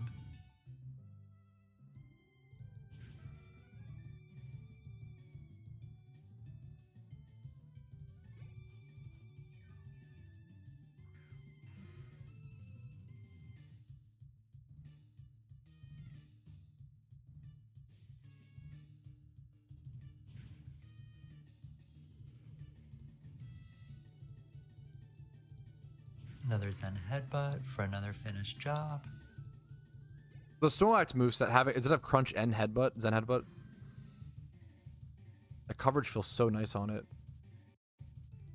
Yeah, crunch, Zen headbutt, amnesia. I love amnesia. The +2 Spadef setup move. Underrated. I love me like One an good Zen amnesia. Headbutt deserves another, right? Amnesia Iron Defense Mon. All right. Koga wasn't too bad. Like there was a mistake with the light screen, but like not too scary of a Koga fight, hands over thankfully. the soul badge. We are now 6-0 for gym fights. Nice. Not Zero a single deaths. loss on our team yet. 0 deaths here is With that, ridiculous. we head on over to Cerulean City now that we can surf outside of battle and get a Ooh, we're getting a Staryu fish. encounter, which I believe Starmie is really good. It's got bulk, it's got speed, it's got damage. This is everything you want. As long as you get you should be able to get the water stone. You should be able to buy the water stone from the Celadon Pokemart. That is really it's really nice. guaranteed at this point. I think I looked at the encounter pool here. Nature and IVs are gonna matter a ton and on this. specifically targeted areas Docile's fine, not Pokemon great, but to use up ones here. ooh, this is really bad. This is really bad. Docile into its attack is low, speed, everything. You only have HP. You only have 27 HP. Terrible such catch, that unfortunately. I could guarantee a Starmie catch. The IVs are pretty bad, but Starmie is still a incredibly strong heavy hitter, and we're gonna go ahead and name her after Ellie from Xenogears. Now we're over Worst at Route Starmie of all time, 24, and we are able to get the Abra encounter. I was gonna say with the lore, it's interesting. You get a double encounter. How do you decide that? But obviously, she already has a Pidgeotto, I believe, caught. So you go which for we the can Abra. It trap makes sense. with There could be a Haunter's weird situation there. Look. You also have Squirtle chance here. This is the Squirtle route, so I assume she's popping lore to go for the Squirtle chance.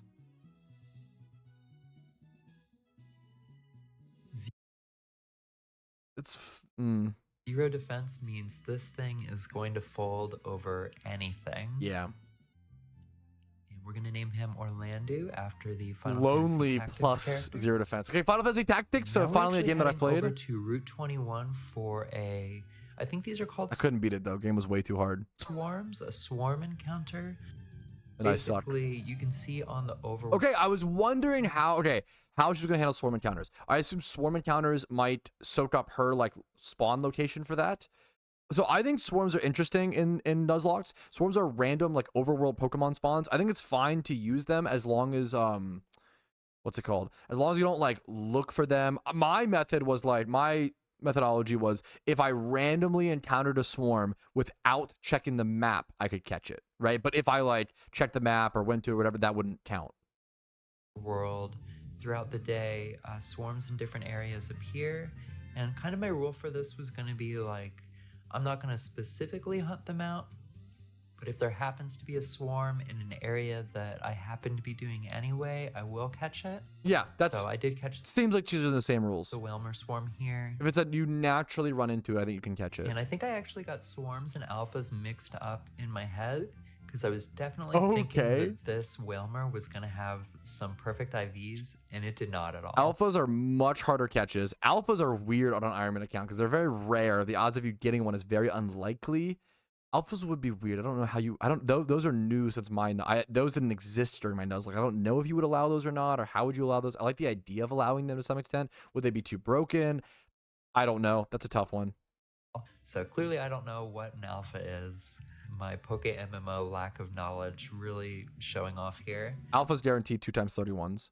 We go into To have a lack of Pokemon knowledge and still be able to piece together all these mechanics and watch out for coverage and watch out for things is very, very impressive. the Safari Zone, where we go for another fishing encounter. This time we're picking up Slowpoke. The other scary thing of going for an alpha on a Nuzlocke is like it could just wipe your team really easily. They have like this hidden mechanic where alphas are like way higher statted than normal Pokemon, only in like the wild encounter. So yeah, you could just wipe. The alphas are weird. I don't know how you would balance that. Those are a new thing I haven't had to worry I about. believe we were hoping for a Dratini encounter here.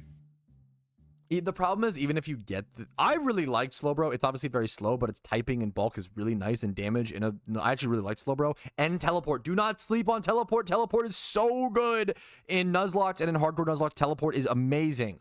So fucking good. Even if you get Dratini, the odds of you catching it are so low. And the problem is, if you get Dratini, you can't evolve it into a Dragonite until level 55. And you might be able to have a Dragonite in the Kanto Elite Four, but I'm not sure. The level cap will be close.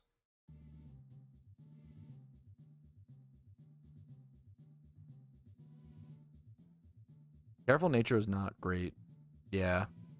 Ivy's on the Special Slowpoke. attack is not The zero bad. defense sucks.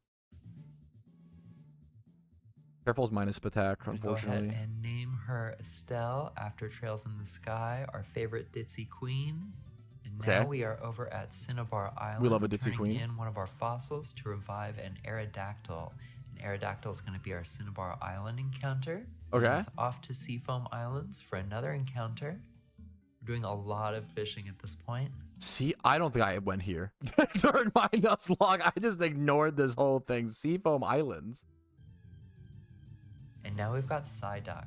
Golduck actually can be relevant because of the Cloud 9 ability, getting rid of weather in certain fights. I believe we're trying to use up a lot of the water encounters. That way we can guarantee a Dratini or a Dragonair encounter in a route that I haven't done yet. What route would that be? I'm trying to think. Safari Zones. Where else do you get Dratini or Dragonair in Kanto without the Safari Zone? I don't actually know where that's possible. Let's go check. Let's see if I have my Pokedex. Dragonair. You can lure Dragonair at it's a new spawn that I'm not used to. You can actually lure Dragonair at Route 10 in the water in Kanto. I didn't know that. I would have never known that.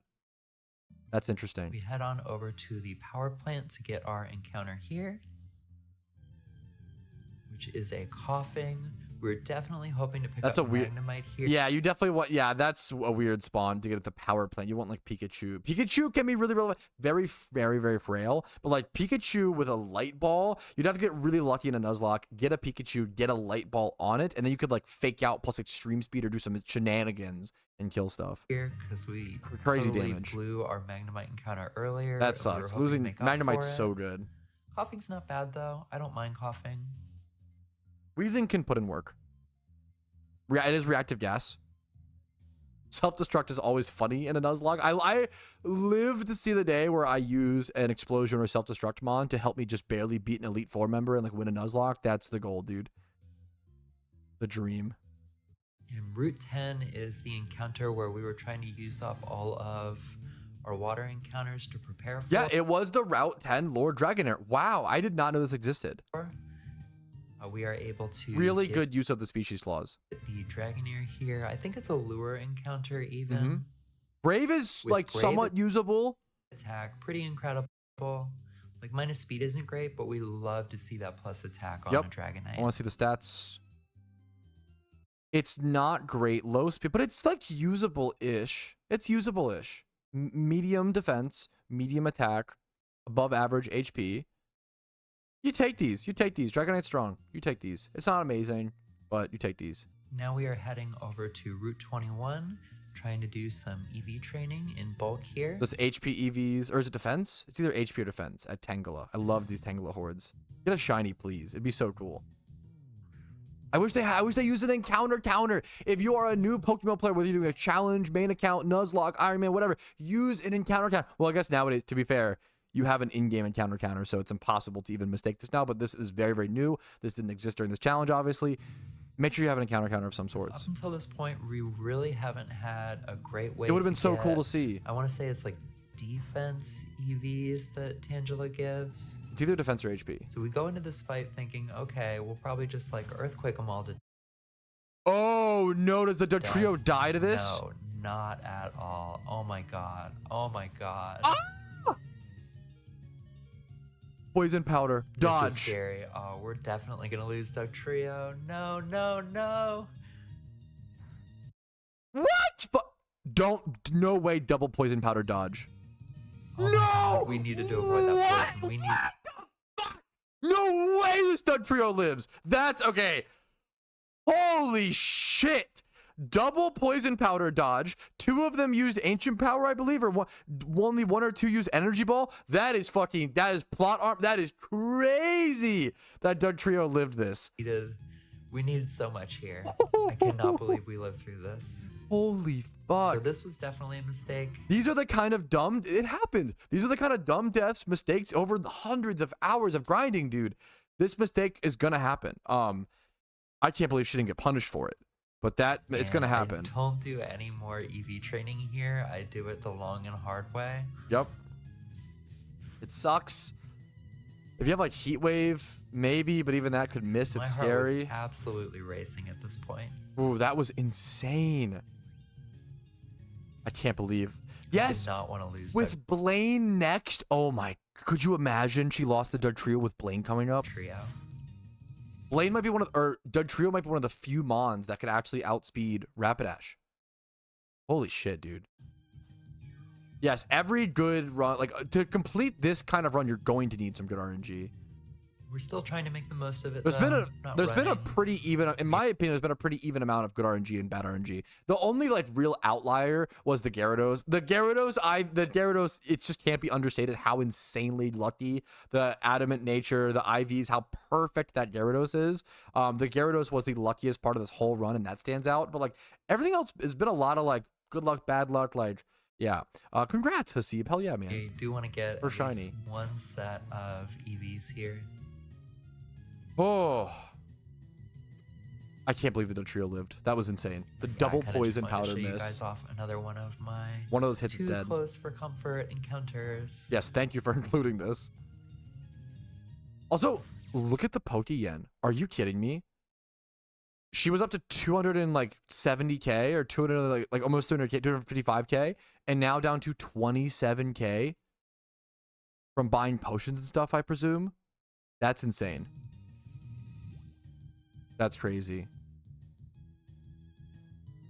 Shiny Slapdoth as a first shiny is wild, Hasib. Congratulations. That's so good in Petalburg. Very rare spawn. And then we decided to just run because, yeah, Unlocked it's looking forever, a bit Alistar. sketch.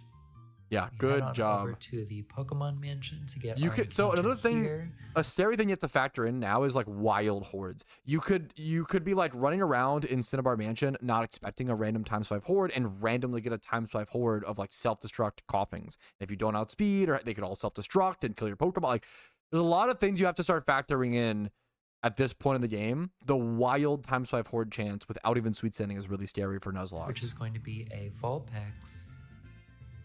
Vulpix is great encounter. Drought is a hit ability access. You don't have access to that, unfortunately. The IVs are whatever. And Low then average. After some more training, see the we nature. are on our way to the Cinnabar Island Gym. Ooh. I think all the trainers leading up to Blaine are totally fine, totally easy. But Blaine, I firmly believe Blaine is not only the hardest gym leader in Kanto, I think Blaine is the hardest gym leader in all of PokeMMO personally. So I'm really, this is like one of the biggest, I'm excited to see this fight.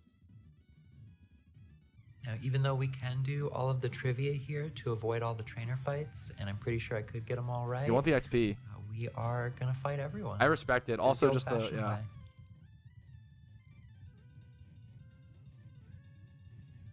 And this is also where I lost my last run. I had a Rapidash use Wild Charge. I swear I not pre-watched. I told Blaine is the hardest gym leader fight in all of PokeMMO because of Wild Charge Rapidash, all the Flare Blitz, Wild Charge, Solar Beam, Under Sun coverage. Against a Gyarados in a previous hardcore Nuzlocke. Yup.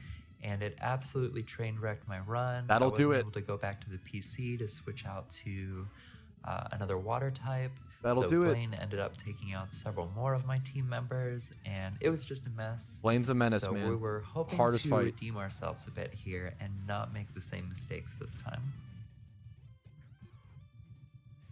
This time we've got Starmie, which is a lot quicker than Gyarados. She's probably like, what, 60 to 80 hours into the run right now. Imagine losing your run here and having to start all over and actually having the courage to start all over. Although probably true, still Ramel. not quicker than a Rapidash. Did you bring... The trio didn't get brought. I'm a little surprised. I guess it's a little risky, but I feel like the trio would be good here. I like Kingdra, though, a lot. Kingdra... I think Kingdra is one of the only ways I was able to do Blaine in my Nuzlocke. I think Kindra's typing is so perfect for Blaine. Also have I don't know how Kingdra. else. I literally, You can see we're going I don't in know how else you do it. I think it's that important. with multiple water types this time. Last time I really just had the one. I thought Gyarados would carry it for me, and I totally wasn't prepared to just get outsped and one hit KO'd. The move coverage in this game is absolutely insane.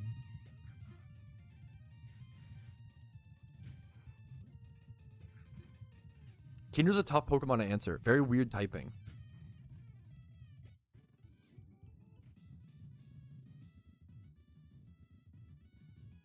Speeding right along, this might be the guy. This might be the guy who ruined my last run. It wasn't even Blaine. It was just some random Rapidash. That's so sad. That's fucked up. Yeah, take that. Take that.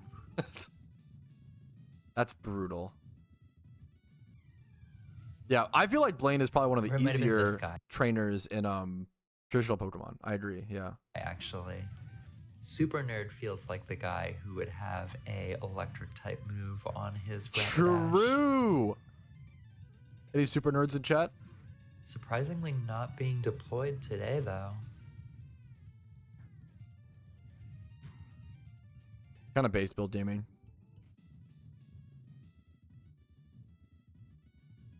Not that I'm complaining.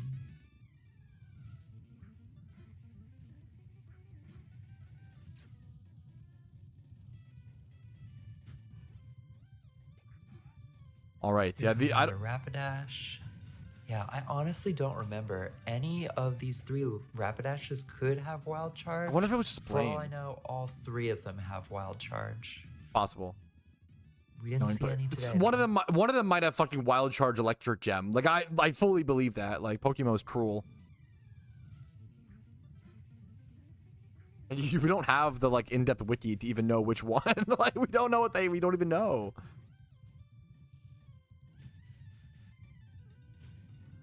Okay, good point, Brent. So that's a great point.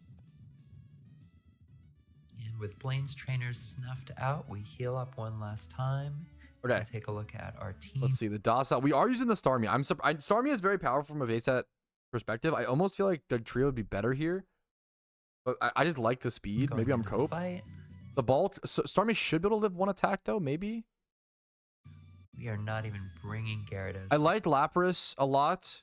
Well, I'm not sure. Lapras and Starmie, I'm unsure about. I like Steelix a lot. I like Kingdra amazingly. Umbreon's Umbreon and Snorlax are good, like solid in-betweeners. That Gyarados is too good to risk. Doesn't want to risk the Gyarados, which I actually like understand. It's close. I wonder if she'll lose a Pokemon at this fight. I feel like Starmie or Lapras should have been switched out for Dugtrio. Revenge killing would have been so nice, and like switch over to like Tanky, Snorlax, or Umbreon to pivot. I wish we saw more like I think Teleport and Volt Switch and like switching moves are so good, and you have in these Nuzlocks. They're so good. Our team is gift Pokemon, for better or for worse. I think this run is pretty repeatable because the Pokemon that I rely on are actually almost all gift Pokemon heading towards the end. Yeah, she had 19 hours put at the SSN. I bet this is like 60 or 80 hours here. With Steelix, obviously hoping to. You're setting up rocks here. Our Stealth Rock off. Sturdy will keep you alive. Really do like half of the work here all by itself. Yep. Stealth Rocks is so good. Set up rocks, and what do you go to, like Snorlax here? Fire Blast, but it's no problem with our. You could probably go Kingdra or Starmie. Dirty. Oh, not Lapras. Definitely not Lapras. Starmie or Kingdra. Probably Kingdra. You have 4 times resist. The next Fire Blast or double resist. What I'm scared of Ninetales going for like Solar Beam here randomly, but even then, shouldn't kill Kingdra. Fire Blast again. Okay, beautiful. Yeah, Kingdra is absolutely incredible pickup for a Nuzlocke of any kind. I use rain strats in my Nuzlocke. Staying in here is weird from the AI.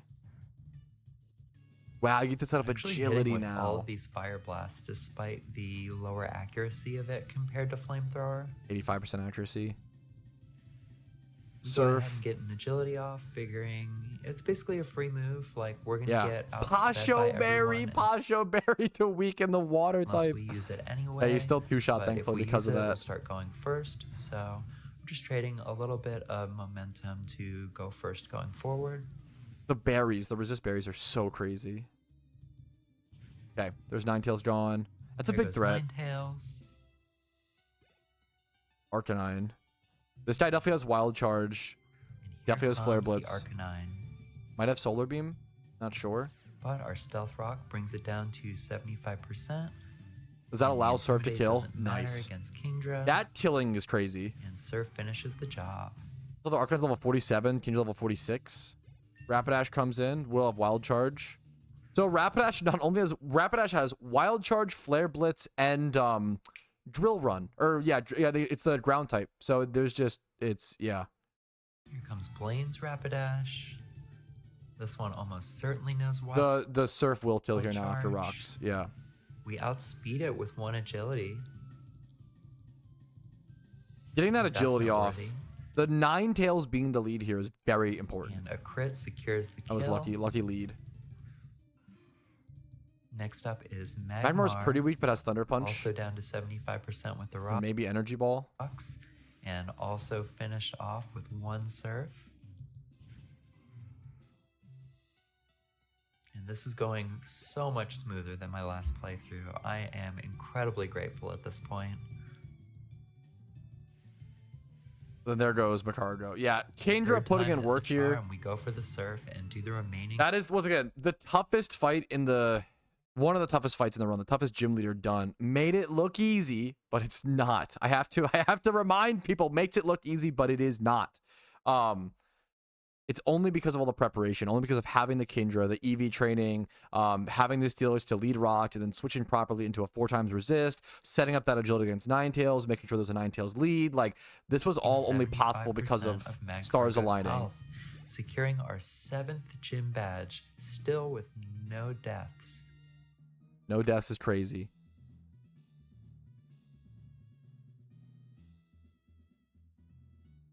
He gives us the Fire Blast TM, which we will never use because Giovanni is tough, but should be good with Kindra. Should be a safe fight. We don't like inaccurate moves. And at this point, we 80. Yup, I said 60 to 80 hours. 83 hours played at this point. 83 hours played. 55. Pokedex 68. Okay, so I assumed the. Yup. I wonder if she does have access to XP share now. Wow. Yeah, 83 hours played. All the grinding and shit. Jeez. 83 hours into the run. The longest. Wait, that is so funny. PokeMMO playthrough in history. Yeah, for a storyline, it's up there. And now we are going back to the fighting gym. There's no way the first ever recorded hardcore Nuzlocke was completely deathless. That would be. I don't think so. I don't know if it's possible. That would be the next step. I bet she at least loses a Mon in the Elite Four.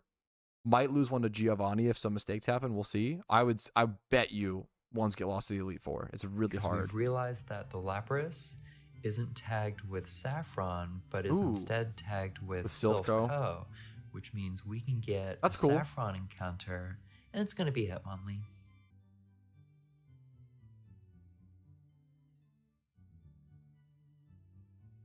Who will nickname Faye, another Xenogears character. I don't know any of these Xenogears characters. I'm so sorry. With Blaine out of the way, we head on over to the numbered islands, starting off with Mount Ember. I was wondering if she would go to she is going to the islands to do these quests. Okay, and get more encounters. And we encounter a fateful trainer possibly battle breeding. Here. This is Ditto. A devastatingly fateful encounter, let's say. Wait, I'm scared. What's gonna happen? Wait, why is she showing this fight? Pokemon Ranger Logan sends out Exeggutor. Why would she show this random trainer fight? Okay, Ice Beam should be fine here. We outlevel the first death. 5. Not the This is the dumb shit that happens in PokeMMO. case, but you know what does one hit KO? Exeggutor's Leaf Storm, destroying one of my most valuable. Leaf Storm White Herb takes out Starmie, one of the most important Pokemon, lower statted but like really powerful Pokemon in the run. Yeah, 07s salutes, dude. It's the dumb shit like this that where like you let your guard down when you're like it's always you let your guard down, you know, you take it and you get obliterated. Oh my god, that it's gonna happen. It's gonna happen over a run. Team members, Starmie. It's gonna happen. Rest in peace. This is the first real hit of the run. A death's gotta happen. That's a brutal death. Rest in peace. Death, although it won't be our last. Spoiler. Foreshadowing. Oh, you guys see that really subtle foreshadowing? Whoa. Yeah, that's rough. It feels rough, man. I'm looking at what's left of the routes that I still haven't caught anything, and I'm seeing if Starmie appears at any of those routes, because I thought duplicates clause or species clause meant that you're allowed to catch a dupe, but you don't have to. That's what I would assume as well. as well. Most people play it where it prevents you from catching the Pokemon. So I do go on to... I would assume it as an optional thing, but I would have assumed that if the Mon dies, you can't recatch it. That'd be my guess, but that's... I'm guessing. Obviously, she's quoting facts. But I don't go on to use it for any important fights. All right, going into the heart Cargo of catch. Macargo is just never going to be a good Pokemon. Ember, we pick up our encounter, which is a Magcargo. And we also picked up a Meowth at one island, which we're going to nickname Sweetie after one of my cats. Okay. Based. It has the pickup ability. So she didn't have a Meowth, so she wasn't payday farming before. I don't know what she was doing for Poke. Just like free fighting trainers, I assume. Which is super helpful for money grinding in PokeMMO. I haven't done it, but so I hear. And you can see a little bit of what my bench looks like. I think I've showed most of the catches. I'm really but curious what she did for money farming. I don't know if she mentioned. Maybe I missed it. You can go ahead and pause and take a look here. Gyarados, the Dragonair, the Hypno, Arbok. A lot of these ones put in a lot of work. Everything level 47-ish. I end up naming the Magcargo Eska. Thief, probably? That sounds so slow. Just thieving like nuggets off of Pokemon, and that sounds so slow. I hope that wasn't. Like the Avatar character, but also kind That's of brutal. short for like Escargo. I know. I'm sorry. Okay, and we do look at that Starmie encounter list and see that we can get one with the Super Rod here on one island, so we do so. I think it's fine. It could be argued that that's not like in the spirit of the thing. I think it's fair to argue and be against that. Minus special defense means we're probably going to get one hit KO'd eventually in a similar situation, but the IVs are actually a significant improvement over the fact that this is a significant improvement is rough. Like the attack is mostly irrelevant. The defense is nice, speed is nice. Everything else is like fine, and then the HP is rough. I had before. We are going to nickname her It's not Helly that much of an after improvement. the Severance character. Okay, finally a reference. Ask a white boy if he's watched Severance. See him ramble for an hour. Yeah, okay, finally a reference that I understand. God, I love Severance. So good. Best TV show on television, obviously, no doubt. Next, we have an encounter at Cape Brink where we catch a Sparrow, which seems a little bit weird to catch this late in the run. And honestly, at 39, it feels like it should be a Fearow.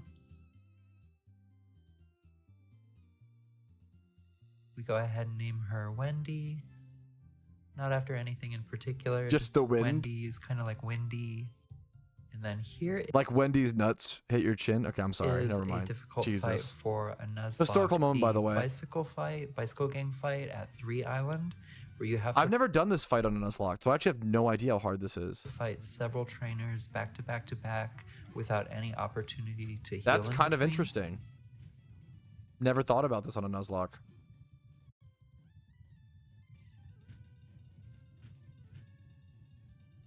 And already one fight in, it looks like our lead is pretty heavily hurt.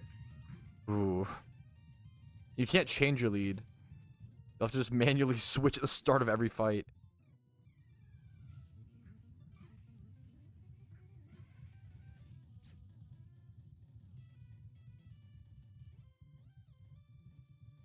We really don't want to risk losing the Hypno. Thinking Hypno might be super important against the fighting type elite. Yeah, against Bruno and maybe even like Agatha, but Agatha has a lot of ghosts. 4-member Bruno. Bruno, don't sleep on Bruno. Bruno is like, I found Bruno to be one of the hardest Nuzlocke fights, but one of the easiest Elite 4 members usually in a normal run.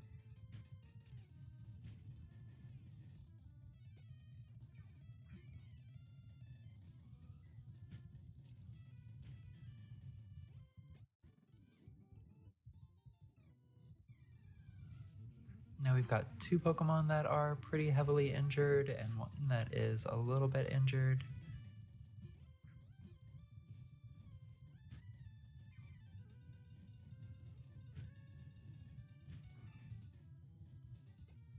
Rain being up relevant against the Flareon. Wild Rain. Gunk shot. I'm always scared of a gunk, bro.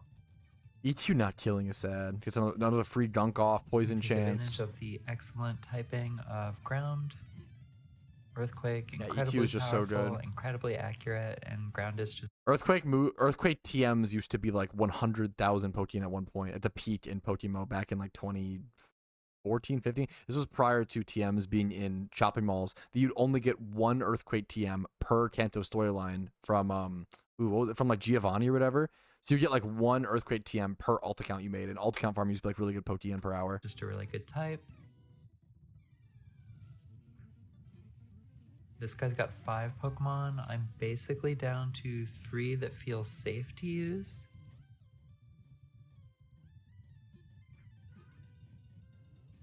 He immediately knocks Victory Bell. This is way tougher than I would have expected. No Giga Drain here either to sustain. Just your lonely Leaf Blade. You do outspeed. You do outspeed, but you do you one shot. You probably do with the nature. I wonder if you're not lonely nature if you don't kill there. I bet you don't. Well, it's probably play close. Marowak's defense is high. This is awkward. Especially after just Scared of losing poison. Starmie. The random fire Feeling punch. vulnerable. Feeling vulnerable is a good way to put it. Like, you just lost a Mon, even if you're like you just feel, even if nothing's physically changed, you just feel like you feel like it's possible now to lose Mons. You feel a lot shittier. Yeah, that's so fucking real. We rode the high of the Deathless Run for 7 badges, but we couldn't maintain it. It's got to happen at some point, in my opinion.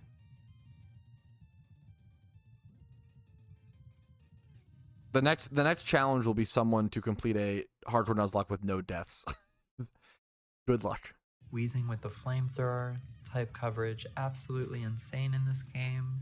I know I've said it before and I'm gonna keep saying it. Yep.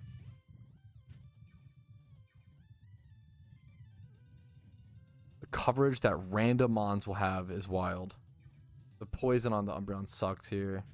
Dark Pulse is 98%. Poison is so much scary on a hardcore. Not being able to antidote middle of the fight is what do you like almost want like a heal wish Mon or something. But not or heal bell, excuse me. quite. Needed one more Calm Mind for that. There's still 2 Mons left. The entire team is chipped. I would have never expected this fight to be this like gauntlet of fighters to be so hard. Is this gonna be like? Do you need a flinch here? Is it gonna be like Guts Ursaring? Guts Facade? This will kill anything. Doing here, bud? You're in the wrong Oh, generation. dude, I thought that was gonna kill. CC into Umbreon. There's the Flame Orb Guts. Yeah, this thing is gonna be a menace if it gets an attack off. I say as I use Kingdra and Steelix. Oh no, does Umbreon go down here? Oh, the Moonlight Heal. Mach Punch was really Rules scary. for thee, but not for me. Wow. Are we just normal poisoned, not badly poisoned, and that's the game changer here? Wow. Wow.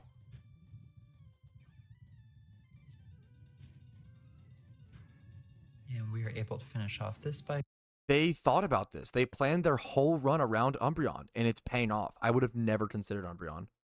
Which is thankfully the last one, so deathless as far as that goes. Oof, that was Next is way our more Bond intense Bridge than I would have guessed. encounter, which is a Venonat I would have been unprepared and like wiped at that route. with Timid Nature. That's pretty Venonat, Venomoth can be a fucking beast. Quiver Dance, Timid. good. Another Quiver Dance Mon. Quiver Dance so good. I have the IVs. And 31 speed. This is like quite good. Fine defense, good HP, fine enough attack. Perfect speed. It's a nice Mon. We nickname our Venonat Cecilia after a Wild Arms I've always loved character. the name Cecilia. And then it's on to the next encounter in Berry CC's a banger nickname, which could also double as close combat. Forest, where we get an Based. execute of our own. I love Executor, so I'm hoping for the best here. I wish Executor. I'd be really impressed if you find a use for it in the storyline. If it's like a sacrifice. I love Executor. Does a lot of damage. Really cool under Trick Room. Other than that, really hard to make work in my opinion. Neutral nature, honestly exciting. But then the Fucking IVs are unusable. possibly the worst out of any Pokemon we've caught in the entire Every stat that it needs is 13 or lower. The 26 attack is irrelevant. run. So That's so is sad. super disappointing. And we nickname her Quistis after the Final Fantasy VIII character. It's crazy graphic And style. after It's all cool. that, all these new catches, a bit of loss, we're on to the 8th and final gym. Giovanni's going to be tough. Only which is, of one. course, Giovanni, the ground. Only one death up to this point is really type. impressive. Still. And Gary has made his way even through this secret locked gym already. He must have been waiting at the door when I did whatever I needed to do to get that unlocked. Beat the 7th gym. Wait, does Lapras have Psychic now? That's a cool coverage. Iron Head Tauros. Probably the most noteworthy Facade Toxic thing Orb. in this What is this Tauros? gym is Giovanni's Arena Trap. Having to switch here. Yep, Doug Trio. But also, I think a lot of Giovanni stuff is really like so there's Rhyhorn, Nidoqueen, Doug Trio. And we brought Venusaur specifically to deal with that, thinking Leech Seed would make it She said thinking. I'm scared. Is that foreshadowing? easier to deal with the Doug Trio because it's got like Focus no. Band or Focus Sash, the item that lets you live with 1 health. Focus Sash. That's why. Where's your Steelix? I would love to see Steelix to set up rocks here. Breaking Focus Sashes and Sturdies is so important, and he's gonna have a lot of Sturdies. Get 1 hit KO'd. So ideally, we would want to. I'd love to see Stealth Rocks here, and then hit it with another move. We've also given Venusaur a powerful life stealing move. Giga Drain. I wish there was Stealth Rocks here. We want to be healing as much as we can. I know it feels unintuitive to bring rocks to like the ground type gym leader, but it's so good. Leech Seed, Giga I really Drain. want to see Steelix. That way we can withstand Giovanni's rocks Arena here. Trap. But we can't now. It's too late. We're in the gym. We'll see if I was just totally wrong. We'll see. We'll see. What would I have switched out for? That's the next question. Maybe like Snorlax?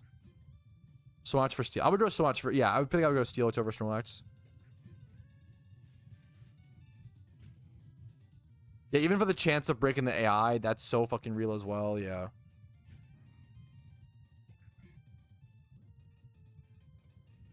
I think the level cap here is 51, which puts us a little bit over the gym trainers, which is pretty helpful.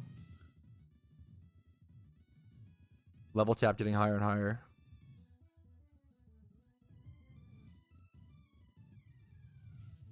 But since there are more gym trainers than ever, we have to be mindful about how much experience we're going to be gaining going through them.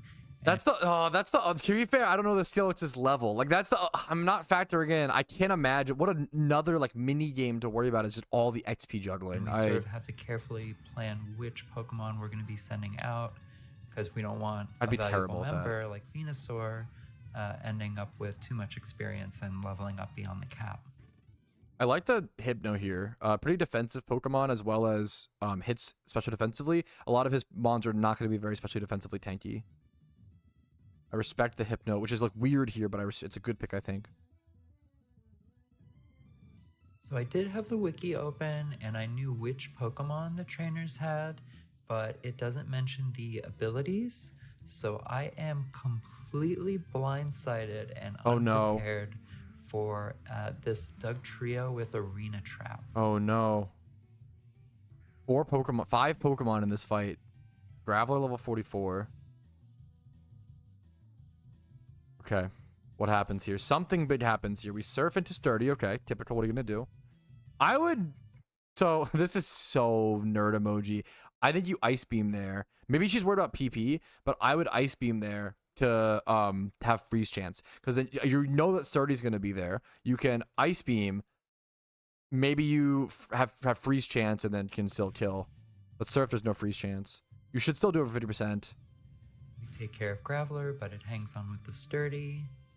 It's very minimal. It's like to save the it's like save the ET. It's very minimal, but I would very, very high.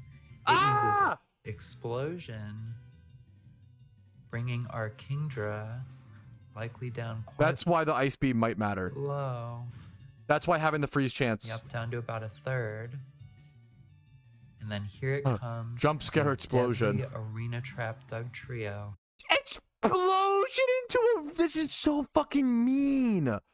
What do you do here?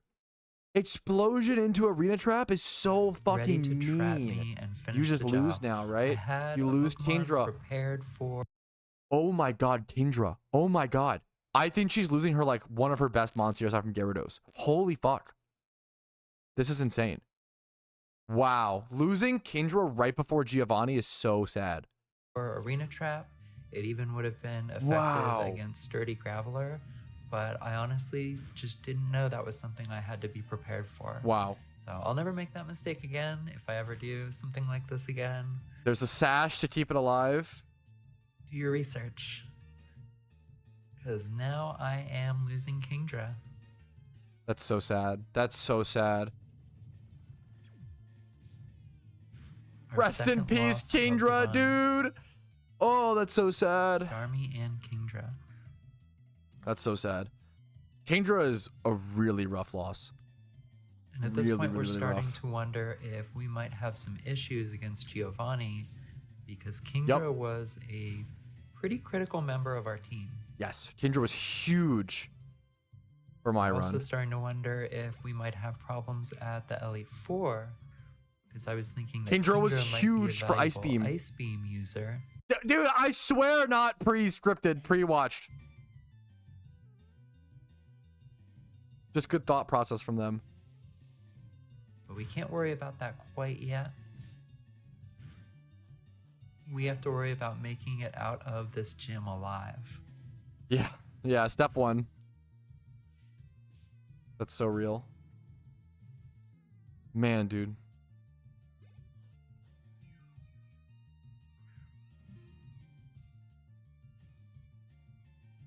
For those coming in late, this is the first ever completed, recorded hardcore Nuzlocke in PokeMMO ever. This went up live 4 days ago. Go like the video, give it a view, subscribe. Give this video all the love in the world. This is a historic moment in PokeMMO history. Never been done before. Earthquake doing an uncomfortable amount of damage, but we're glad that we can heal.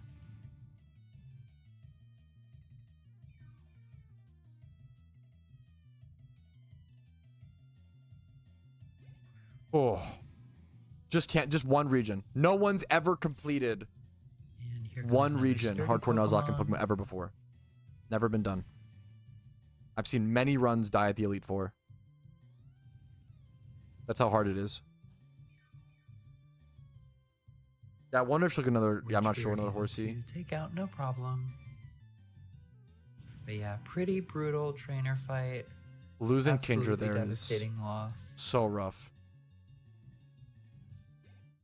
Hey, so fair, R.I.P. Brewski. Kingdra, I will miss you. It might be like other than I think Gyarados is the worst mon she could lose. I think other than Gyarados, it's the worst mon. I think Kindra is the second You will be remembered. worst mon to lose. Like best mon, I mean. I think she lost her second best mon. Maybe Umbreon could be argued, but Umbreon's just I think Umbreon's done a lot of work. Okay, speeding things along again. We head on into the next fight. Prepare the This is probably not harder than Emerald Kaizo. No, not at all. But it's still very hard, is what I would say. I would say this is not hard. The other thing with Emerald Kaizo is a lot of people hack in rare candies and get infinite like XP, like train. You know, all the people who do, which like, I'm not trying to like fault on those content creators. Most YouTubers, most content creators, when you're doing like Emerald Kaizo Nuzlocke, it's like 150 attempts. You're hacking in rare candies. You're 10 times speeding your game. You're able to do like all these runs over and over and over again. Whereas in PokeMMO, it's like 100 hours per run per attempt, and if you lose, you waste all that time, right? the appropriate lead.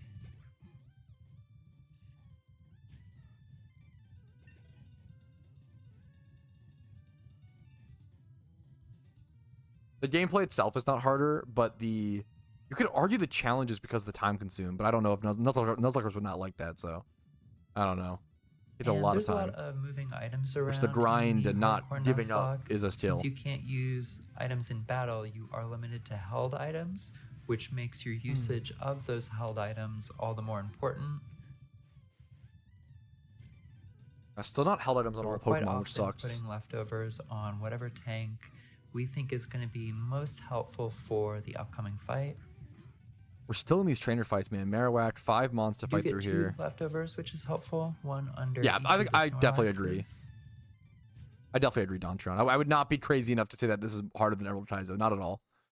I think generally PokeMMO is a middle ground. I think generally it's the perfect middle ground option. There's traditional Pokemon, which is like, you know, step 1. There's PokeMMO, which is kind of in the middle, and there's Pokemon ROM hacks that are made to be difficult. I don't think PokeMMO is more difficult than ROM hacks made to be difficult by any means. It is its own difficulty, though, and very interesting and unique and an understudied, cool challenge. I think that's possibly one argument for doing the Kanto region first if you are going to attempt something like this.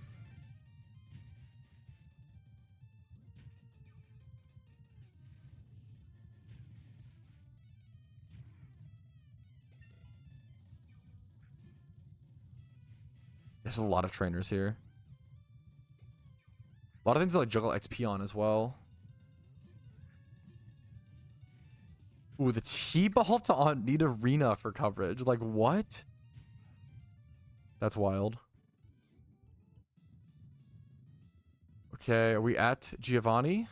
Potioning up, And healing I up. think this is another gym where we don't bring Gyarados in, even though Gyarados is obviously quite powerful, just because we're worried about all these surprise Thunderbolts or Wild Charges or whatever it may be. Yeah, I get that. You have to be. You know, we've got that. She really doesn't ancestral want to use. Doesn't want to trauma from lose. the previous run. Really doesn't want to lose Gyarados, which I get. You could like even if she fully wipes here, she can always recover with Gyarados. That's how strong Gyarados is, pretty much. We also have an hour left in the video, and we're at the 8th gym. Here's a lot our of shit team is about to going go into down. the Giovanni fight. All 5 of them. Oh. They're losing the Kindra. Only having 5. I wonder if she will wipe. Only having 5 Mons.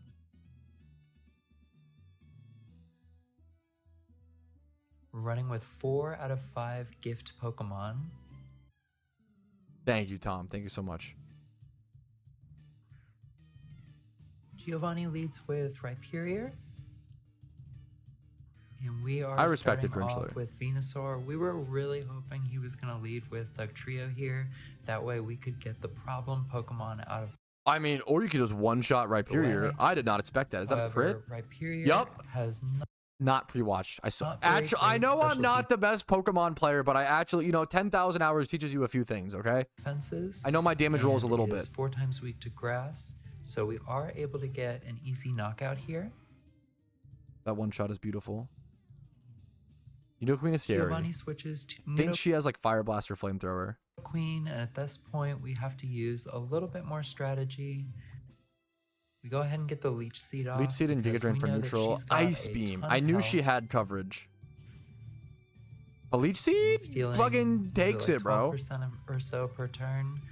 It's actually going to be pretty beneficial in terms of healing. That's why picking Especially combined with our Venusaur. leftovers, it almost mitigates the damage Plus that sleep. Queen is doing. Picking. We go ahead and put her to sleep so we can. I would love to see someone try a hardcore Nuzlocke without Venusaur. I feel like it's like so much harder with not to like once again. This is the first ever one completed. Not to already like undershadow it, right?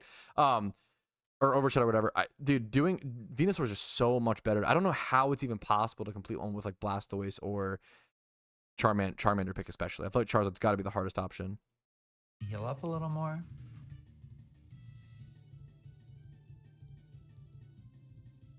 And yeah, I know a thing or two. I've lost enough battles to be able to know a few things. That's honestly what it is. Yeah, Sleep Leech Seed is so based here. Rat's 48. She has a leftovers of her own.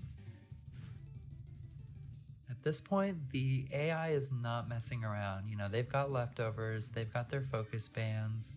Could you use the Blastoise that you use on Iron Man? Probably not. The problem with I love Shell Smash Blastoise. Shell Smash Blastoise is really good for like normal storyline runs. It's super risky. It's not like I wouldn't recommend Shell Smash Blastoise on an Iron Man account. Sorry, on a Nuzlocke. You're literally lowering your defenses to raise your attacks and speed. It's just so risky. One Mach Punch, one priority move, it's just so scary. It's not as abusable as in like a normal account where you can just kind of do it, set up until it works, and just keep smashing your face into the wall. Focus Sash. They've got good IVs. They've got good move coverage. They're prepared. Good question though. Nidoqueen wakes up and ice beams us, and thankfully we are not frozen.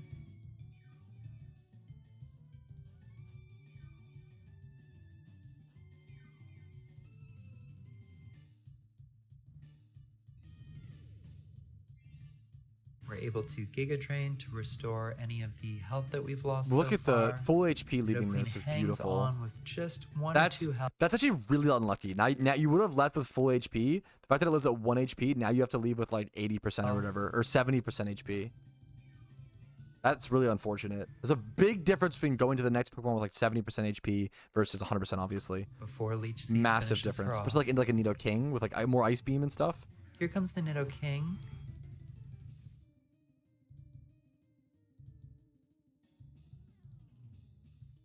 He's reluctant to send out the Dugtrio because he knows that Flamethrower. Venusaur is well equipped to deal with it. Oof. Does Flamethrower crit kill here? I think it might. It did 33.5%. If that was a low, I think low roll plus crit, so high roll next turn into And crit. once again, Ooh, but we're after the getting Leech Seed and leftovers, I think you're good. Get off because we really I think you're good now. want That to was keep scary. Venusaur healed up to full. And we've done a mixed EV train here. Like, he's got some EVs into defense, some into special defense, and some Missing into the health. sleep. And all of those fuck. EVs really come into Missing that sleep really sucks. play in this fight. And I think if I went I think now at Flamethrower crit, with a different spread, I think Venu it's dies. possible some of these moves could have knocked me out, or a crit could have knocked Yes, with all these, that's such a good point. Like the EVs mattering so much here. Like any of these being slightly different, me out. you're just So dead. I'm very thankful for deciding to train Venusaur that way. A lot of the bulky EVs mattered so much. No crit. I think a crit would have killed there. I could be wrong. Because, yeah, that I think a crit definitely kills there. flamethrower hurts. Well, And what I else think do you without do? those special I guess defense maybe you could have switched. Maybe you could have switched. EVs, it probably kills me. We're crossing our fingers, we're praying. The Poke Gods reward us with the 75% accuracy sleep. There we go. Now you Giga Drain and you're good. Now you switch? I would Giga Drain here. We It's for consider neutral, switching, right? But we know that Arena Trap Dug Trio is still out there. Yeah. And we don't want to lose another team member to it. It would feel so bad to lose two different Pokemon. Now that you in the have it same asleep, I feel like way you in the Giga. same gym. Yeah. Before it So was we have awkward. to rely Yeah, now on you heals sustain. here. Yeah, now you're good. You know, we went with Giga Drain over Pedal Dance specifically so we could do stuff like this. A bulk sustain matters on and Vina. it's working. There you go. There you go. Nice, nice. Well played, well played. And there's the Doug Trio. Nice! So Everything's fucking falling into place. well the Doug thought out. Trio comes out. God, that must feel so We good. know what to do here. We've planned for this. What if it like does some dumb shit, like earthquake crits, like kills? Okay, there we go. We go for the sleep powder here. Sleep powder's kind of crazy. I feel like you should Giga Drain there. That feels a little instead of the insane. Leech Seed. I feel like you got a Giga there. I feel like you got a Giga Drain. I feel like you got a Giga Drain. That feels insane. That feels. Because I really want to recover more than what Leech Seed will allow, I would have Giga'd. But you got a Giga, right? which I know is a risky play, but it does pay off here. This feels omega risky. And then I we feel like get you got a that Leech Giga. Seed in. Was I missing something? Only one mon left after this. The max sleep turns. What? Before I we think start a wake hammering up. I think a away with wake up Giga into a crit EQ also would have killed. Drain. Is it Sash? It's Sash, but you would still heal enough to, yeah, you should be fine. I could be wrong, but based on the damage rolls I saw, it is Sashed. You would Giga Drain it down to 1 HP, and based on damage rolls, I think you just win, right?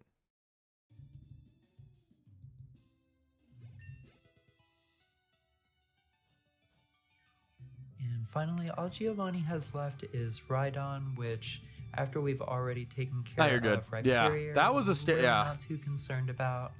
We Maybe know- maybe my damage numbers are wrong. I understand going for more HP, but what do you need the more? You don't need it. I think you should be good. I think the more HP. I think you put yourself more at risk by going for that. Yeah. I could be wrong. I'm no expert. Don't get me wrong. I think you give yourself more. I think that's another I think it's one of the few big mistakes. I think going for the Gauge Drain there. Yeah, easy sleep pattern call if you always land. I think going for Gauge Drain and healing a shit ton of HP there puts you at a much safer position. I could be. I think I'm wrong. I have to rewatch. that Giga Drain will just one punch knock it out, and it does. I don't think she's done any breeds yet. We defeat Giovanni. I think it's a cool and option. Get our 8th and final badge. We've got 2 I don't think deaths she so far. unlocked Island 4. She did unlock some of the islands. No, she must have because she unlocked the well, no, that one's Island 3 with the bite. The biters are on Island 3 with Berry Forest, correct? I believe for so. this run. Several close calls. But this is where things start really getting scary and really heating up. What's We heating go up? on to our Cool last it down, rival bro. fight before the Elite Four. We're like sleep. This fight's intense. This fight could be really tough. Pidgeot. He has Alakazam now. Gary leads with Pidgeot, and we Zard. are starting with Steelix. Great lead. Hoping to get the Stealth Rock off. Those rocks and off, really dude. Put some hurt Yes. on Charizard, because we've seen it do half of Charizard's health before. Gary sees this coming, switches to the Charizard before I get the Stealth Rock off. What the fuck, Gary? That's insane. Holy shit. But we do get the Stealth Rock off. Switching to dodge the rock step? What the fuck? But we know Gamer ass Steelix Gary. won't be very effective against Charizard, so we make the switch into Gyarados Yes. here. I'm like a little scared. I feel like Zard might have Thunder Punch. The Intimidate is helpful, and I don't know it's if I'm crazy. helpful to resist. Maybe we're the just pivoting? incoming Fire type move, which Gyarados does, Maybe we probably just one shot with Waterfall, to be fair. and we managed to get And the you have flinch Waterfall chance. off. Gary does not switch the Yeah. Charizard out. He There probably you go. knows that he's going to take half health damage on it anyway next time it comes out. I think it might have had Thunder Punch and was going for that. That might have been. I could be wrong. I think it might. Here comes the Leafeon. At this point, we've got Ice Fang to help with our coverage. Ice Fang is going to be so good for the We use that, no flinch, no freeze.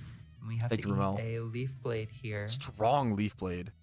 Ice Fang can miss. So if you miss the Ice Fang here, you lose Gyarados. So what do you do here?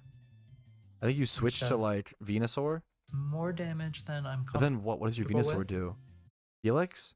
What do you go here? It's 5% chance to miss the Ice Fang here. Good switch. Good switch. Yep, Venusaur into the lead. What Gary the? takes Leafeon out. I'm happy for What are any these and all plays? switches. You know, those rocks True. are going to do work. Intimidate on Venusaur is Some of these switches irrelevant. are crazy.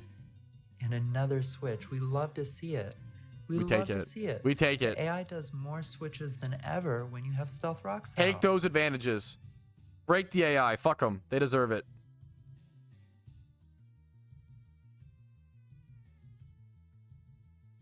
Oof. So we're going to do some switches of our own. You know, every switch is a beneficial trade for us. So if we can Hurricane's correctly predict scary. the attacks and make the right switches T-Bolt at the right access. times, we Lapras' typing and coverage is really cool. can let Stealth Rock do the bulk of the work of the fight. You have Ice Stab here into like Gyarados. This is all Leafeon's. Ice Beam is fantastic. Pidgeot uses Hurricane and confuses my Lapras. But he is able to use Ice Beam anyway to finish the bird off. Beautiful. Hits through. Scared of confusion there. 30% chance on Hurricane. Gary sends in Alakazam. Now that's a heavy hitter. This thing definitely has Shockwave at this point, I think. And Definitely, There's I really only think. one move here. We gotta switch to Umbreon. Hope that Alakazam uses a Psychic type move, and it does. Sure. And we know we can use Payback here. Yep, there's the Shockwave. That's why you can't go Gyarados here ever. to just Even though you want to crunch it. absolutely demolish the Alakazam. And we do. It is a gift Lapras. That's 3 down, 3 to go. With entry hazard on the field. Here comes Gary's Rhydon. Stone's doing a little bit less damage this time because of the resistance. Even if it still breaks. The fact that it But at breaks. this point, Venusaur has killed Rhydon. I don't think Rhydon actually has 30, but I always think it does. The fact that even if it does shit damage, Stealth Rock still breaking Focus Sashes and Sturdies is like insane. And Rhyperior There's so many of those in recently stories. one hit. So we know to swap. But Gary makes a switch of his own over into Gyarados. Gyarados has lost half of its HP to Rocks alone this fight. We're not terribly bothered by this. We go ahead and Leech Seed Yeah, the this is fine. Gyarados. Well played. That way he'll either have his health continually drained or have to make another switch, which will of course damage anything he That's brings in. wow. That's actually really smart. The Leech Seed into the Rocks combo is so nice. I didn't think about that. A critical hit Ice Fang does almost half of Venusaur's health, That was scary. but we are able to heal a But you're bit good, with yeah. Giga Drain. Leech Seed KOs. Beautiful. And again with Leech Seed. This was a really well done fight, this rival Gary fight. I can't believe that Doug Trio took out Kendra. Leftovers. The healing Venusaur is very strong. Very, very strong.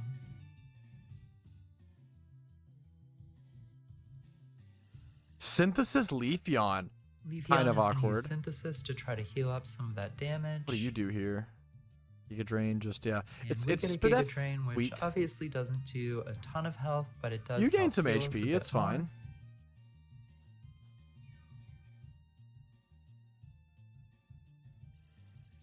And we're not sure Just if camping grass Giga Pokemon here. are completely immune to Leech Seed or not. They so are. we actually try to do a Leech Seed here. You gotta test. I get and it. they You're in a are, safe which spot. I know now.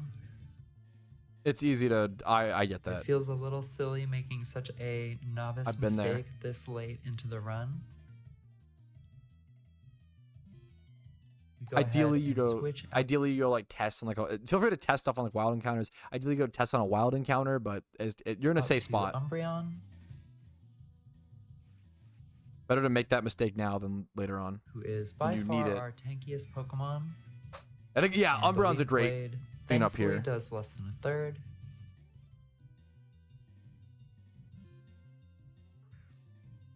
Switching back to back though over to Snorlax.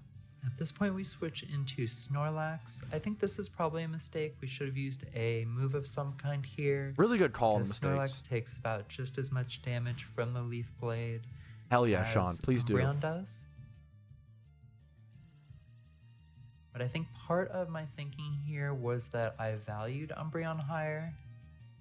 Like, I know for sure I want to bring You want it for the Umbreon with E4, me but to you'll the Elite need Four. Snorlax. I would love to bring both, but if one of them has to go here, it's going to be Snorlax. Lax could be sacrificed. Return doing fair The damage. stab return does about half of Leafeon's health, so we are in a bit of a standoff here. This is yeah, this is awkward. Although Synthesis Finishing has this Leafeon is so hard. relatively low PP, so he won't be able to do this. Do you try to get into like how do you get into Lapras safely? You just can't. Try to predict a synthesis and go Lapras and like Ice Beam. Indefinitely. Is it worth risk? I think just playing the neutral game here is what you do. Yeah, he Even though switches slow. to Leaf Blade, bringing Snorlax dangerously close.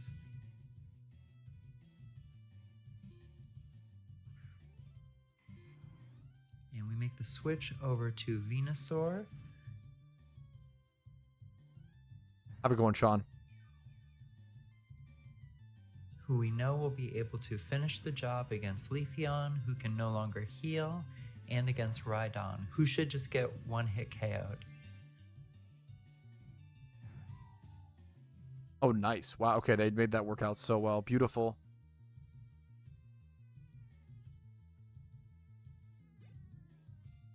Now, yeah, that'll be right on getting one shot. They're just showing full footage. Okay.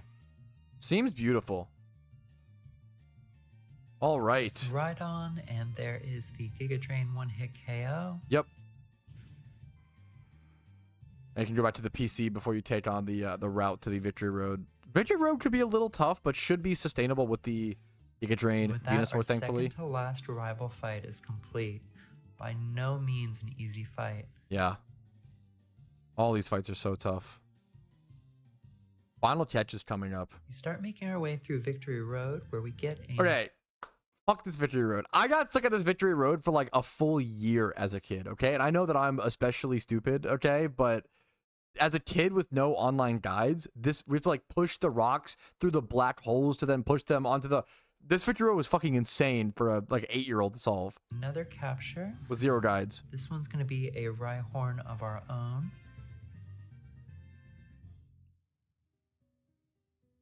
Jolly, Rhyhorn, good.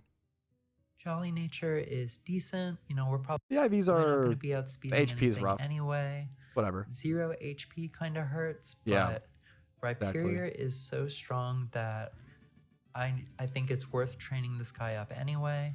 I respect We the make our way time into through that. the Wow. Victory Road trainers. I'm gonna guess that it's gonna take like 100 and I bet the run is gonna end around 140 hours. Maybe that's too much. Maybe 120 to 140.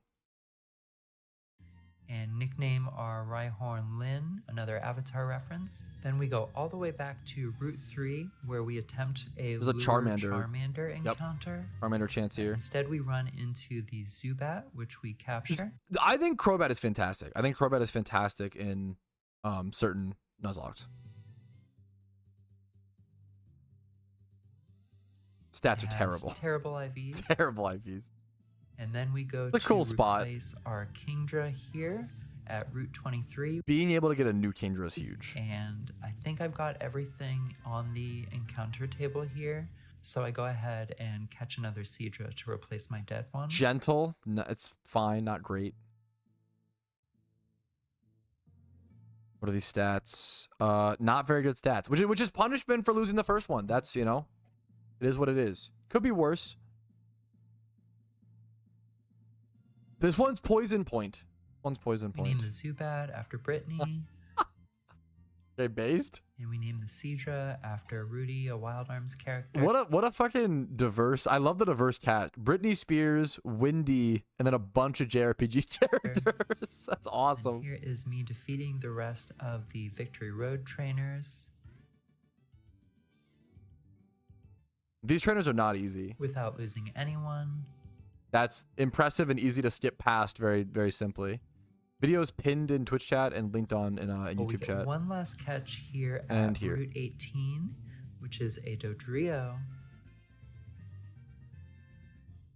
Dodrio's a weird mon, really frail, can hit really hard, can be like a sacrifice brave mode mon, but you probably hopefully aren't. Like in the Elite Four as well. What are you doing with that? Like a Dodrio sacrifice. is a Pokemon that should not be underestimated.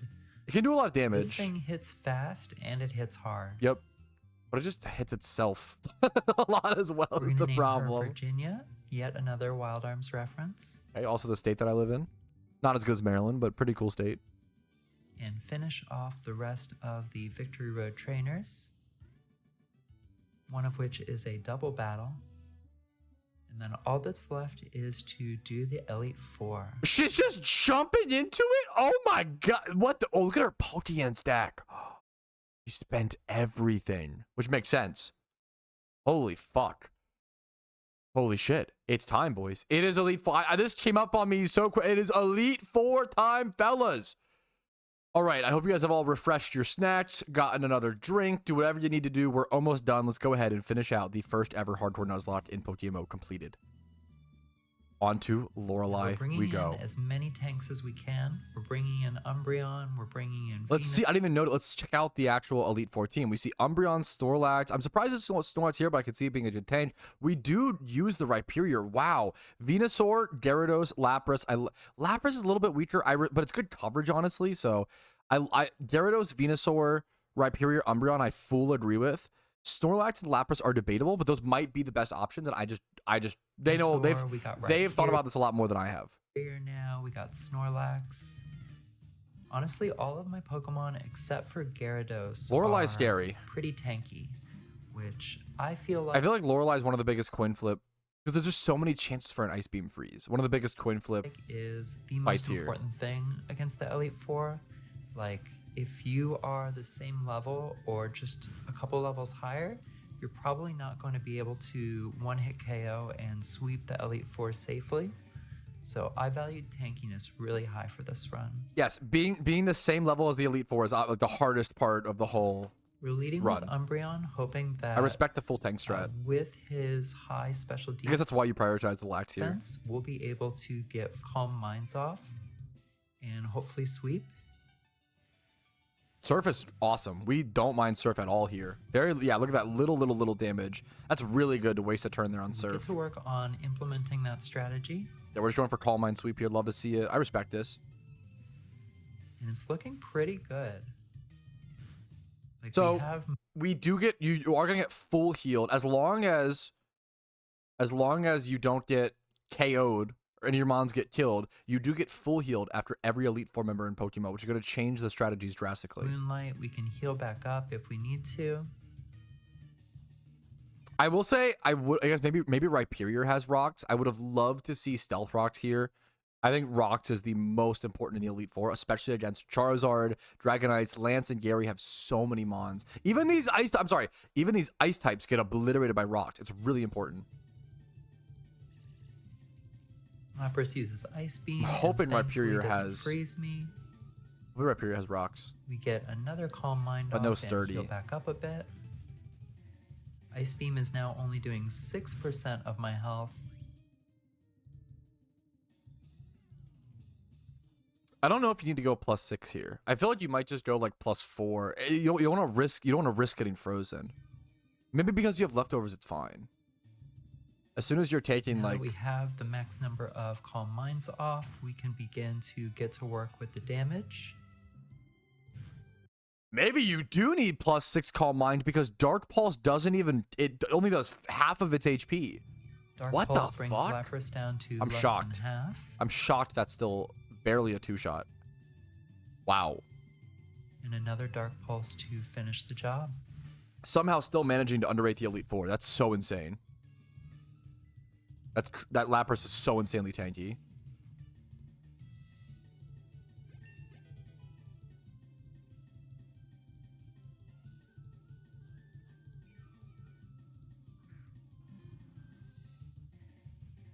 Now the level cap here is based on Lance's ace Pokemon's level. I was thinking about that. How do you manage the So level as long caps? as you And enter the Elite Four with I was gonna say if something levels up over the level cap in the middle of the Elite Four, how do all you? of your Pokemon at What do you that do? You level just have or to deal- yeah. lower, you're fine. It's okay to level up in the process of the Elite Four. It makes a lot of and I sense. actually think that's something you should incorporate into your strategy if you can. Yeah, I like that. And Enter I'm the hoping Elite to get Four that level. done with Umbreon. I want to get Umbreon as high as possible. That way, when I get to the rival fight, where the levels are actually higher than Lance's, I am adequately prepared. So she's fully factoring in how much XP each Pokemon is getting here, while also doing the Elite Four at the same time. That's crazy.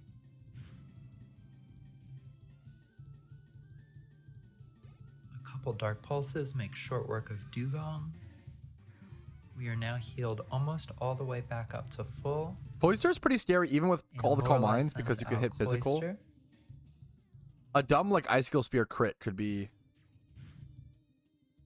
She hits me with an Icicle Spear, which hits brutally hard. Our defense isn't nearly as good as our special defense, and I We're believe fine, the obviously, Cloyster is but- guaranteed to hit 5 times every time. The Still Link, yeah. But thankfully, Like its crit special there. defense isn't the greatest either, so we are able to one-shot it. This Jinx might be Lorelei Sash. sends out Jinx, and we take some time to heal back up to full. Healing there is scary when this is probably Sash and you have freeze chance. I don't know if I would heal there. But I understand. I get it. If you get frozen, I guess if you get frozen against Jinx, what's the worst case scenario? You like don't thaw out for like 50 turns and then eventually like you can't even die because leftover. I guess it's fine. Because you're like And then we out go back healing to the Dark damage with your Pulsing. lefties. We're able to one-hit KO the Jinx, But didn't have Sash. My mistake. leaving only the Slowbro, Slowbro will still which do it. is I think it's one weak shot to by our this. Dark-type Yeah. Umbreon, I'd be surprised if it lives, if it's tanky enough. so it falls just as easily. Yep, okay, one shot. Beautiful. I was like, I'd be really surprised. I can't believe that Our Lapras first Elite lived. Four member has been defeated, and so far we haven't lost any of our Pokemon. Things are Beautiful. looking good. That is Lorelei done. Never have to fight Lorelei ever again. That's crazy. We're very nervous going into the next fight because it is probably the most deadly one, and we know that going in. We're Most relying deadly? on I'm surprised. Umbreon. We want to lead with Umbreon. We want to sweep with Umbreon. I definitely don't feel like this is the most deadly fight. It's definitely like a little scary, but I think it's one of the easier fights overall. I think Agatha's really scary. Agatha's very scary, similar to Sabrina, where it's like very high damage, very frail, very high risk, high reward. But we know we can't do that against Bruno. And then Lance and Gary are just pure fucking power. They're just so strong. Because the fighting type moves will just tear me apart, and I don't have a way to raise defense right now. Like, but you have. I feel like Bruno is like the easiest. I'd considered going in Member. with some TMs for moves that might allow me to boost my defense, but it felt a bit risky, so I ended up not going that way. Doing a little Back to bit Silph of Scarf. last-minute preparation for the Yeah, fight. switching moving around some items. Called items around. Switching items around between different Pokemon. Well, like leftovers. If you're not using Umbreon for Bruno, you should switch leftovers to more powerful mons for this fight, which is exactly what she's doing. Yes, really important. Really important in the Nuzlocke. We want to make sure the leftovers is on the tanks that we'll be using.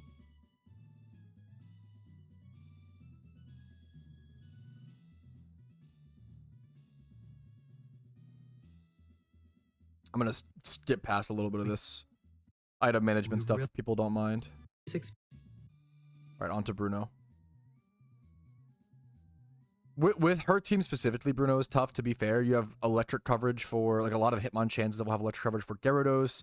Obviously, fighting hits a lot of their team very hard, like Rhyperior, Snorlax, Umbreon, Lapras. I get why they're so afraid of Bruno. I respect it based on the team versus just his overall power. Plus, Poliwrath could be awkward. Next up is Bruno, who leads with his Poliwrath. That's so unlucky into your We are Rhyperior. leading with Rhyperior, so this is obviously not a great lead. That's for so us. unfortunate. It's quite likely that Poliwrath can do a 4x water damage move. Yep.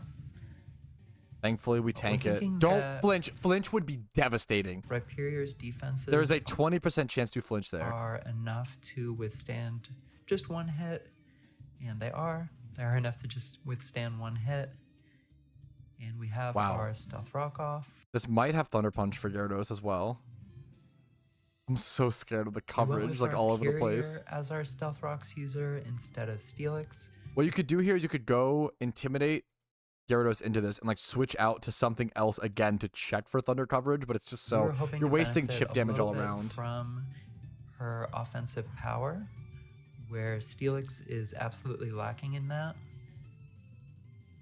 We know we would have to be extra careful because we don't have that sturdy ability. I switch over to the Gyarados and try to set up Oh, a no. Dragon Dance Oh, so that I no. can hopefully sweep the rest of his team. I'm so scared. Please don't have Thunder Punch. If she loses Gyarados here, the whole run is, like, at insane risk. Okay, Ice Beam, we're fine. Okay. I was scared for nothing.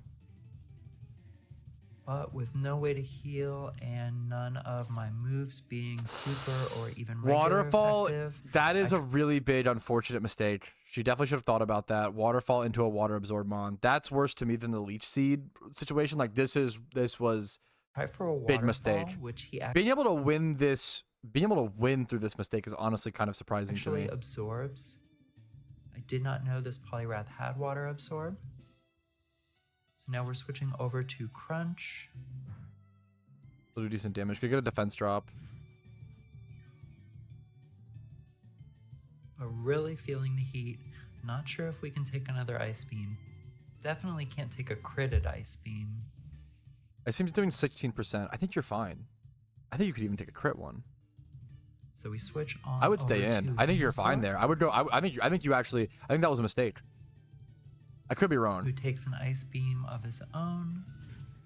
I would have stayed in there. I think you Poliwrath crunched is through that. Slowly healing up what little damage we've done to it. It knocks Venusaur down to about half with another Ice Beam. Big Giga. We're able to heal a bit of that up with the Giga Drain strategy. As we both heal up with our leftovers. The remaining 4 mons would be a lot easier. We have rocks up though. They have rocks. So if I say we as a collective, I'm just invested. Apologies. And we're getting very lucky that we're not It's her hard work. frozen on any of these Ice Beams. Yeah, no, that's actually I'm really glad she brought that up. No freezes from this fight or the Lorelei fight at all is actually crazy. That I bet that was over 10. I bet it was lucky to not see Finish that. off the Poliwrath with the Giga Drain. Okay, shut up, Rebel. What's next? What comes in? Hitmonchan. And now You're like bring us scared of fire. Sunset. Fire. I don't think Fire Punch kills. Hitmonchan. I don't think. Might be like Life Orb or Expert Belt though. The Stealth Rocks are a little bit helpful here. It still but helps. Not nearly as helpful as in some of the other fights. For sure. So it's entirely possible that I should have went with a different lead here. Looking I actually respect the like sleep here. back, I think this is a good sleep. Kind of scary if it misses. Oof. But thankfully, skill gap, you just simply hit. We go for the sleep powder to put Hitmonchan to sleep.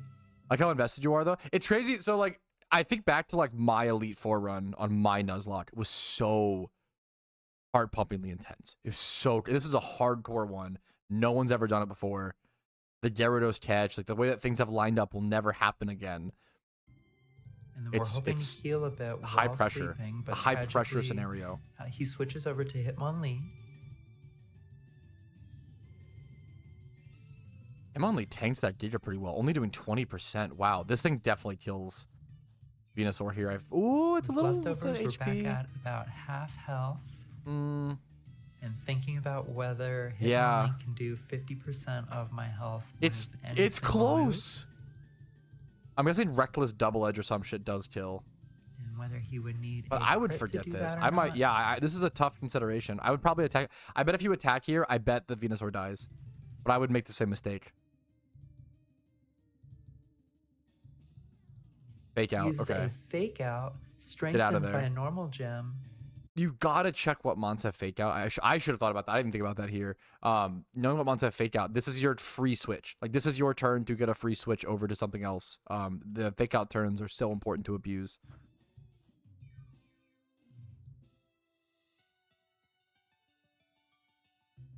Now you switch for sure. What do you go to? And at less than half, we're thinking we have to make What a do you switch go at this to? point. Oh my god. This is actually really intense. Do you sacrifice something? Yeah, what do you if he CCs or high jump kicks into Snorlax, Umbreon, Lapras, like all dead. If you go Lapras, you get like 2 KO. Dude, this is really shitty. Do you let Venusaur go down? I think you have to sacrifice him on here. A lot of good options. I think unfortunately she let her non-weak to fighting type Pokemon like get chipped down way too much. Her Venusaur and her Gyarados' HP were really important here. Ice is weak to fighting. That's a hindsight thing. That's easier said than done. Normal's weak to fighting. Dark is weak to fighting. We knew this would be. Lapras, is that your best option? Our most Snorlax. Challenging Yeah. Oh, there it goes. Rest in peace, Lapras. And get one hit KO'd by a high jump kick. Rest in 07. 07. Rest in peace, soldier. That is the third death, I believe, of the run. Also, like, fully trained Pokemon. XP trained, EV trained, everything. Probably one of the better mons to lose on the team, but yeah, now you get a free. Yep. Future blows hit a little bit less hard. I feel like that might be the best sack there, Lapras. Now you can waterfall and KO. I don't think you need to crit. It just kills. And then finish it off with a waterfall. Yeah. I think you just had to sack something there, sadly. I respect it. Hitmonchan, and even though it's sleeping, we are definitely worried about the Thunder Punch. Yeah, what the fuck do you do? Can Waterfall do enough damage? He's already been hurt a lot. I think you 2-hit KO. I think you 2-hit KO. By Stealth Rocks. You go for Waterfall now. Then maybe if he...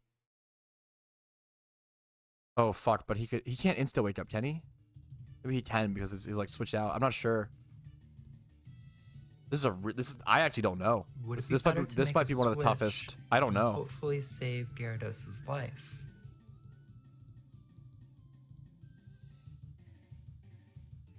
So tough. One of the toughest decisions of the entire run right here. Rhyperior, knowing that an electric move would likely be coming and we would be immune to it. He stays asleep. Now you're dead. Yeah. And it wakes up, uses a close combat. How does she win this? You're down 2 mons in the Elite Four. And finishes off Rhyperior before she can do anything. Oh my god. We've now lost 2 Pokemon to Bruno.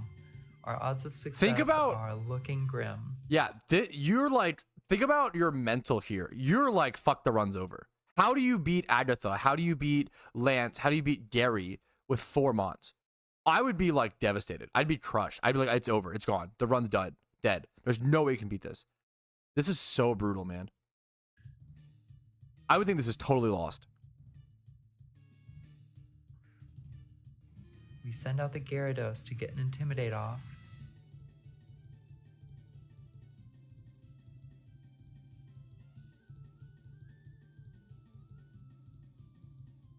And then just switch out, yeah, and try to go for it, yeah. Then switching back to Snorlax, hoping we can tank the lower Good attack switches, and Hitmonchan. yeah. Now you're in on. You just go for the. No way this fucking kills. This lives, right? Crit. No way! Crit CC? Oh my god! You're down to 3 Pokemon for the rest of the run? What the fuck? He uses close combat and absolutely destroys Snorlax. That crit, I wonder if that crit mattered. was Oh my not god. expecting this. I thought even if he hit me with the close combat, If she wipes, you should put him in reserves. I don't think Wipe Clause was in her rule set. So I think if she wipes, she can still build with the. But I think no spoilers. combat with my defensive I think she fucking pulls this out with 3 Pokemon. EVs, with my HP EVs. I don't know how it's that I would possible. be able to withstand it. Yeah, there's the That waterfall. was Yeah, not the case. We are now I think she just was 3 trying to down in strategize the so much. She second kind of of five. overthought with the Gyarados. But like, I think there was a chance where you should have waterfalled. But it's so you're trying to play safe and keep your Mons alive. It's so hard. 5 I'm not trying to fights. judge. I'm just trying to like call out. Talk about my thought process. Things are looking grim. Things are looking Wow. worse than grim. This could be the end for my AT. I would feel like this is beyond the end if I was in this, but my mental would be gone. Oh my god, no. Machamp uses a Stone Edge because he's got excellent type coverage, What? knocking out our 4th Pokemon, Does she leaving wipe? us with only Umbreon and only Venusaur left. There's no way. Does she wipe? There's no way. Does she wipe and rebuild and beat it with like a B team? Earthquake does a pretty big chunk of damage. Once again, to give you guys an idea of how fast things can just go to shit. Like they were fucking killing it. They were like winning, like Omega, like everything looked so easy. Only lost what, 2 Mons up to this, and now they've just lost everything. But we're able to get a sleep powder off. Holy shit.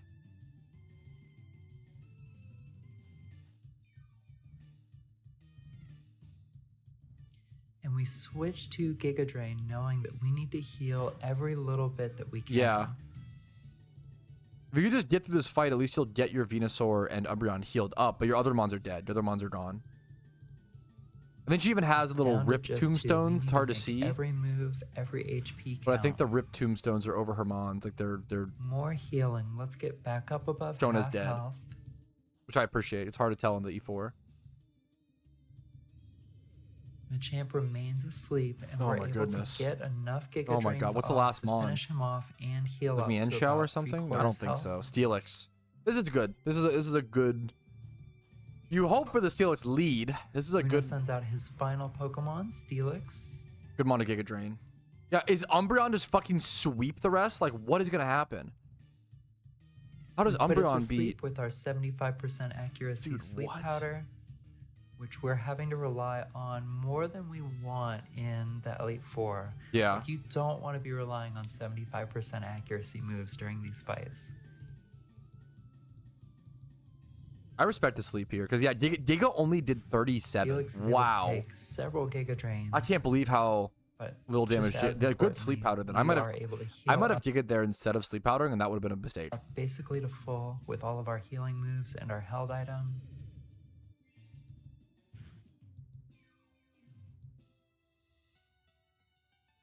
Steelix does wake up and get an earthquake off. You're but fine. At this point, it is too late.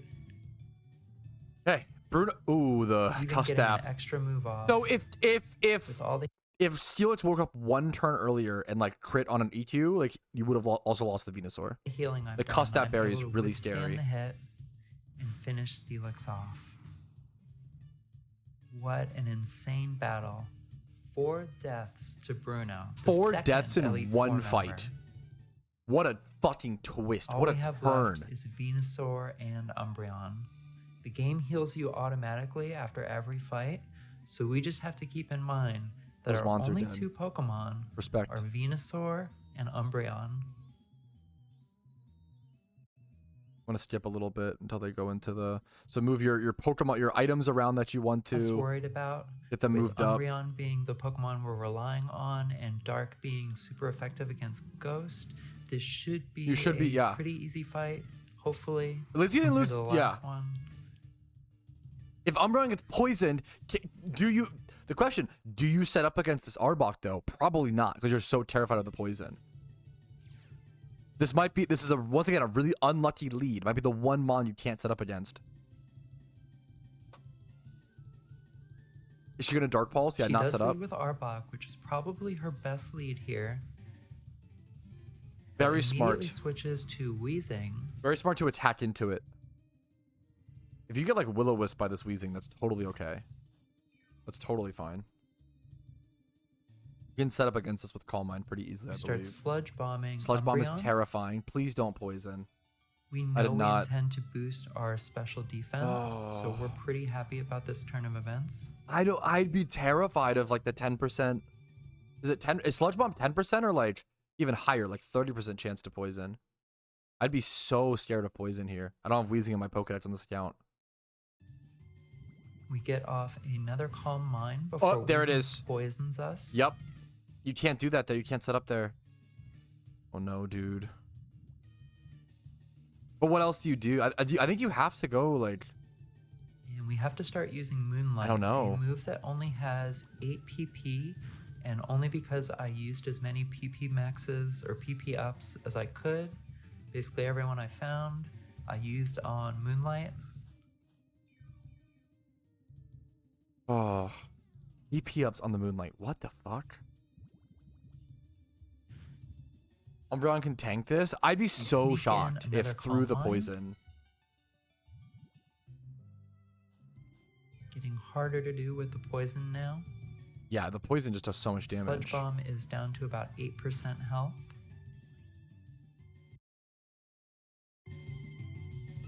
What the fuck just happened? What? Huh? Okay, we're fine. Should be good.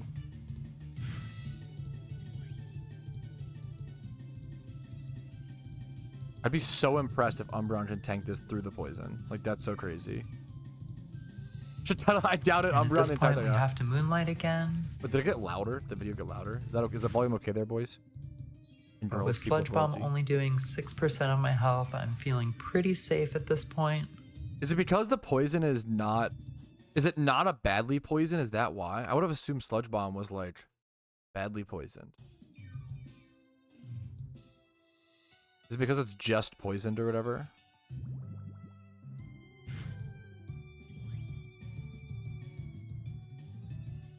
She mentioned the audio mixing was off. Gotcha. Okay, I think that just happened there. That's fine. Understandable.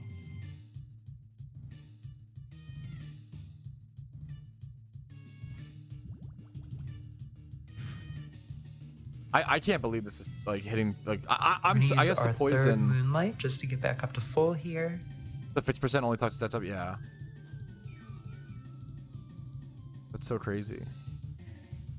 And now we can start on the Dark Pulse, which is enough to one-hit KO the Wheezing. Wow. Crit. Wow.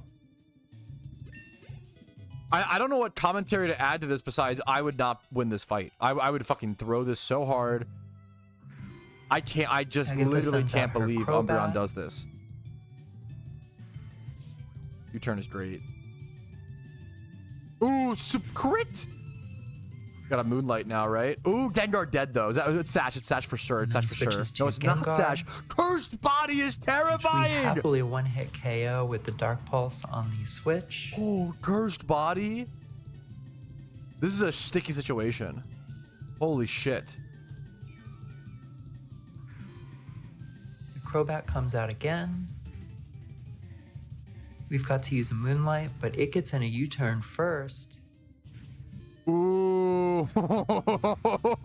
Switching over to Arbok. Dude, what? This HP. Crit plus Cursed Body. There's a lot of crazy shit in this fight, yeah. Since we can't boost our defense, that U-turn is probably the scariest thing she has. Yeah. It hits even harder than Rock Slide. Good Moonlights. Very restrictive PP So use on the Moonlight Moonlights. back up all the way to full again.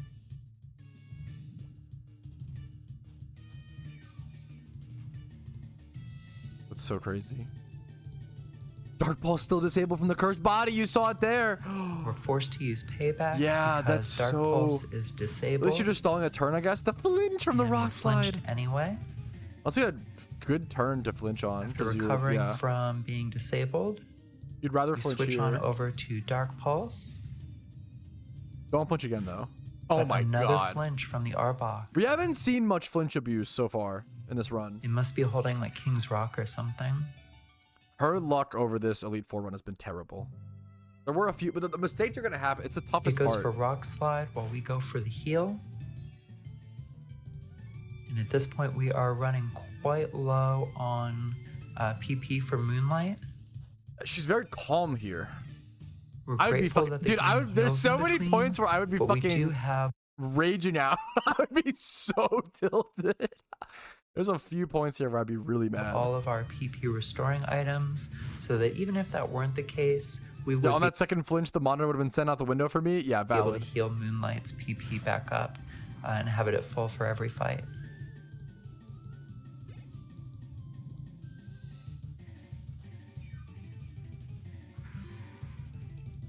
Agatha sends out Crobat again, and at this point we're expecting the U-turn. What Mons? Switches Miss into her Magius and final Crobat left. Pokemon. Miss Magius. Keep in mind, this Umbreon was a gift Pokemon. It was the gift Eevee. So it's neutral nature and neutral stats all around. It's crazy. That's insane. That's actually crazy to me. Oof. We use Dark Pulse after another Moonlight because we know another U-turn is coming.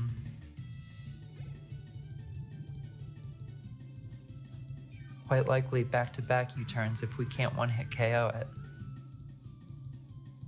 Yep. That'll do a lot of damage if you watch out for crits. Use a Another crit crit! hit on the U-turn. Oh and my Dark Pulse is God. not enough to one-hit KO. So it's a good Another- thing we did heal back there. Another U-turn crit is crazy. Crobat uses U-turn for the final time. And we're This able to Crobat, finish it off dude. with Dark Pulse. That is our third Elite Four member down. Wow. This time taking no losses, still down to just Umbreon and just Venusaur. Venusaur and Umbreon versus the world. And that was supposed to be one of the easier fights, was Agatha with Umbreon. And that was still terrifying the whole way, if you ask me. Oh, man. Oh, up to Lance, dude. This fight is... Him and Head Gary are onto just our so... They're, fourth and these two are different levels. In my opinion, every other fight prior to Lance and Gary is level 1. These guys are level 2. final They're Elite so much Four harder. member, Lance, who has a very Oh. intimidating looking arena.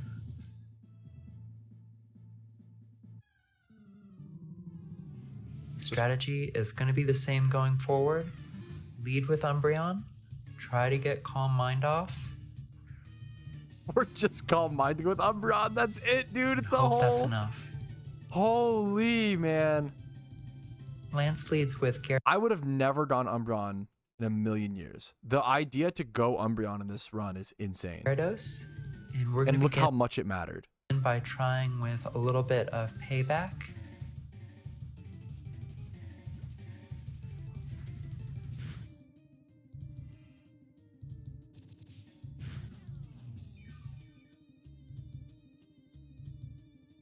Because this is not a Pokemon that we can set up Calm Yeah. Mind against. I love that. I feel like she really learned which mons to set up against, which ones not to. Gets an Aqua Tail off, bringing us down to a little over half. You don't have flinch chance But we here very on Dark fortunately Pulse. have the ability to heal, which we do while Dragonite Lance switches switch. over to Dragonite.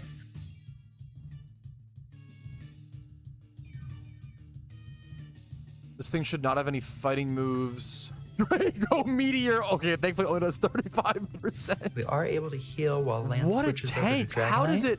White Herb Draco Meteor. How does Calm Minding up into this? This is So a Pokemon nice. that we might be able to set up against I think because you go for his it. strong move is going to be Draco Meteor, Yeah, you which can is Moonlight a it. special attack based move. A crit is just so terrifying though. But then into the mixed attack after the reduction over to D-Claw.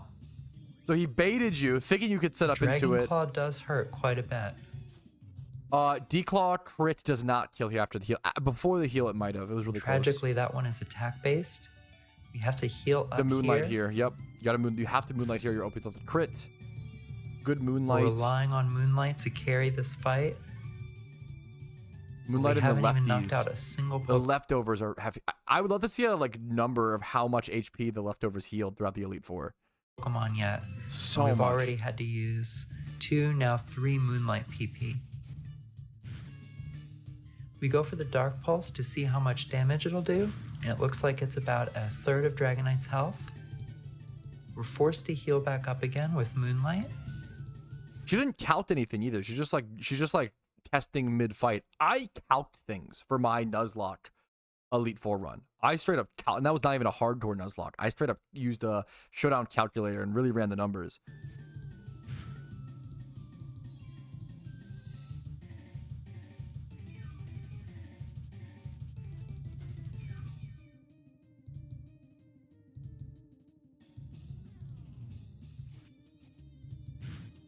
Gotta hydrate for this one. At this point, we can Dark Pulse expect that it's going to be 36%. Dragon Claw over and over as long as he can. We could whip out the Draco Meteor. We do whenever another he- Dark Pulse to get him down to 1/3. Ooh, do you really? And finally, one more Moonlight, just to make sure we're prepared for the next Pokemon. I respect that. I was gonna say I'm not sure if you should Moonlight here, but I respect being prepared for the next mon unknowingly of what it is. I think that's fair. Fair reasoning. You're only I think this is good reasoning. And finally, one last Dark Pulse to finish the Dragonite off. Okay, Dragonite goes down. Oh, Umbreon growing to level 59. Every one of those levels is important. yeah. Now that it's also the solo carry, imagine her strategy going into the Elite Four was to focus levels on Umbreon. Imagine if it was on any other Pokemon. Like, it's so And crazy. switches back to the Gyarados. Tanks his Aqua Tails very well, thankfully. Dark Pulse Go for the Dark only Pulse. does 35% still. Now it's Wow. within range of one Dark Pulse to finish it off. Still only doing 35% is crazy. We managed to avoid an attack here and get a Moonlight, healing us back up to full.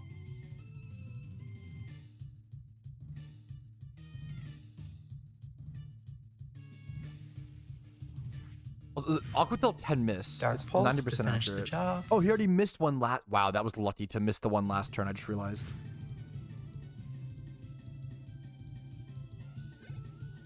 Three Mons left. One being Aerodactyl, notoriously And pretty. now Lance sends out Aerodactyl. Notoriously a pretty weak Pokemon. Actually, very good here. Can go for an EQ and get a lot of damage and hit the defense.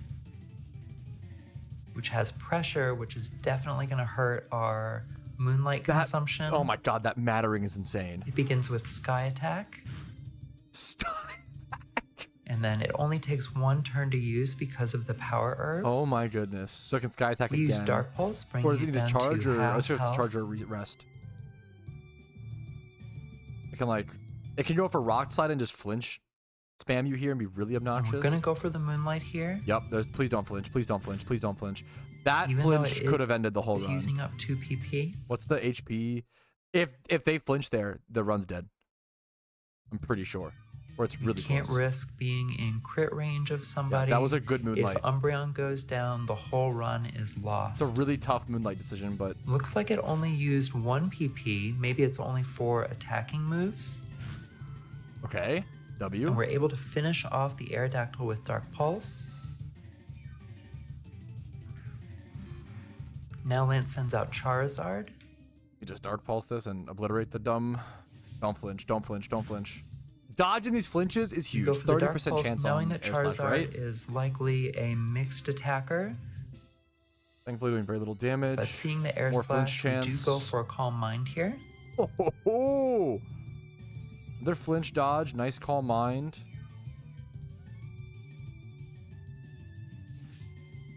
And we know it would take No 2 more Dark flinches! Pulses to kill the Charizard. So it's safer to get one Calm Mind and Dark Pulse. Well played. That way I can carry those stats going forward No into flinches. the next Pokemon, Yeah, which is Kingdra. very good use of Calm Mind. Now Kingdra is a Pokemon that we can safely set up against. Hurricane. The Kingdra, only what are one you we cooking? can safely set up against, which is why Lance saved it. Confusion. Oh my god. How the fuck is this Umbreon so? Dude, she lost 4 Pokemon at Bruno, the second Elite Four member. For last. We begin setting up through our confusion. What a ludicrous run.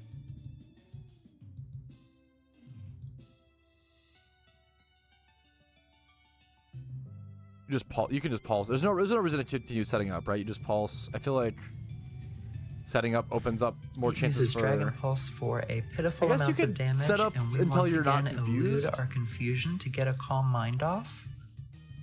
But that's the strat. At this point, we're at Do you understand now why Croshi has a regular shiny and a shell for Umbreon? Yeah, I'm starting to see why people like Umbreon. It's making a lot more sense. Calm Mind. I think, are they just trying to dodge damage from confusion? They're trying to break out of confusion. Snap out of our You confusion. can still hit yourself. I'm surprised they fully Bring calm it all minded the up way there. up to +6. Maybe it is just the safest option. I think they're just scared, which I get. I think you just attack. Pulse this fella. Moonlight to heal up the damage. Okay, pulse it. Pulse it. Now it should be a Pulse the simple dragon. matter of Dark Pulsing the Kingdra to death. I bet it lives one. This thing is so tanky. This confusion. Even if we hurt ourselves in confusion, that won't be enough Very little for damage, Kingdra to thankfully. defeat Wow. me. Yeah. Dark Pulse the Water Dragon. The Although multiple it does confuse hurricane me hits again, and confusion is crazy. Dark Pulse does a whopping 87% of Kingdra's health. Doesn't even one shot still, which is crazy. I assume she's +6.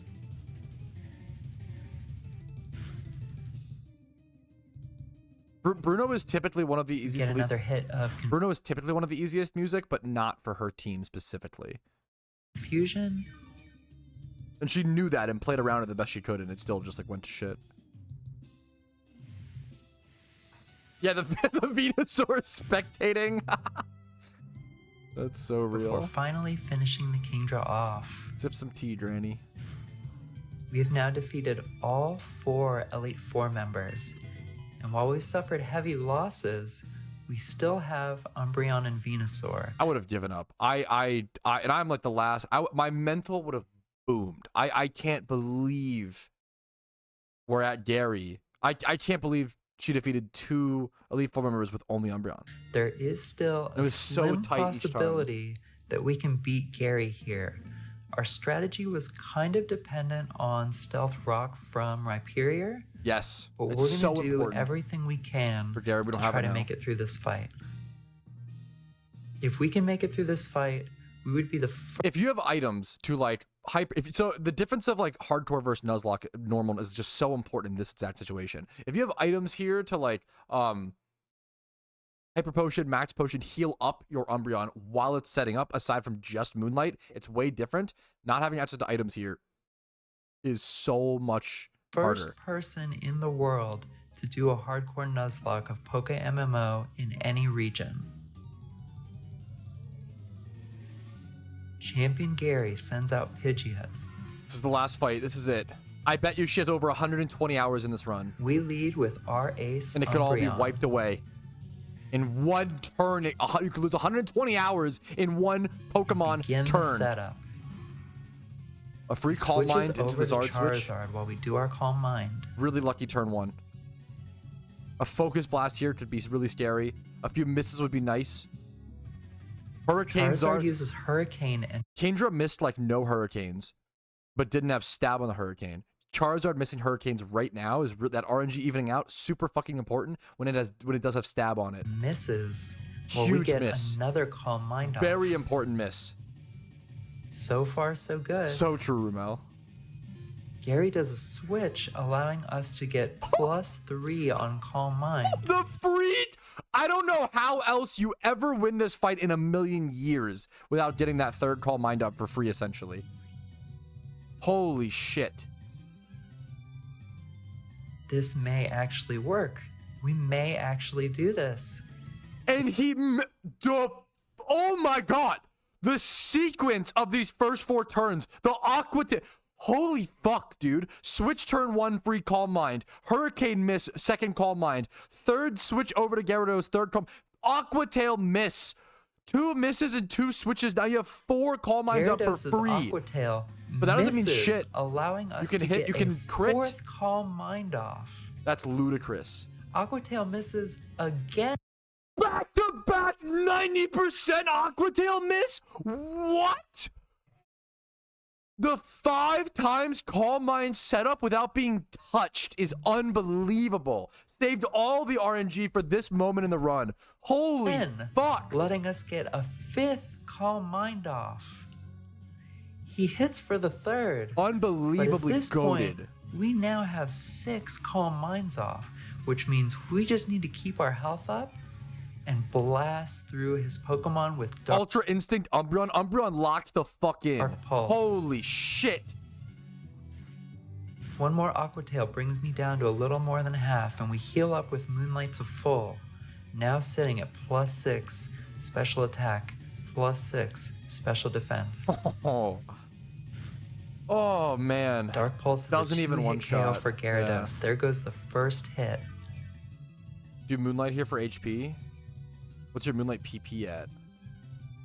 You probably do Moonlight here for HP. We yeah. Moonlight again, knowing he's going to use Aqua Tail. Do you go into the next fight at 75% HP versus 50? Back up to full. The run was blessed for real. I think this run has had a very equal amount of good RNG and bad RNG. There's been a lot of moments that have stood out. I honestly think the best RNG, there's 2 RNG moments that were really good, which is this one right here and then the Gyarados IV rolls. But I think there was a lot of bad. I think it was pretty even. I think maybe like 60-40. I think maybe the good RNG evened out along the way, or like was a little bit more. But like this is a very deserved. You have to have some good RNG. Like this is. Yeah, I feel like it's been like pretty split. She missed a lot of ability rolls on 50-50 splits on a lot of mons that made them unusable, which is a big deal. I think it was a lot of. I think it was a very split RNG run. I think it was a very, very deserved. Take any chances. Not after going this far. He brings me down to about 75%, and I finish off the Gyarados with Dark Pulse. Nice. Oh my god, what are you're afraid of like Pidgeot Brave Bird here? What are you afraid of? Of fucking Rhyperior EQ? Gonna do really insane damage? Definitely. You might outspeed and you have flinch chance. I don't know if it will one-shot. Hardest hitting attacker. You have flinch chance. I haven't seen a single Dark Pulse flinch her entire run. We go for the Dark Pulse, doing 94%, but not quite enough to kill the Rhyperior. Gets the EQ off. And its Earthquake only does way less damage than wow, that did way less damage than I expected. It does 28% because of our EV spread and because our defenses are so high. The specific EVs, the EV training. There's so many decisions she made 100 hours ago. Moonlight to get back up to full, knowing so many decisions she made 100 hours ago that are affecting her run right now. Only do about 30% of my health. Oh my goodness.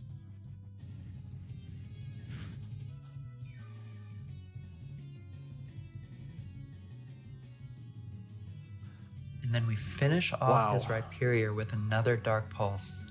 At this point, things are looking better and better. We're going through his last fight. You must feel really good. He'll only have special attack left, and at that point, it will be over. U-turn is scary here. U-turn Brave Bird, either in both critting or obviously scary. Hideout comes back out and uses Return. Return is fine. Decent damage, but fine. Hurt by its own Life Orb. And then hurt by Dark Pulse. Definitely gets this which combined with the Life Orb damage is enough to knock it out.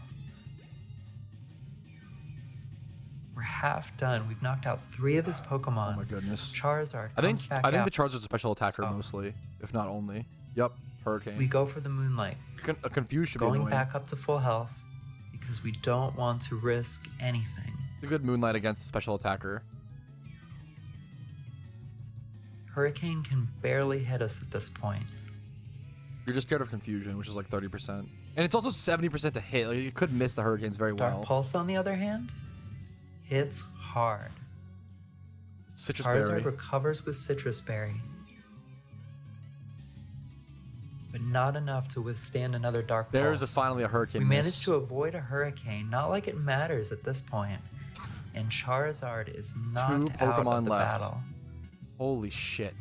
Umbreon, you're This a is menace. it, the final two. Champion Gary sends out Alakazam. Focus Blast wouldn't do enough It here. should be an easy one for us. It uses Shadow Ball. Yeah, nothing. For an abysmal 2.5%. Embarrassing. Pathetic Alakazam. We use Payback, and shockingly, it lives. Fucking menace. It starts to recover, Ah! but we pivot to Dark Pulse. Because we want to see how much damage Yeah, it probably that does more in now, right after all comparison the to special Payback. attack boosts. Yeah. And it looks like it does more, and it looks like it does But I get the enough to logic. knock the Alakazam out, which means one Leafeon is all that stands between me This does have double and kick. completing I don't think double kick crit would ever be enough the damage to hardcore kill. Nuzlocke. It uses a Leaf Blade, did knocking a me down lot. to 66%. 32. Leaf Blade, Grass Gem. And one Dark Pulse finishes the Leafeon off. Umbreon World completely first. sweeping rival champion Gary all by himself after almost a crushing defeat from Bruno. Bruno taking out 4. Absolutely wild. Is chilling. Absolutely wild. I Professor Oak comes to let us know that we are the new Pokemon League champion. I'm a speechless yapper. I can't believe she won that after losing 4 mons to Bruno. That's unbelievable. That's so fucking insane. Wow. That is the world's first completed hardcore Nuzlocke in PokeMMO with video evidence. We go to register our Pokemon. I don't think anyone's even claimed it. Like, I don't think anyone ever, it's not even like with video evidence. It might be like, I don't think anyone's even claimed to have beaten this. Into the Hall that of I've Fame, seen. even though 4 of them are regrettably dead. Yeah, dude, this, just cut this. It just, give the victory screen to Umbreon only. No, obviously the other ones did a lot of work, but the other ones are just dead. Oh my god. They will be immortalized forever. Rest in peace. This Gyarados you, was all a of you. god-tier dose. My Pokemon, thank you for watching. Thank if you, you've the been along for this Pokemon. whole journey, especially thank you. What a good outro. 95 hours, and I'm the league. Under 100 hours? I was gonna guess 120 to 140. I was wrong. I was dead wrong. It's well under that. Under 100 hours is impressive for the run. That's honestly like a speed run. bit of a speed run. And that is the PokeMMO Holy Hardcore shit. Nuzlocke run. This play Dude, I'm gonna be linking it again. Go subscribe. I'm gonna refresh here in a quick sec. Go subscribe, go like, go leave positive comments, go, all the feedback. What an amazing, not even just like challenge to complete, but they turned it into an amazing piece of content. Amazing video to watch, very entertaining, very, very intense. On top of, yeah. So guys, go give it some love. I'm gonna refresh here in a quick sec. Everybody go comment, like, sub right now. I'm gonna refresh. And I want to see what kind of positive impact we can leave on this video, and hopefully I'll be check. This is the first person to ever complete something like this. Should not be able to upload a video for 4 days and only get 72 views. That's fucking criminal. The YouTube algorithm is harsh, man. If you are not monetized, it will not send it out to as many people because YouTube doesn't make as much money. If you are not, if you don't have a prior audience, like this, if the thumbnail is not like the most exciting thing in the world, like you can have a great video, but it won't get popularized because of certain things. So, I think it's good to shout this out. I'm going to refresh here in a quick sec. Just congratulations. One last congratulations to Drum Girl thing. What an insane challenge to see. I'm excited to see it finally done, dude. Someone finally have completed this. I've been asking someone to do this in Pokemon for so long. I knew that I could never do it. Oh, man. Okay. Let's refresh. Is everybody ready? I'm going to refresh here. Is everybody ready? I'm going to refresh, and we're going to see how many, views, likes. We're at 443 subs, 9 likes, 443 subs, 9 likes, 2 comments. We're not the biggest community. Let's at least go to, maybe up to like 500 subs. Maybe. We'll see. Let's refresh. Let's refresh. About a month ago, I beat refresh one and of see. the most challenging Pokemon. Okay, 471, 75 likes from 9. That's pretty good. 36 comments. Okay, up to 36 comments. 281 views from fucking 72, 74. Not too shabby. Not too shabby, fellas. Good work. We can do better. Good work. I'll shout it out as well. I'm sure I'll more when this video comes out. Go support this creator, this person. Link will be first thing in the description. What a fucking journey this was. What a perfect roller coaster. The perfect gameplay. That was the perfect hardcore Nuzlocke first ever one completed. That was amazing. That was so fun. Thank you for the content. Drum Girl again, thank you so much. Thank you guys for watching this, the reaction, the video. Like it if you enjoyed it, dislike if not. Subscribe to the content for daily Pokemon videos. I do upload every single day. Follow me on Twitch for streams Monday through Thursday at 12 p.m. ET. Discord's down below if you want to join that. And if you want to go above and beyond, support the content, YouTube memberships, Twitch Prime, Switch subs, PayPal and Venmo, and HelloFresh subscriptions are the best way to support the channel. Thank you guys for watching. Thank you for all of this time. Hopefully you had a nice little meal at this point. Fuck snacks. Or go get one now, Have a great day. I'll see you guys later. And always try to be the first person to do something and try to push that boundary and try to do what some people think are impossible, It's a beautiful thing to even have a chance at. Take that risk. I'll see you guys later. Peace, Reno. Yo, what's up? Outro Patrouski here, and I wanted to take this time to say thank you to everyone who goes above and beyond and supports my channel. Your names are all listed here. You make it possible for me to make helpful and mildly entertaining content for the game that I love and make it available for free for everyone to enjoy. Thank you so much for allowing me to even be here.